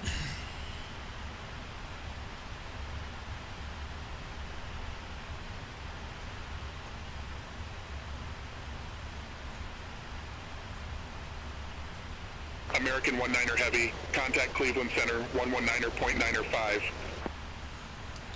Cleveland Center on 119.95 for American 19 Heavy. Negative Cleveland Center on 119.95. That's what I said, didn't I? Cleveland Center on 119.95. Negative Cleveland Center on 119.95. That's what I said, dude. Contact Cleveland Center 119.95, American 19er Heavy. So a couple of times it's not picking it up, which is a little weird. Cleveland Center, American 19 Heavy, flight level 370. American 19er Heavy, Cleveland Center, roger. How ironic for Cleveland Center, one of their frequencies is 119.95, considering they lost the 1995 World Series. Of course, I would think of that. How far are we from top of descent? Oh, we still got a while.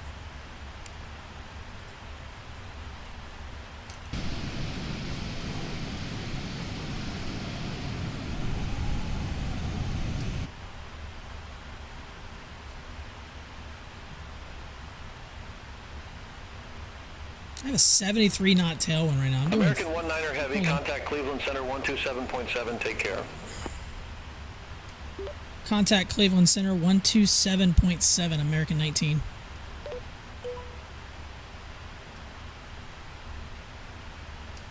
Cleveland Center, American 19 Heavy, flight level 370. American 19er Heavy, Cleveland Center, roger.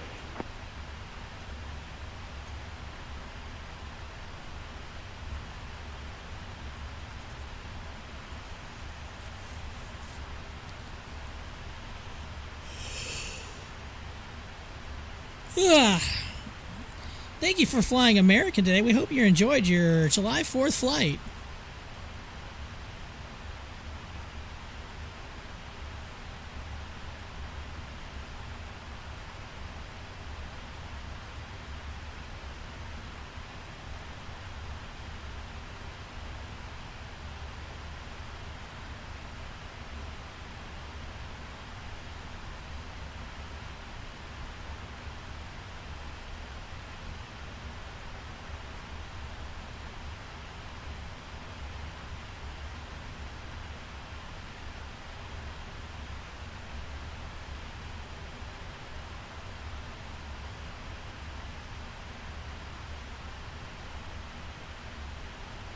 American 19er Heavy, contact Toronto Center 134. Nope, gave me Toronto. 375. Have a good day.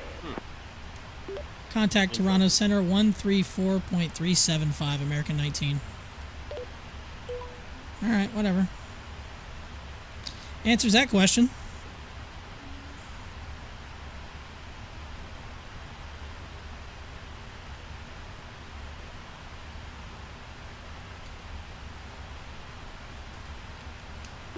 Toronto Center, American 19 Heavy, flight level 370. American 19er Heavy, Toronto Center, radar contact.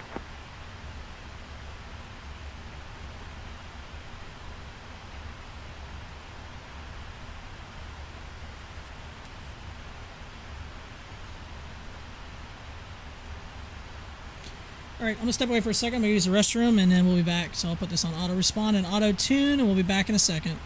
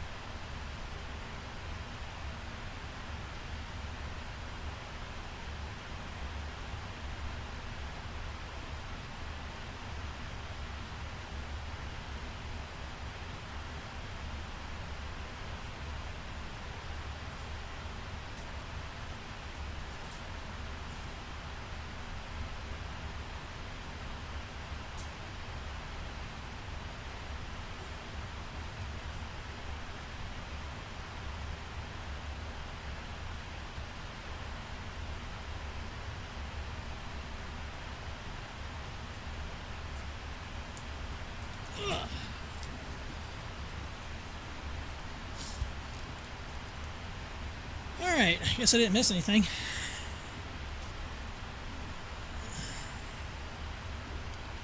You still doing a flight, Mike, or are you done? You just messing around? Messing around at this point. Oh, roger that.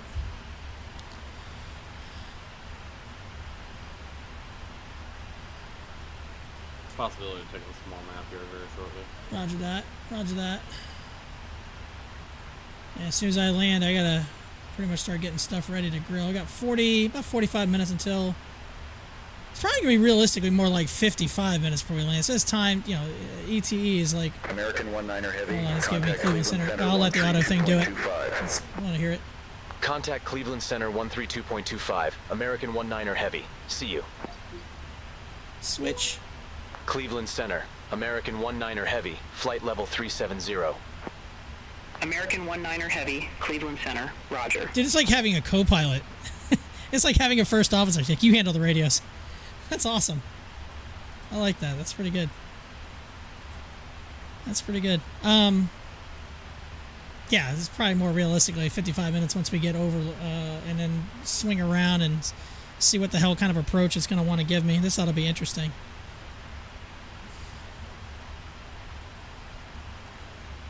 I mean, in theory, I'd still probably be too far out to get the ATIS, because I'm still 400 miles away. I mean, what's roughly a good 150 miles probably with signal?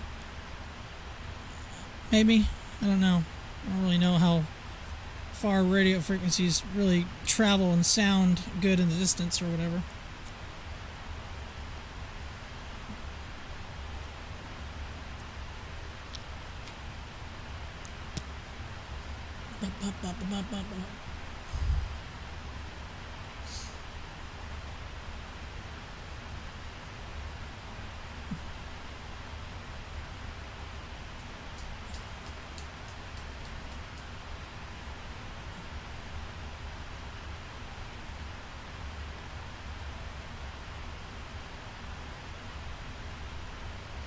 Yeah, I never would have thought, like, 20 years ago, like, when you were playing, like, Flight Simulator 2004, that the genre would get to the level it is today.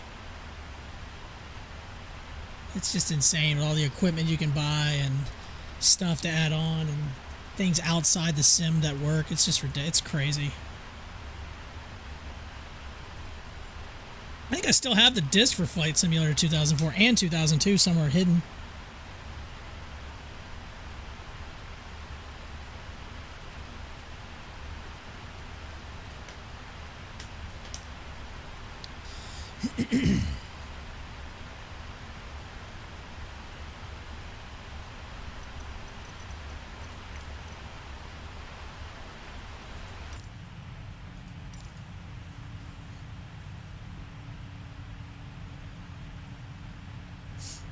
Actually, about it.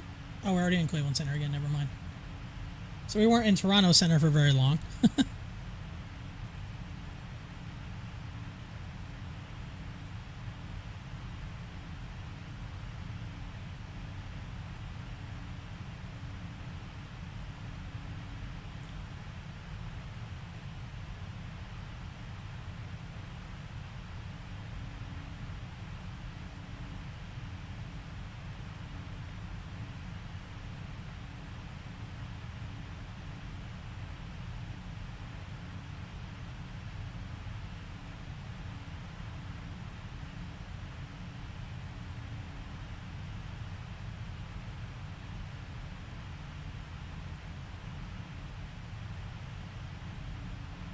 American 19er Heavy, contact Toronto Center. What? 135.3. Why are you giving me Toronto Center? Contact Toronto Center 135.3 United 19 Heavy. What, so I can turn around and get sent right back? So a couple of the areas where I think where the frequencies blend together with other ones, a little messed up a little bit. Toronto Center, American 19 Heavy, flight level 370. I think. American 19er Heavy, Toronto Center, radar contact. Go take a little nap. All right, buddy. Well, have a good nap. Thanks for hanging out. Yeah, let me know how the approach goes into Kennedy. Yeah, we'll see how it goes. It ought to be interesting. Hopefully, it won't be too much of a mess. Hopefully. All right, bud. Have a good one. You too, man.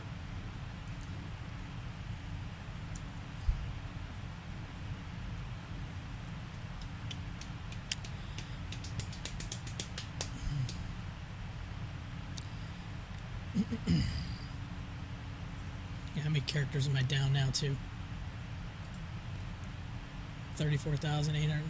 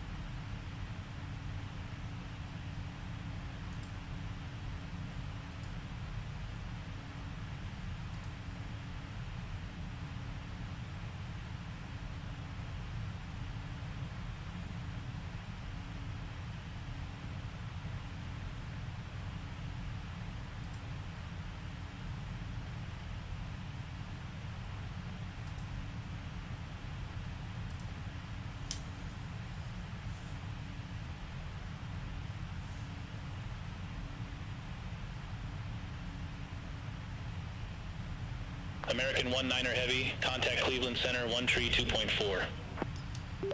Contact Cleveland Center 132.4, American 19 Heavy.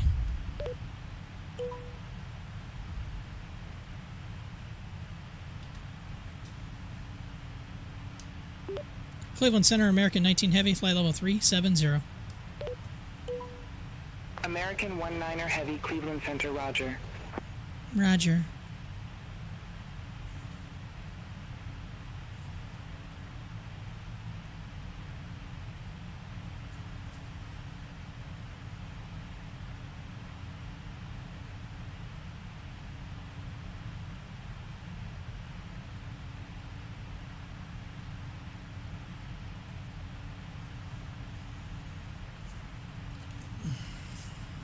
Let's see if we can actually pick up the ATIS. I mean, I still think I'd be too far out. Well, not really. We're only 30 minutes out. You have information rule. Kennedy Airport information rule. 1907 rule.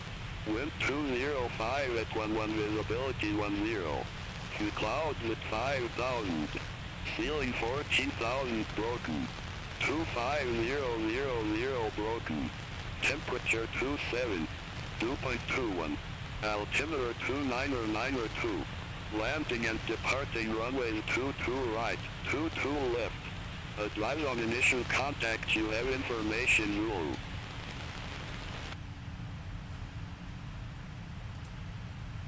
Alright, information Zulu current at Kennedy. 2902, 22 left, 22 right.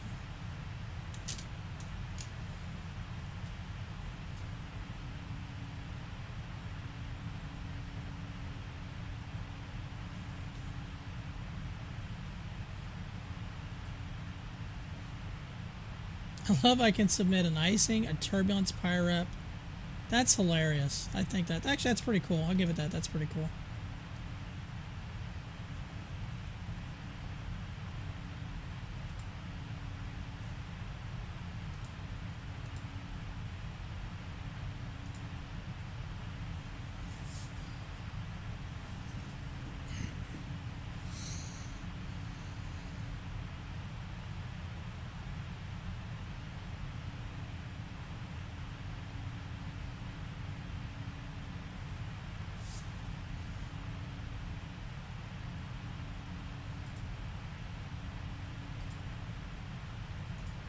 Where it's going. Push back approved. Yo! Yo. No one else on for the time. Guy Rock, baby. Hello, Ralph. What's up? Is this your car? No, it's my car. Yeah, because that fucking car was parked here for like 20 minutes. Yeah, should have given him a ticket. Fuck yeah, I should have given him. Should have fucking towed his car. God, I wish I got that on video. Or just the audio of it. You fucking towed his car. Oh god, that was so funny. I mean, not even 2 seconds I get out of that door. Open the door. Is this your car? Like, wait, what? No. This woman came out of nowhere. This woman came out of nowhere like Usain Bolt trying to get into that car and pull out of there before she gets a ticket. Hold on, I'm leaving now. Well, your car's been here like 1 minute too long. I'm going. Ah, good times. Good times. Yo, hi. Is this your car? That's the only time I heard that accent, by the way. I was in the city for like a week. It's the only time I heard that accent. What's going on, Rich? Flying to Hot Atlanta from Miami, watching the Yankees get fucking pummeled by the Reds. The Reds. What's the score? It is, I believe, if I just remembered correctly, it is, what is it now? You thought it was 5-2. It is 8-2. Oh. Oh. When you're saying pummeled, I was expecting like 14-3 or something like that. Like somebody just still pummeled. I mean, we got 9 outs left, so I mean, it could very well end 15-8. So. Is this your loss? Oh, it's gonna be a sweep of the series if it Ooh, is. wow. Cincy? Yeah. Wow. Yeah. They fucked up Philly a couple weeks back from what Rav said. Oh, wow. Don't shit on the Reds. No, well, yeah, we were in Cincinnati. This is. Oh, so y'all were playing in Great American Small Park? Or May. No, they're playing in Yankee Stadium. No, I'm talking about when you. Yes. That's what I was talking Great about. American Small Park. Yes. Fuck that stadium. I could throw one out from home plate. I mean, in fairness, in right field, Yankee Stadium, you can pretty much do the same thing, but it seems like everything flies out even then some in that ballpark, though.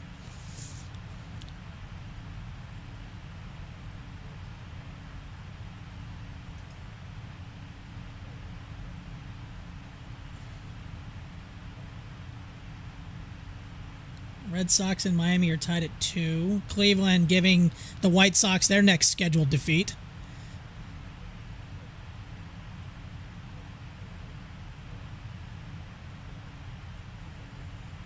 The Twins are telling the Tigers you're going to stay in that cage.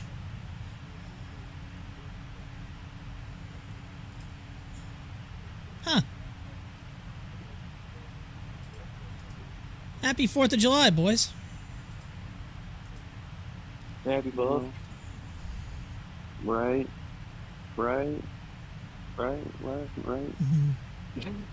It's 2. It's 2. Yeah. Come on now, Swallow. I was right. You was right. I was wrong. Yeah, I should never ever took on. Yup. Fantasy on my phone. Hate it on the bed. Boys and girls clubs.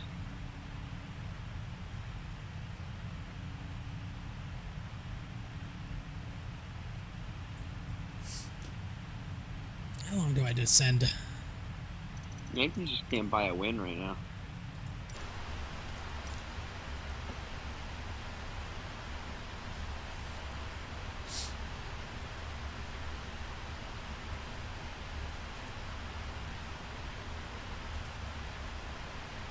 The Yankees losing to the Reds on 4th of July is crazy.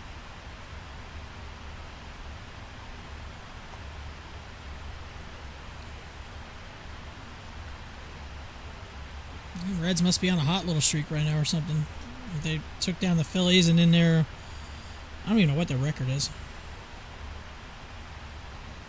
The Reds are 41-45.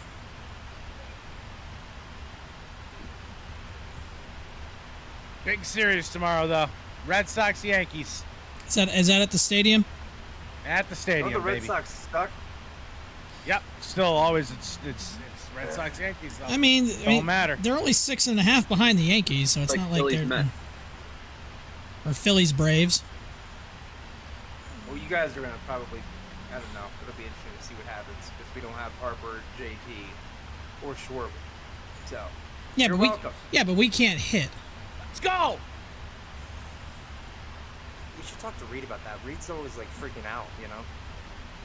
First of all, let's be honest. It doesn't matter unless you just get in the playoffs. I mean, yes, winning division is great, but if you just get in the playoffs, because right now it doesn't mean shit having that first round bye half the time. Yeah. I mean, just get into the dance. Yeah, that too, but... I mean, trust me, I want to win a division and win everything every year, blah, blah, blah, but, you know...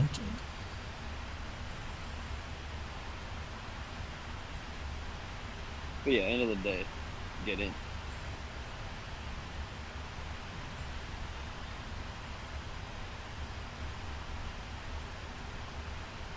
And right now the Braves are 3 games up. They're the top wild card, and in the American I feel like League... this fucking guy's forgotten about me. Yeah, the Yanks are the number 1 wild card. American 1-9er heavy, contact Cleveland Center 124.325. Have a good day. Cleveland Center on 124.325 for American 19 Heavy. Good day. 124.325. What? Dude, why is Sanchez still in this game? I know. I agreed with you. I just don't know what we're doing. Cleveland Center, American 19 Heavy, flight level 370. American 1-9er Heavy, Cleveland Center, roger.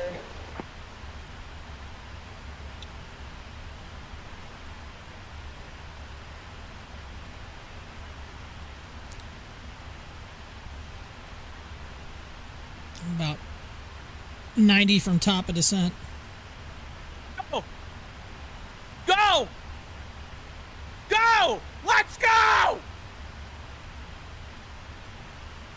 Well, someone just went yard.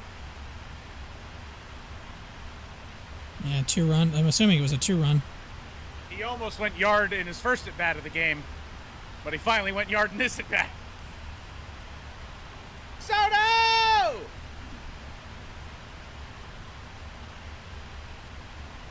Oh, fuck. American 1-9er Heavy, contact Cleveland Center 125.875. 125. Oh, yeah. Negative Cleveland Center on 125.875. Contact Cleveland Center 125.875, American 1-9er Heavy. See you. And dude, this is why I hate the game of baseball. You throw a complete game shutout, and the next game this happens. Cleveland Center, American 19 Heavy, flight level 370. It is a frustrating game. Yeah. Unless you're Bryce Harper, then you decide to go on like care whenever Cleveland you feel Center, like it. American 1-9er Heavy, flight level 370. American 1-9er Heavy, Cleveland Center, roger.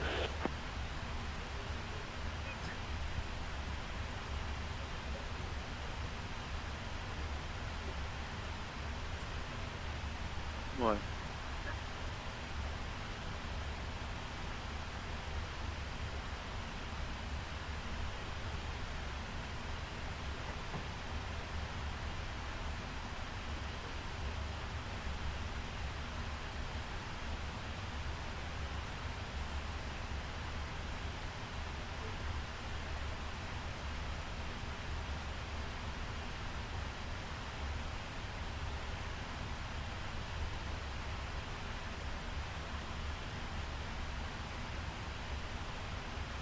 Deep in the heart of the day.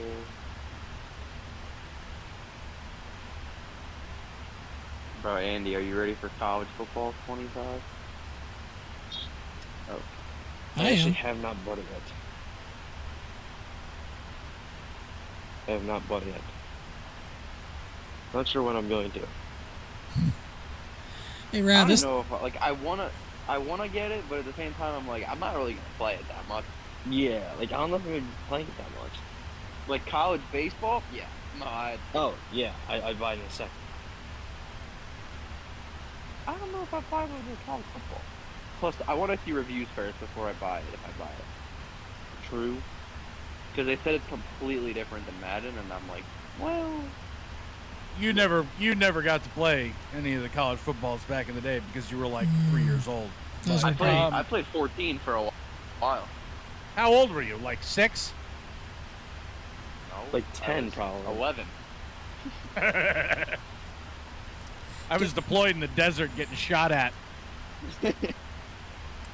And still playing college football. And still playing college football 14. I was already out of the military. Actually, sorry, I lied. He had a flashback. No, I wasn't. That was my last year when 14 came out. Oh.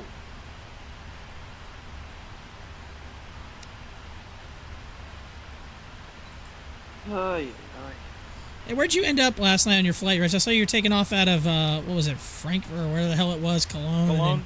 Yeah, where'd you end? I went to Dubai. Was that the last leg, or did you do another one? No, I was the only leg. That was like a 6-hour flight. Oh, okay. Never mind. Dubai. I'm coming up on 4 hours flight time right now. The United Arab Emirates. Coming into hot Atlanta now, baby. Whoa. What? Miami to hot Atlanta. Great leg. Good job, sir. Great job.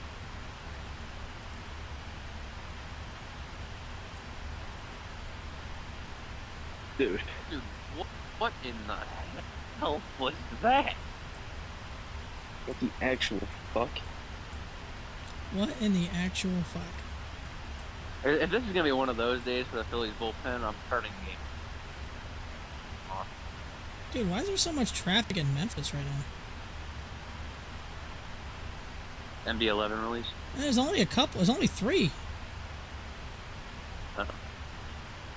How many MD-11s are on the network right now? Hold on.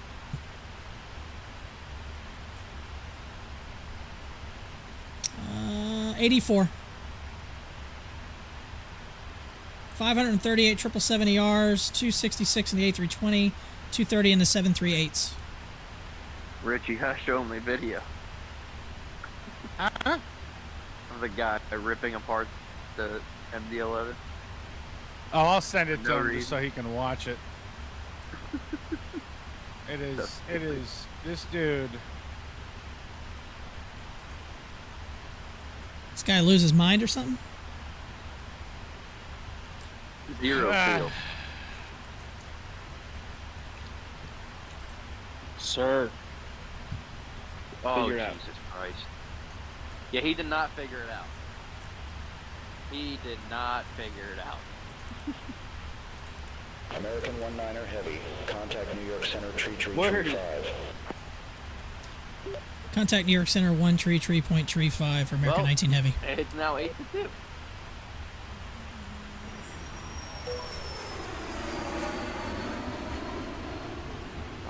Roger, I appreciate the follow. Hope you're having a good day. There you go. Watch that, but watch it off stream. Copy that.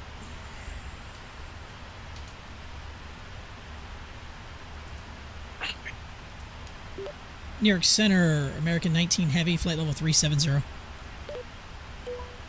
American 19er Heavy, New York Center, roger.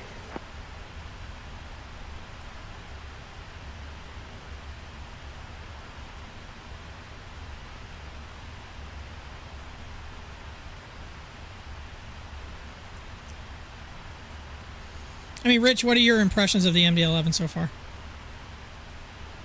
I mean, I'm biased because I've been beta testing it since it was a literal hunk of shit. And Yeah.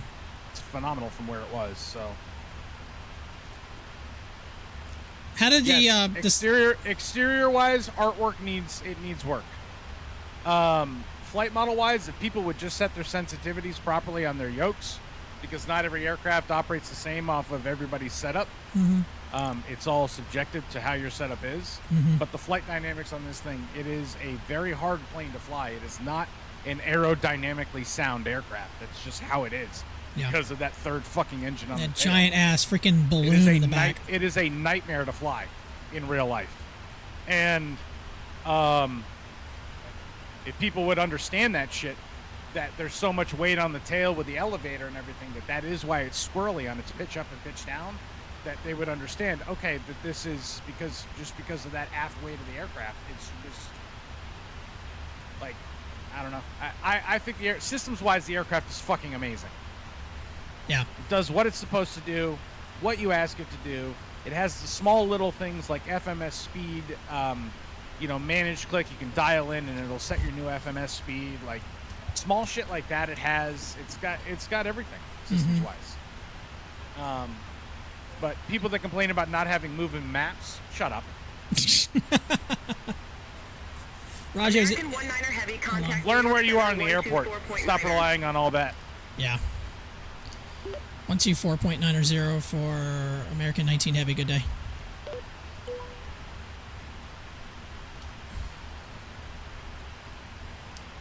New York Center, American 19 Heavy, flight level 370. American 19er Heavy. Roger, is the ATC better than The Mets VATSIM will make or the similar playoffs. programs? What kind of take is that? This program is pretty good. I mean, I don't think it's going to be better than any other real person controller you're ever going to get. But if you don't want to fly on VATSIM and you don't want to worry about messing up and having, it is, I think this is pretty good for what it is.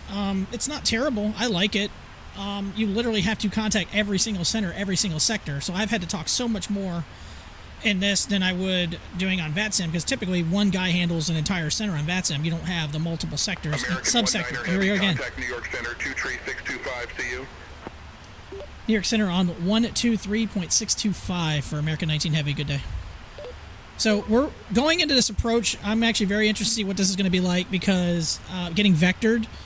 A couple of things. This thing isn't perfect. I mean, there's a couple little things that have been a little wonky, but for the most part, I think this is pretty good alternative if I don't really feel like being on the net and I still want to get ATC. Now, again, I'm by myself. I don't have any other traffic, which is something they're going to implement later, apparently. New York Center, American 19 Heavy, flight level 370. American 19er Heavy, New York Center, roger. So we're literally about to come up the top of descent. American 19er Heavy, New York Center, expect Lindy 8, runway 22 left. Wow, nice.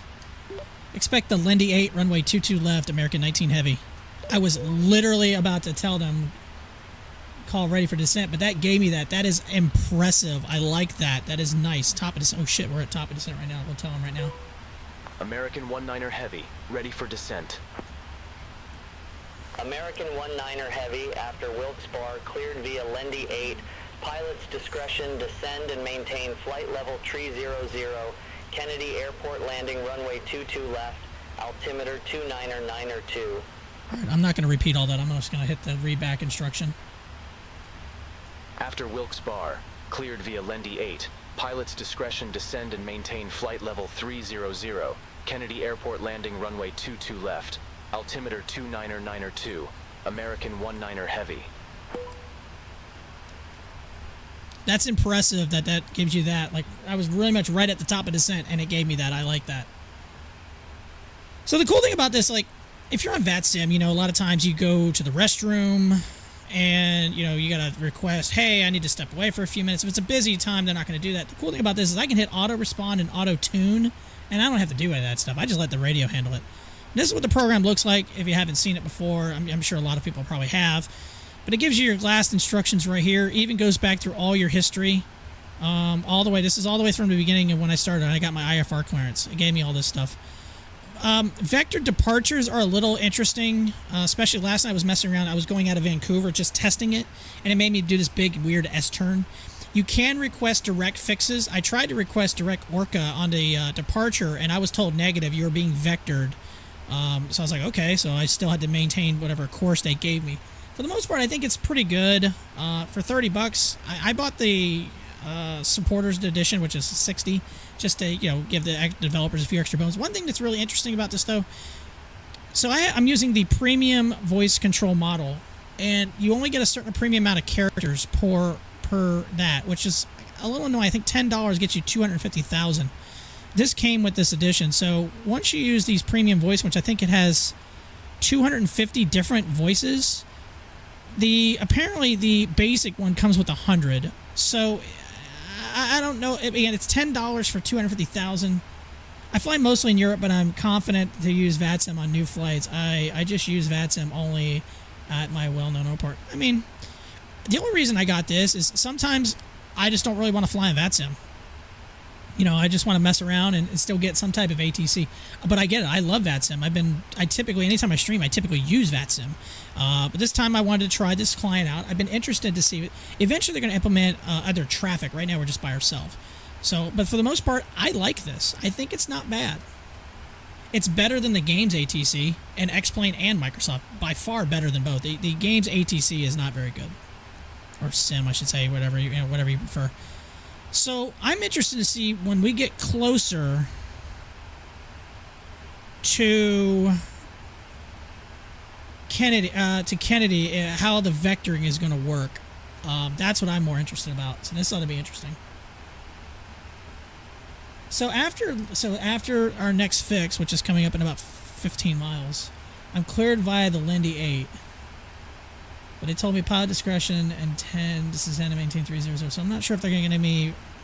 I was cleared via that, so I'm assuming I descend via that. But I was told to descend and maintain 300. So interesting.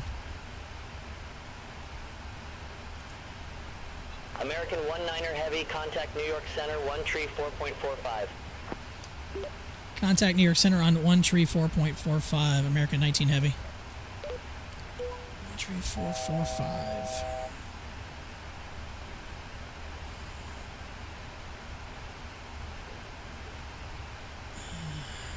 Alright, 250 thrust managed. I'm gonna back it off actually about. New York Center, American 19 Heavy, flight level 300. American 19er Heavy, you are already at flight level 300, so go ahead and stay there. Yeah, I know that. I was just letting you know where it was. Ah, funny. New York Center, American 19er Heavy, descending via Lindy 8, flight level 302. Oh, wait, did I not? Oh, I didn't change frequencies, that's why. Ah, dumbass. New York Center, American 19er Heavy, descending via Lindy 8, flight level 301. American 19er Heavy, New York Center, roger. So, this is not... Oh, I'm an ad break, damn it.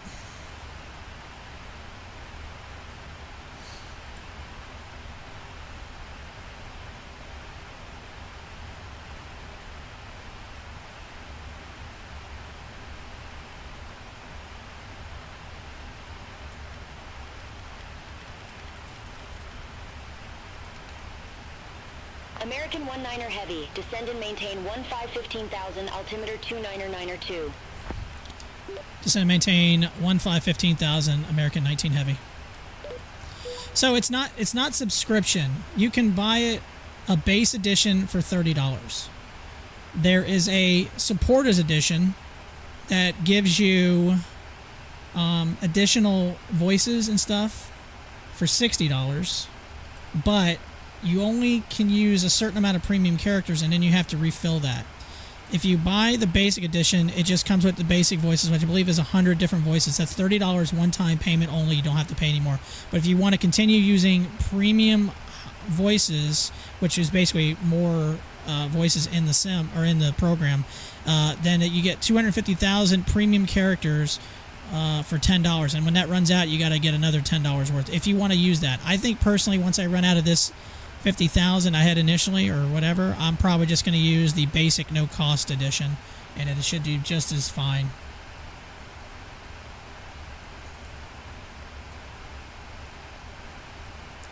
I think it's a solid program for what it's offering right now, though.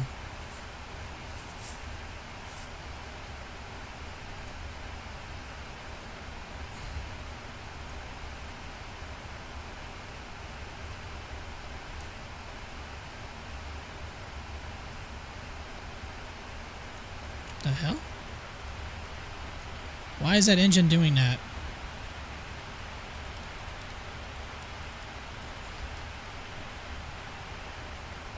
What in the hell was that all about?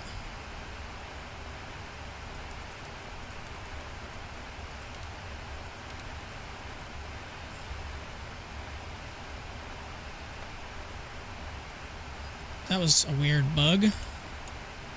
My left throttle decided just to go to like maximum. I think there is a demo.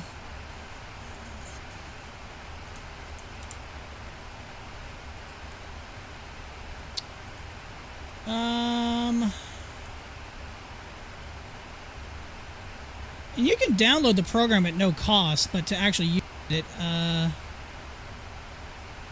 yeah, I don't remember if there is a demo. There may be one, I'm not sure. But to use it, you have to have at least a SimBrief profile, because it pulls the flight and everything from SimBrief. Which, you know, I don't know, most probably serious flight simmers probably all have a SimBrief profile.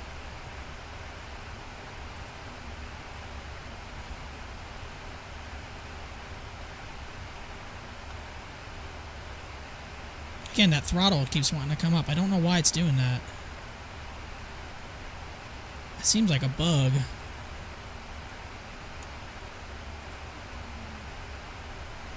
American 19er Heavy. Contact New York Center 133.15. New York Center on 133.15 for American 19 Heavy.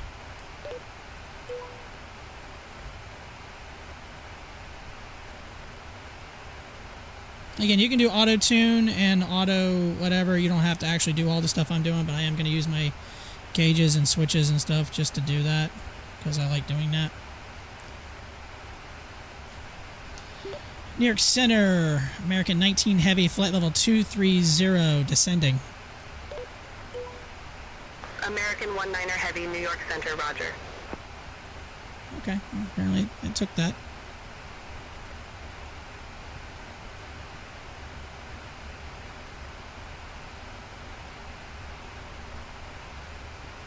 Like I said, you can download the software without paying for it, but to use it, it's gonna. I mean, if you download the software and install it, it might have some type of demo. I honestly don't remember.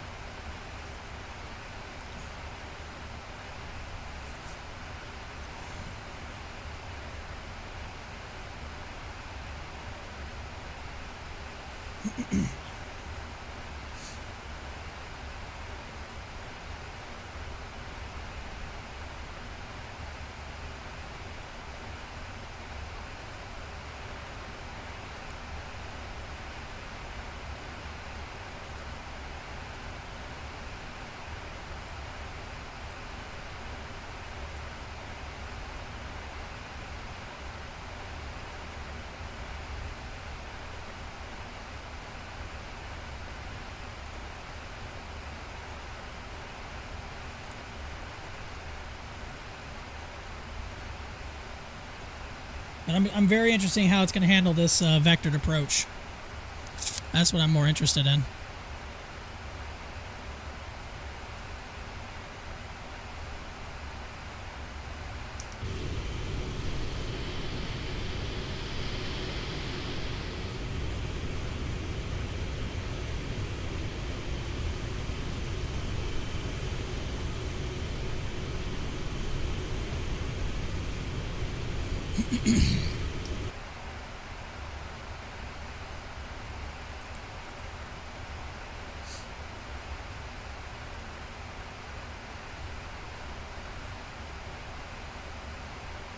I might tune auto frequency, and once we get closer, I might actually let that stuff talk to it for me. I mean, it's almost like having a co-pilot, like, you know, because typically the first officer usually handles the radios. The captain usually flies the plane, unless it's other way, you know, unless the first officer's flying, then the captain might do the radios.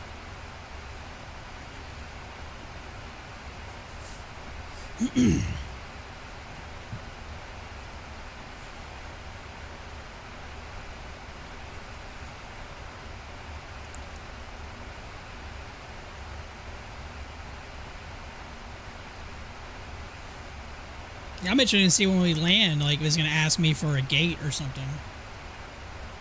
That'll be interesting.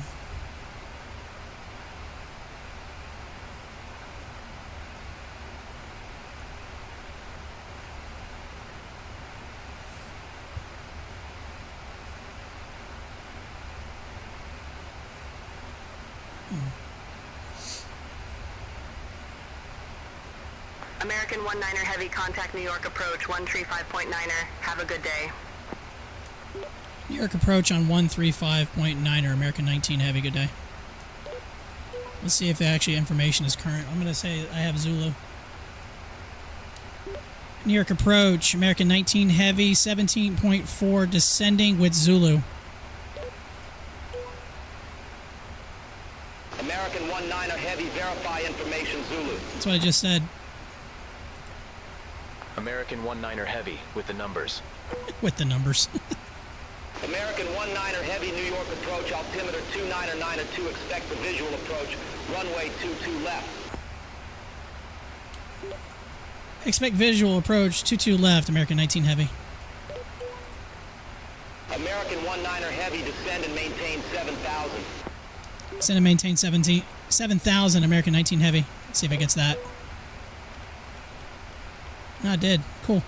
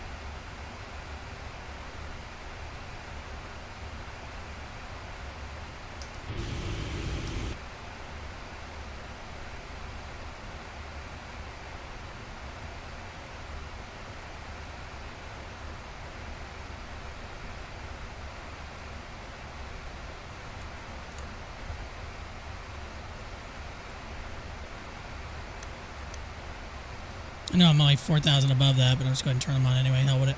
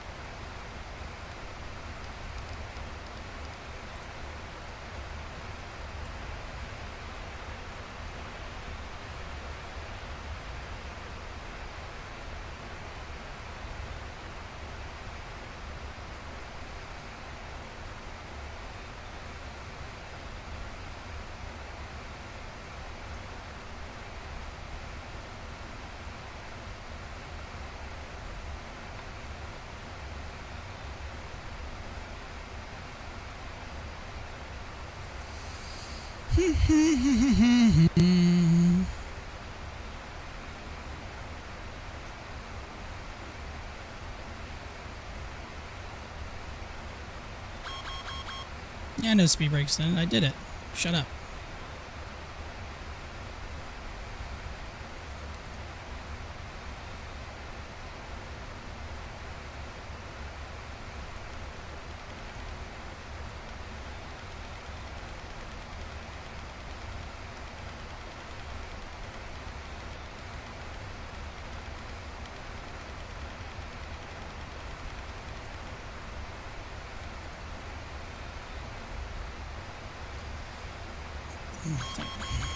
I know.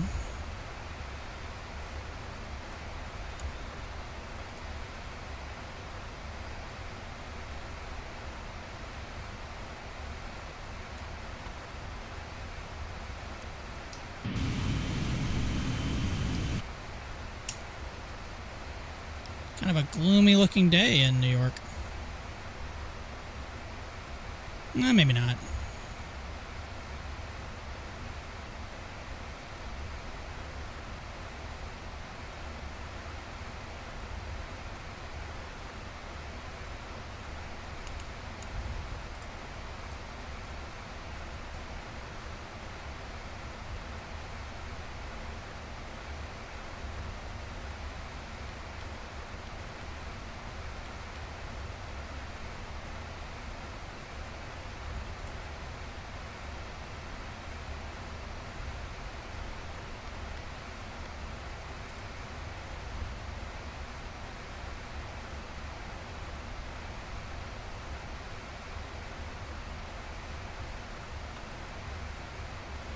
Shouldn't have taken out that waypoint.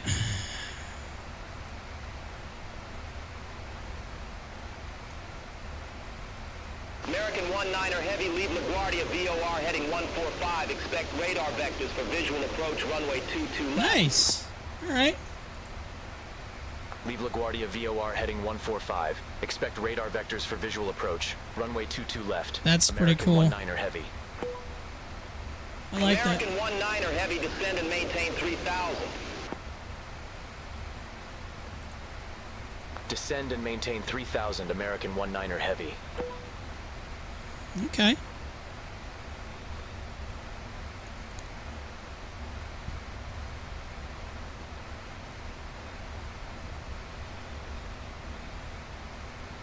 American 19er Heavy, airport is at your 1 o'clock, 13 miles. Report the field in sight. I mean, it's in sight, but I can't do anything with it. Field in sight, American 19er Heavy. American 19er Cleared Heavy, visual from- approach, yeah. Runway 22 left. I mean, I'm clear of the visual, but okay. Cleared visual approach 22 left, American 19er Heavy. Yeah. American 19er Heavy, contact Kennedy Tower 123.9er. That's Contact Tower 123.9er, American 19er Heavy. Take care.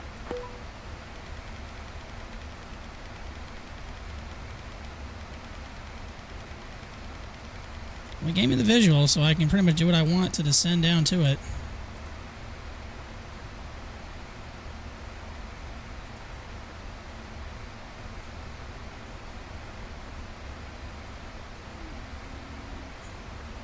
Alright, that's probably a little off right there, how to do that. I'm just saying.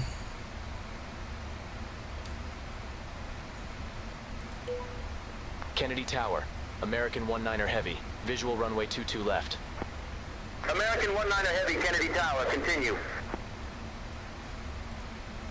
Roger, American 19er Heavy.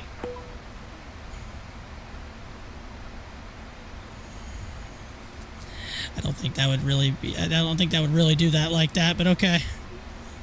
I would go over and around. Yeah, that. So that's a little off, I'd say.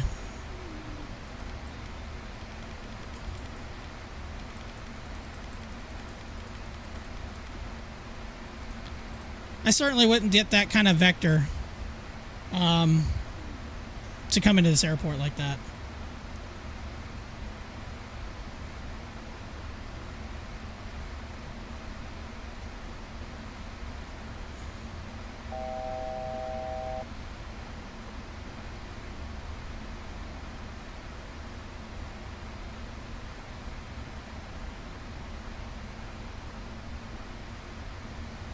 It's all right. We'll improvise a little bit here.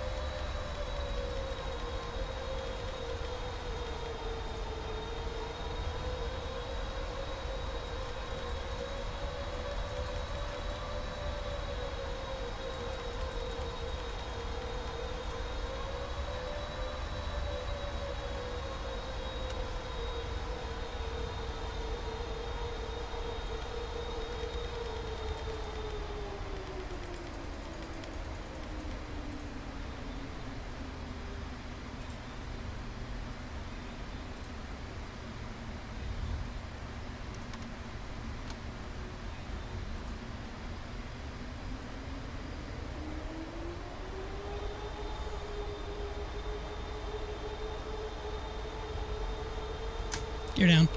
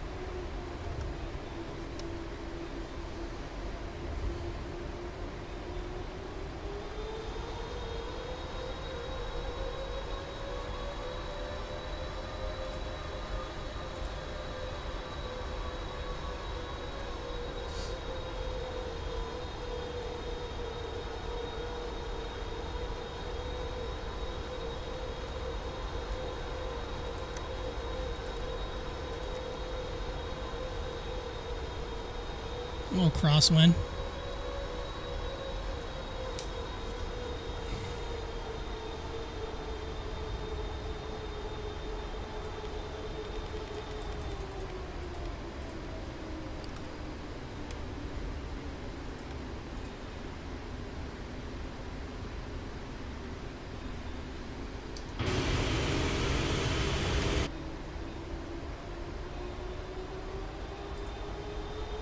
Let's see, Project Fly Live screwed up again. It's always fantastic when it does that.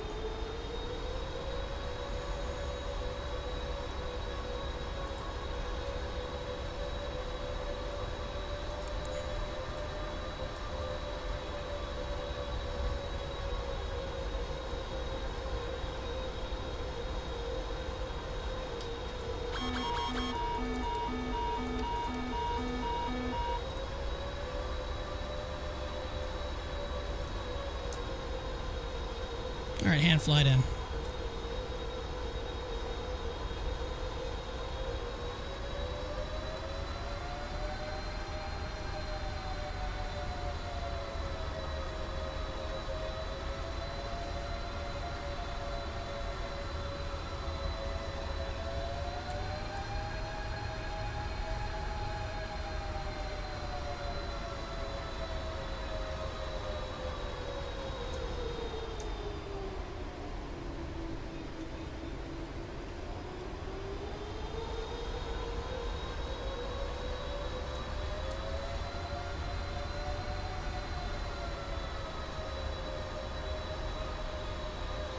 American 19er Heavy, wind 205 at 11, runway 22 left, cleared to land. 22 left, clear to land, American 19 Heavy. No, American 19er Heavy, cleared to land, runway 22 left. That's what I said. Runway 22 left, cleared to land. American 19er Heavy.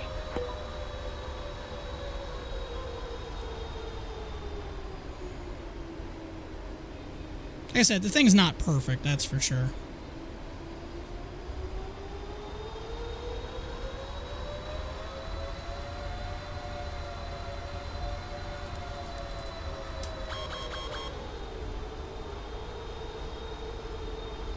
Oh, this wind is crazy.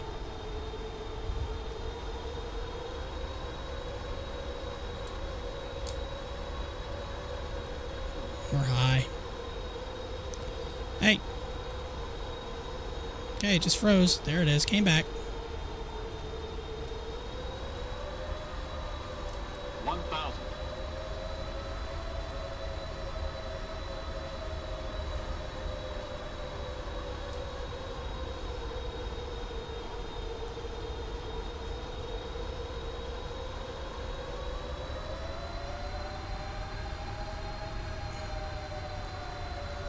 'Good Lord, wind. Make your mind up.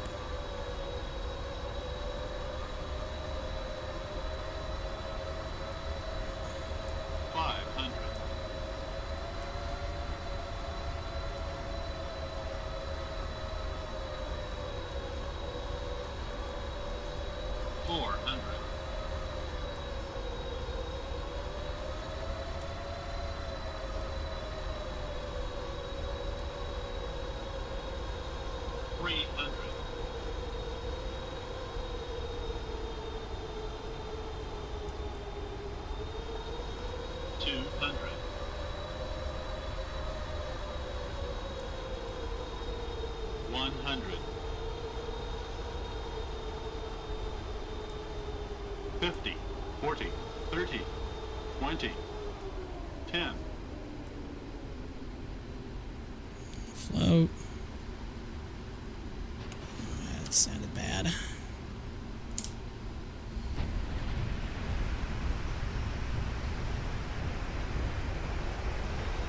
$231, not terrible.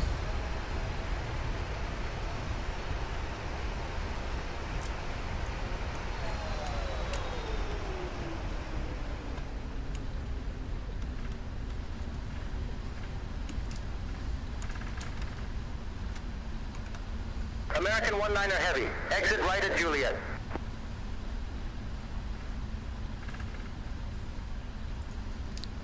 Exit right at Juliet, American 19 Heavy. Oh, it gives me a gate. Bravo 8. Expect gate Bravo 8. Okay.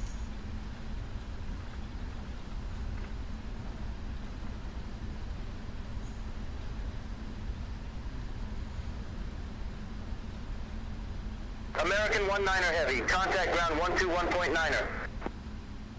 Ground 121.9er, American 19er Heavy. Shouldn't be on ground yet.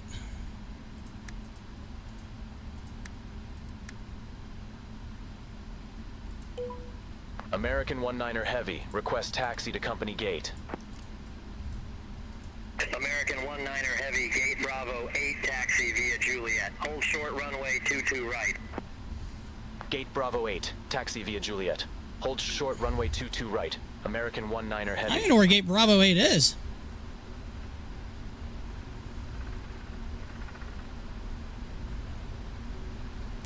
I never cleared the runway. I was behind that line like an idiot. I should have got in front of that line.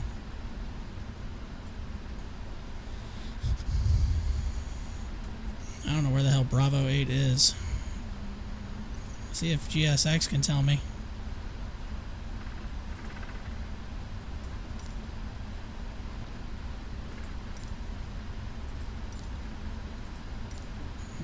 Don't look like it.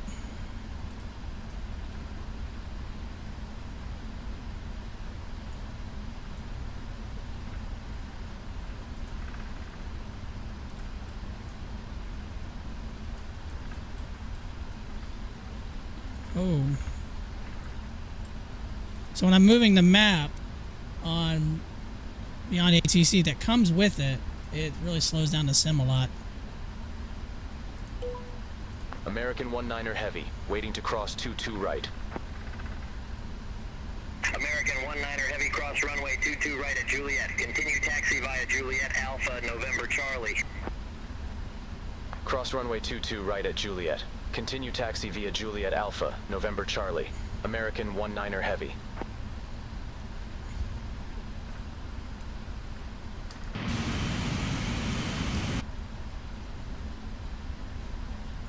Yeah, the whole thing crashed again. Shocker. I hate Fly Live. I really do. I hate it so much.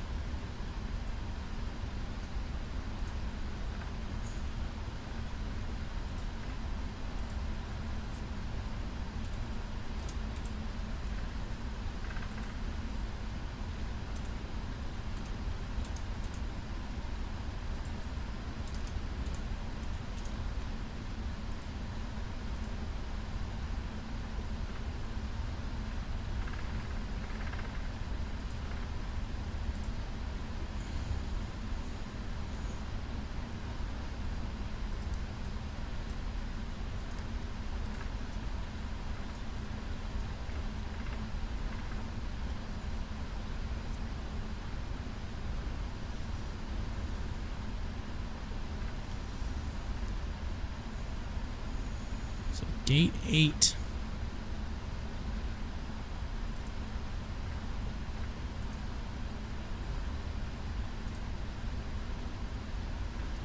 It's taking me, I guess, to the right terminal.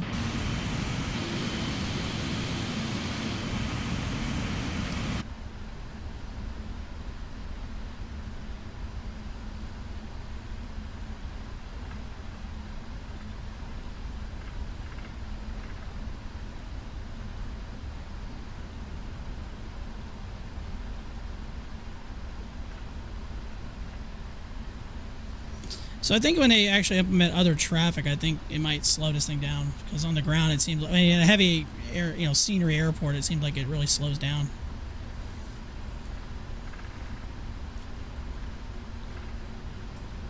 Overall, I think the program's okay. That vectored approach was a little bit desired, to tell you the truth.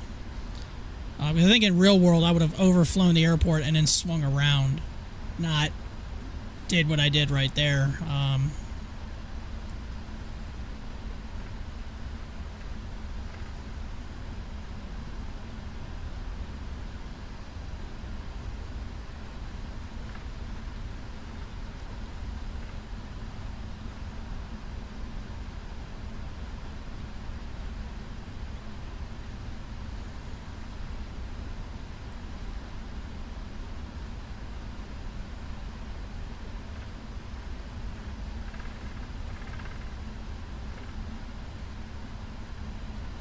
Air New Zealand over here. That looks cool.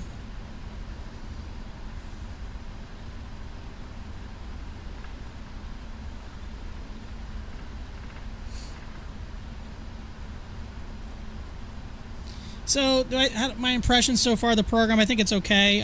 It's fairly good, better than I anticipated, but some of these vectored arrivals and departures are going to be a little weird. And then sometimes, even if you say the stuff right, it doesn't entirely pick you up entirely. It's not terrible. So I'm okay with it. It's something different than like just doing VATS. Now, honestly, I would have stayed with tower until I crossed 22 right. There's no way it would have flipped me to a ground controller immediately after landing. That just would not happen. So, yeah, that again, that's a little weird. So November Charlie's right here, so we make a right on November Charlie, and then we gotta look for gate 8, which I guess there's a gate 8 over here. I hope so.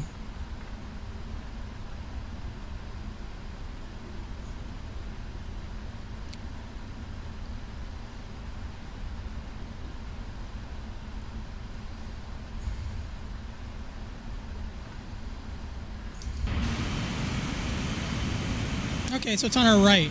Okay. Alright, that's cool. 2468. Okay.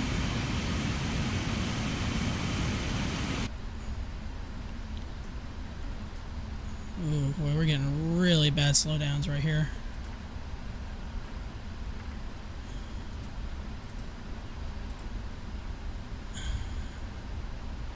I don't know if that's on my end or what, but I think we're going to park in 8X.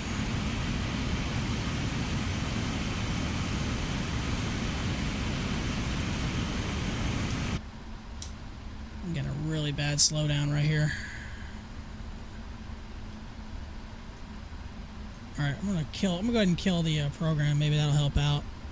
Nope, it's not that.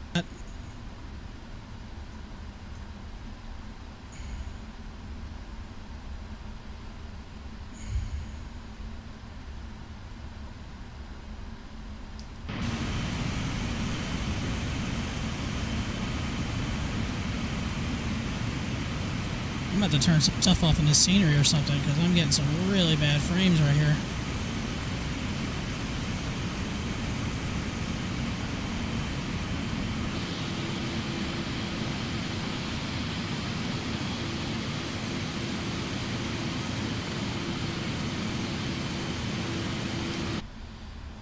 Alright, parked, and yep, there goes there goes that. I hate when it does this.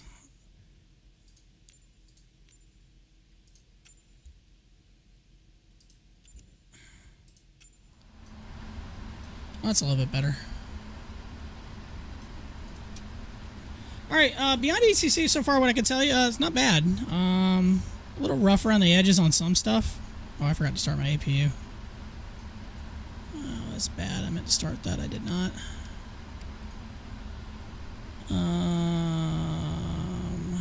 Taxi light's already off. Oh, I forgot to turn my transponder. We can turn my transponder off now.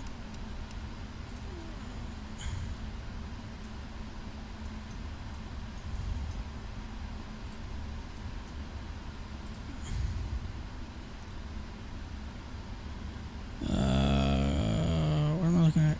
Nope, ground.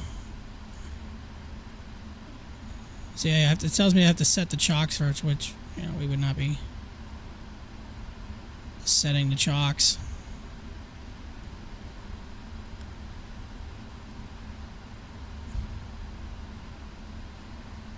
Of course, that's what we did on the 7.5, though. It's a little bit different. Is the APU up and running yet?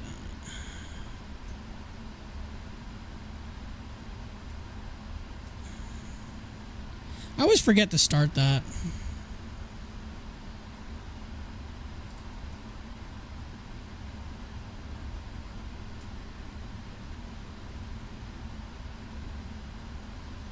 You can't shut off the engine jet until either you get ground connection or the APU.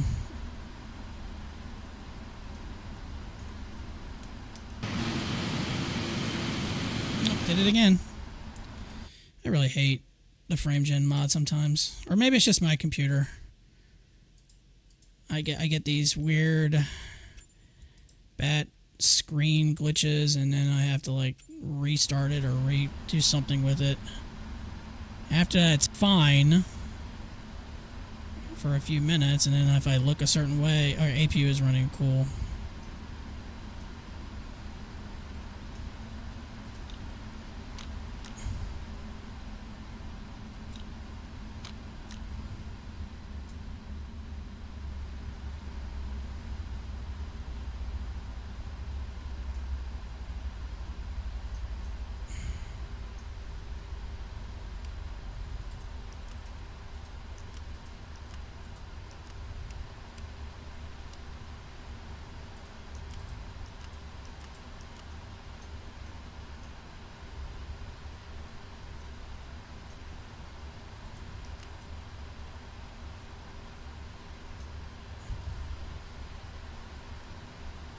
I don't know why it's not giving me the ground option yet.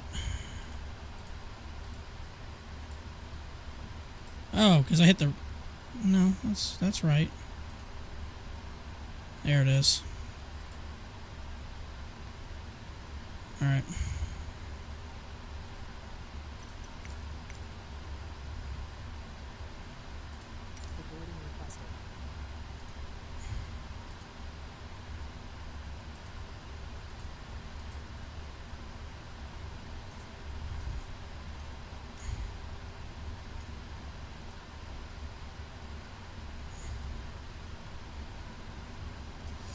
Alright, cool. Yeah, so overall, I think Beyond ATC, not terrible.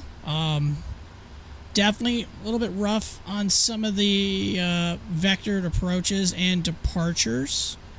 But overall, I don't have a major problem with it. I did open that door, didn't I? I did not. So overall, I think it's not bad. It's again, it's got some work that needs to be done on some of those vector approaches, but for the most part, I think it's pretty good. So I'm relatively pleased with it. Being able to switch to auto answer and auto frequency is nice. It's kind of like having a first officer. Let him handle the radios. You just fly the plane. So yeah, not terrible. I think it's pretty cool. So.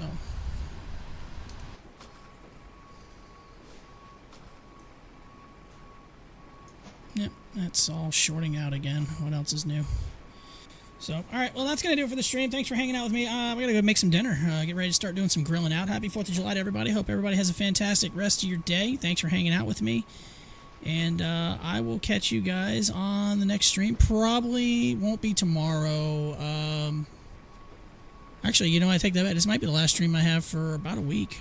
Because I have to go out of town for work next week, so I won't be around. So if I don't do one tomorrow, which I'm not 100% sure I will, I'm probably not going to do one Saturday. I mean, I might be able to do something Sunday morning, but I'm not sure. So this might be my last stream for a little while.